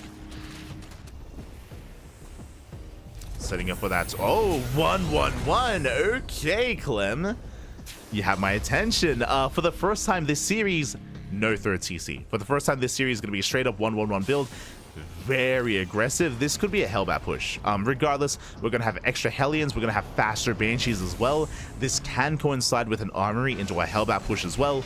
This is typically designed to punish a player going gasless. Like we've seen Clem kill Cyril time and time again with this, whenever Cyril does skip his gases. But against a standard opener, I mean, unless SHIN is greedy, SHIN should be okay. We'll see. We'll see if he opens Roach. We'll see if he opens Roach. We'll see if he goes double Evo Chamber. Like, I'm sure Clem is hoping that SHIN goes for a greedy build and a greedy follow-up. Up! Was the Hellions to get choked up. Reaper goes down, and SHIN defends. SHIN does hold. Forcing back to Hellions. Up! Some more Hellions are amassing. And our eyes are peeled here for that follow-up, for a potential Armory. Overlord moves in, and the Overlord will confirm. Yeah, big scout here for SHIN. He will confirm there is no expansion and that Clem is very committed. As Marine production has begun, going towards Stim. Jesus. So early Stim, early Banshees. And SHIN is at least aware. Is aware. Setting up back at home. Now, we should be seeing either an earlier Roach Warren or an earlier Bailey Nest. So we should not see double Evo Chamber. If we see double Evo Chamber, then SHIN's going to be in a bit of trouble here. So I'm very concerned. We'll see what he throws down.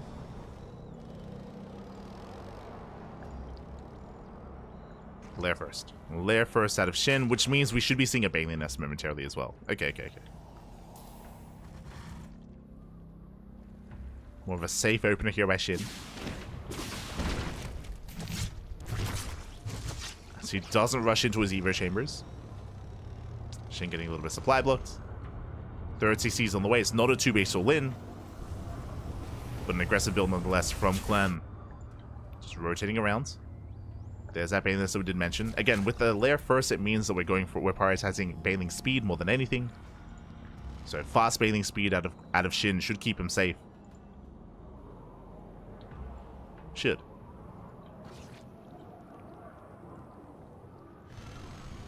As SHIN's fourth base is going to be denied.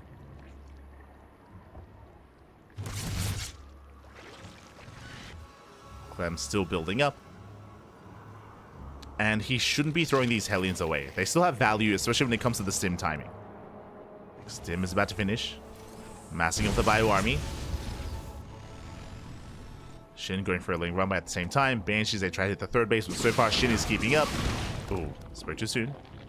Catching a couple of transferring workers. Lanes, they are denied. As we mentioned, here comes that bathing speed. Is on the way.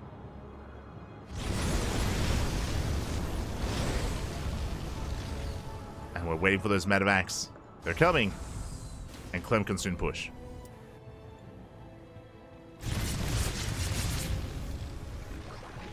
And again, he wants to preserve those Hellions. Pulling back. Third base is getting up and running. SHIN has potential here. When it comes to this committed move out by Clem, SHIN could go for a lane run by. As he does move out towards that third base. Here comes the main push. Tank is in the medevac. But Hellions, sorry, the Banshees are back at home to defend. Lings broke up, but this time there is something here at home. SCVs have to pull away. Clemmy commits.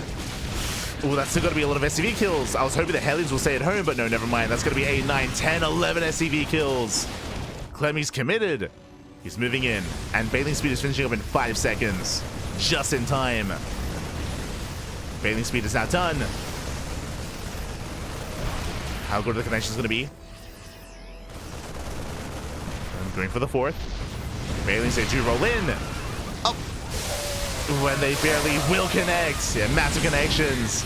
Bailings just shut down the Marines. They shut down the tanks. And SHIN holds. Whew. SHIN, he does hold on.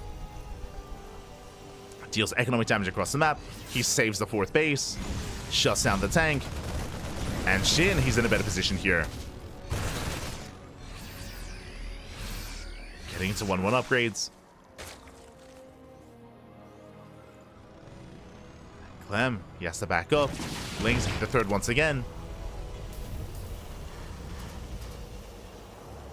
And now the size of this map is going to be favoring SHIN here.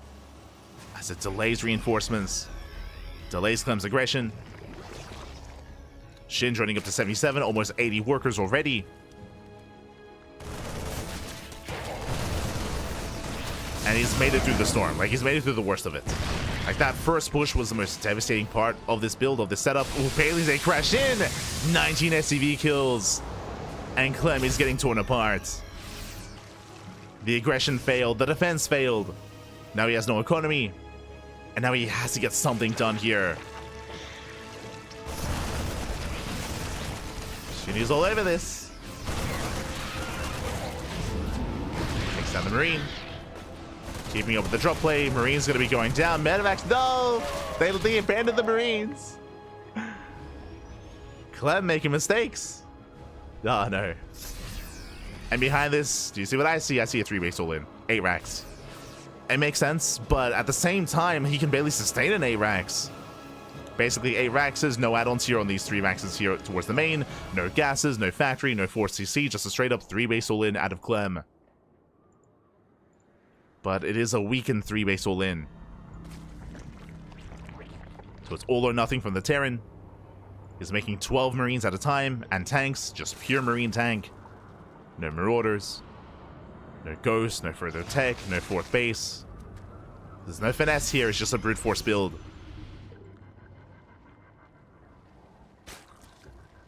And there's barely any creep in position. Clemmy's getting on top of the base. Uh-oh. Tanks, they do siege in a good position. Yeah, SHIN, he abandons the expansion. He can't really move in. He's across the map, that's why. Going for a massive lane run by. He will lose the base for it though, but he has top left. He has an Northern expansion. Takes down more SCVs. Denies the third. And he's just slowing down the all-in of Clem. So really patient play out of SHIN. It's not easy to just give up the base like this. In the long run, it should favor him. Lings, they get in once again. Another 5, another 6 SCVs. Clem turning around. He's rotating. He's going to be rotating over. SHIN is going to be the first to max out. Hive is on the way.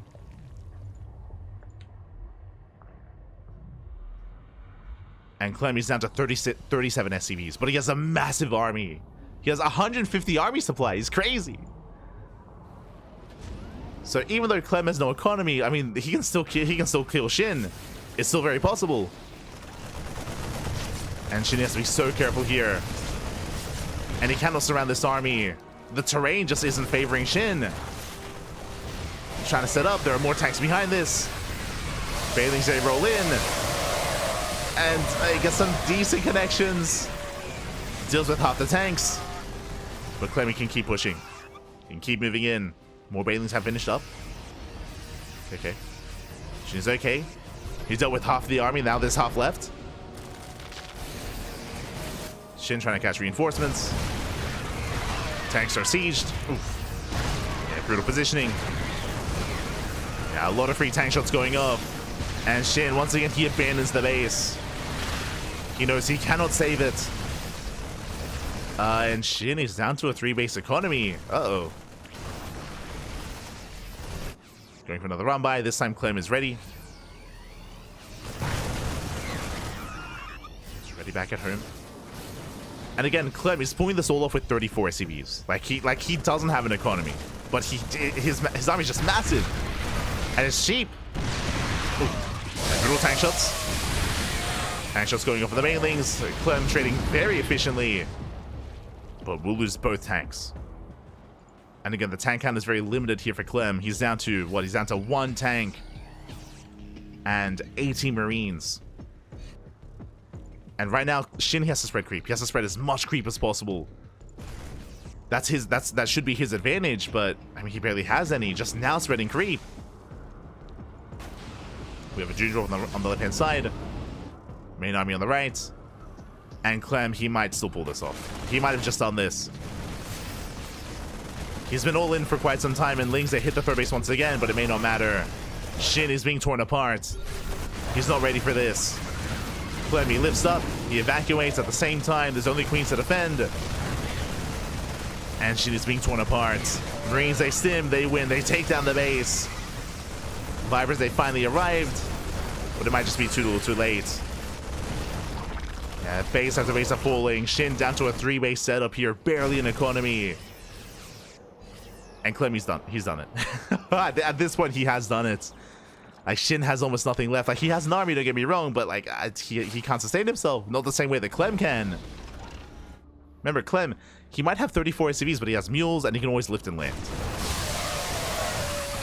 Like, he can lift and land his main, his natural. He can technically take more bases.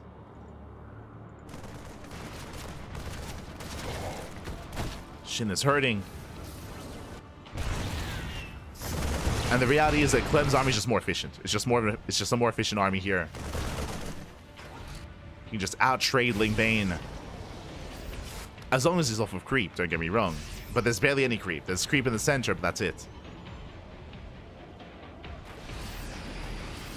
As Clem is rotating. SHIN, oh no! He can't engage here. He cannot fight the Marines like that. Still going for a run by there. Still commits. Does fully wall up. Lings, they peel off into the mineral line once again. Getting a handful of SCVs. Clem down to 24 workers, which is it's more than enough. It's fine. Where we're going, we don't need SCVs. We just need man with gun. SHIN is now taking up into Lurkers. Lurkers is a checkmate move, but this feels late. Basically, because we're muling so much, and because there's only 3 orbitals, scans are limited. 100%. Scans are limited, and because there's no Marauders or Ghosts, like Ultras, they are very difficult for an 8-Raxing player to deal with. This is typically how a Zerg player can secure a win, but this does feel really late. Despite that, they're finishing up 9 Lurkers.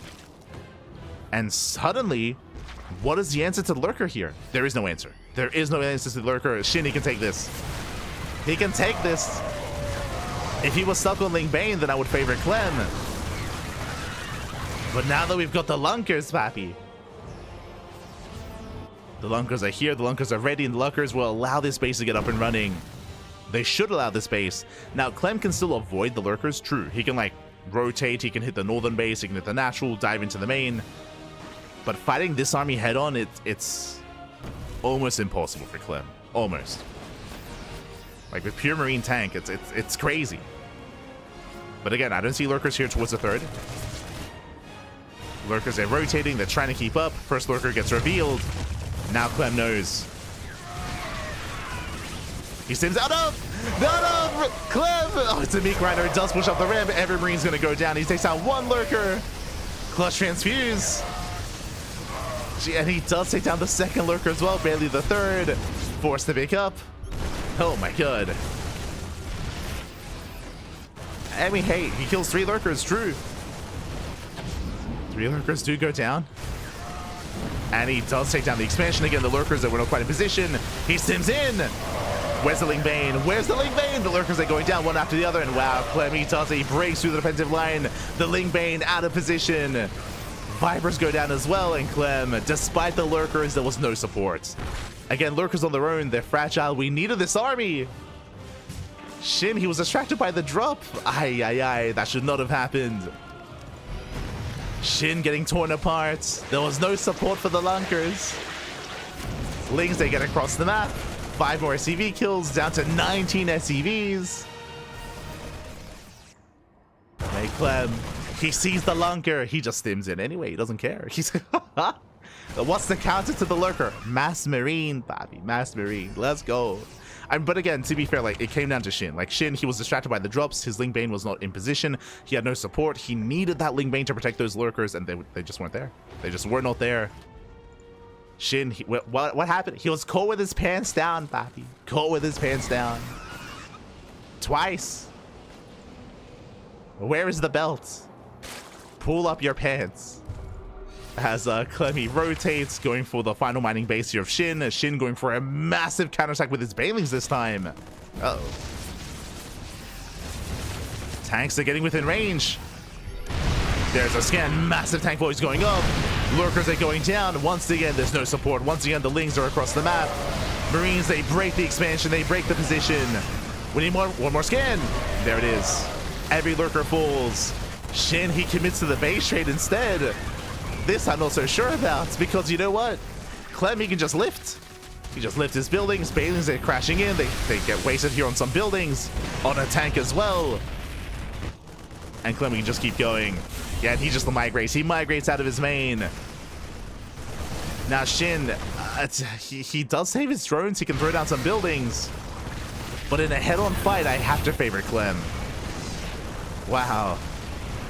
Like, Clem, once he kills these buildings, all he has to do is just protect his zone. Just turn around and protect his zone. And without Banelings and without lurkers, Ling Hydra, what does he do? What can he do with Ling Hydra? Nothing. He can do nothing, Pappy. Looking at the unit side, he had 78 Lings and 5 Hydras. In a head-on fight, SHIN cannot touch this army. He cannot touch Mass Marine. Not without some kind of splash damage. Whether it's Banelings, whether it's Ultras, whether it's Lurkers, Fungal Growth. Some of the buildings are being focused down, but honestly, all Clem has to do is just race back. It's just race back. Yeah, GG gets called. The writing was on the wall, and Clem will take the series 3-1, taking down SHIN. GG. Crazy. GG, well played. SHIN had this. He had this game. Again, like, I was very impressed by SHIN's counterattacks. He was constantly crippling the economy, slowing down the 8 racks here of Clem.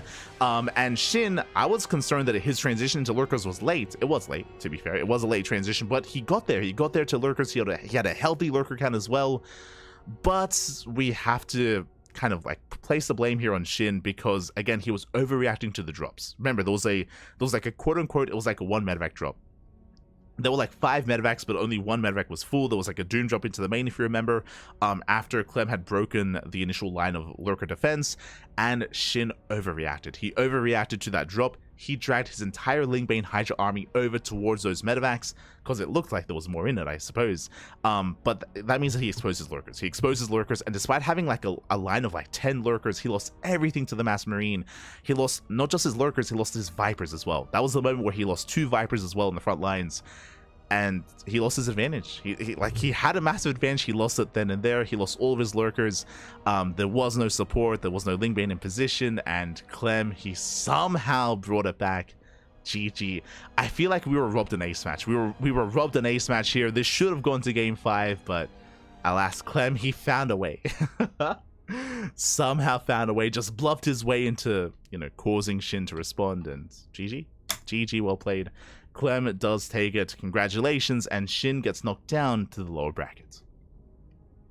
Does get knocked down. Whew, oh my god. And with that, GG. With that GG, well played, that does wrap up our matches here for the day. Does wrap up our broadcast. Un momento. Un momento, papi.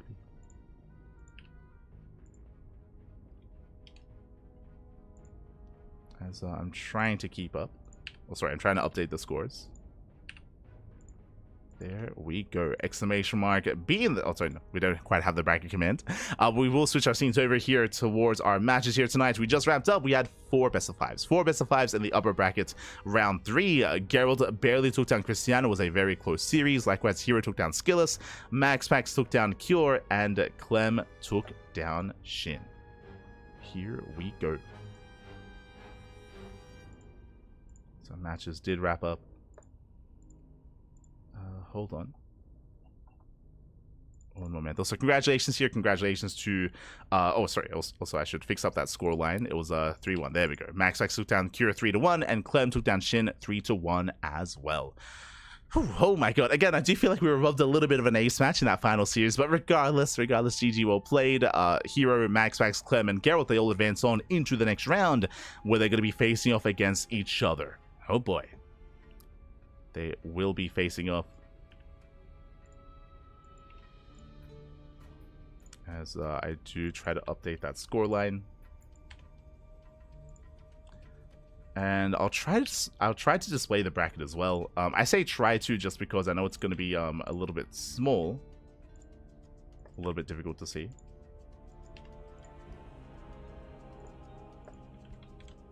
We'll see if we can get there. Bam. Okay. Jesus. Hold on, I think I can zoom. I can zoom in, Pappy. I can zoom in. There we go. Okay.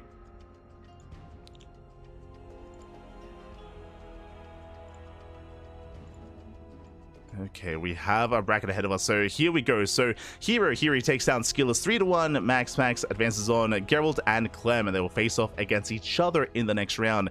It's going to be herO versus MaxPax and herO versus Clem in the upper bracket round 4. Meanwhile, actually, can I scroll down a little bit here? Interact. There we go. We have the lower bracket ahead of us here. We have lower bracket round 3 taking place tomorrow. Oh boy, it's a massive bracket. As you can see, there's the upper bracket, and now we have the lower bracket as well. We have a lot of matches going on. As you can see, SHIN, Cristiano, Cure, and Skillous, they are still in the tournaments, but they got knocked down towards the lower bracket instead, towards those elimination rounds, where they are lying in wait for their opponents here. Tomorrow, we're going to be live with this round, with round 3, Nickracked versus Solar, Mana versus Night Phoenix, Spirit versus Creator, and Arrowfire versus Nightmare. We're going to be featuring the lower bracket tomorrow, leading into the lower bracket round 4 as well. Oh boy. Leading into that lower bracket round 4. So there's a lot of matches, a lot of best, and these are all best of 5s. Crazy. These are all best of 5s as well, and we will eventually next week catch up on the upper bracket. So again, there's kind of a lot of matches, a lot of stuff to go over. Again, the OSC Season 12 Championship is a massive online event, and it is the kind of big online event that all these players are focusing on after the League Cup. Oh boy. So still a lot of matches, a lot more StarCraft to come, and a lot more StarCraft to go over as well. And again, we're going to be going over that tomorrow, is the plan. Is the plan going over that tomorrow. Otherwise, thank you for watching. You can see our weekly schedule here. You can see that tomorrow at 9 AM KST, we're going to be live with some more OSC Season 12 Championship. Likewise, later on tonight, in how many hours time? In 3.5 hours, we're going to be live with the Pondcast. The Pondcast is going to be here on the channel. Oh, sorry, not in 3.5 hours. In 5.5 hours. 5.5 hours time. We're going to be live at the podcast. That is our weekly talk show where we go over all the results of the week. We go over events like Water TV Monday, Pegasaur Monday, Sparkling Tuna Cup, Today's Troll Tussle. I also have to catch up on John the Translator's interview. True, there was a GLHF interview this week, so I have to catch up on that. We'll be discussing that interview and what was said and any kind of insights that were provided. I already wrote down some notes, and there's a lot to go over as well, so I'm sure it's going to be a lot of fun going over all the news of the week during the podcast. Oh my god. So we have plenty of content available ahead of us here. Likewise, we have the Lil League Cup on Thursday. We have Euthermal Series 2 Circuit replay cast on Friday. OSC King of the Hill on Friday as well. That is going to be a special 200 edition kind of marathon cast. That is 30 best of ones. 30 best of ones back to back to back to back to back. It's going to be a very long, very intense broadcast. Wish us luck. It's not going to be easy. We have KSL over the weekend, Fire Cup, and Sparkling Tuna Cup as well. So plenty of content on the channel. We cast more than any other channel out there in StarCraft, more than Steadfast, more than Wardy, more than any of the other online casters. We have plenty of content, plenty of quantity, and a little bit of the quality as well. Let's go. All the StarCraft, happy. All the StarCraft. It's catching up. Thank you so much. Let me play with your kitties. Thank you so much for you subscribing for 10 months, almost a year of support. Thank you. Thank you so much for the support. Thank you so much for you subscribing. Just catching up. Catching up in the chat. Why is the game close? Because Clem was knocking down bases. He was denying the fourth base over and over and over again. Making sure that SHIN also didn't have the ideal economy either. And of course, catching him out of position. I'm a new huge SHIN fan lately. Awesome plays, makes awesome games. He's on the verge. SHIN, he's a lot of fun. He's a lot of fun to cast. A lot of fun, 100%.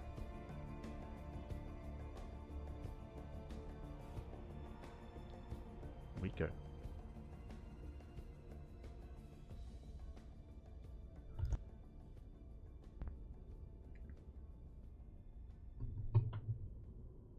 It's Clem. Balance means nothing. Yeah, Clem, he's the best player in the world, papi. He's #1. Thank you for the stream, it was lovely. Gracias, gracias. But yeah, so our next cast here is going to be in 5.5 hours. It's going to be the podcast, and we have plenty more content here on the channel if you're interested. I do recommend checking out our YouTube, !socials in the chat, and we do upload on YouTube on a daily basis. Plenty of content on YouTube, plenty more content to come, so do check us out there. Otherwise, I am starving. I'm going to go get some food. I'm going to go get some water, get some rest. You can also support us on Patreon. True, our Patreon is set up to fund our tournaments on a monthly basis. We do host events here like Sparkling Tuna Cup, Master Swan Open, and Sea Duckling Open as well. All funded via Patreon by the community for the community as well. So you can help us grow our events if you wish.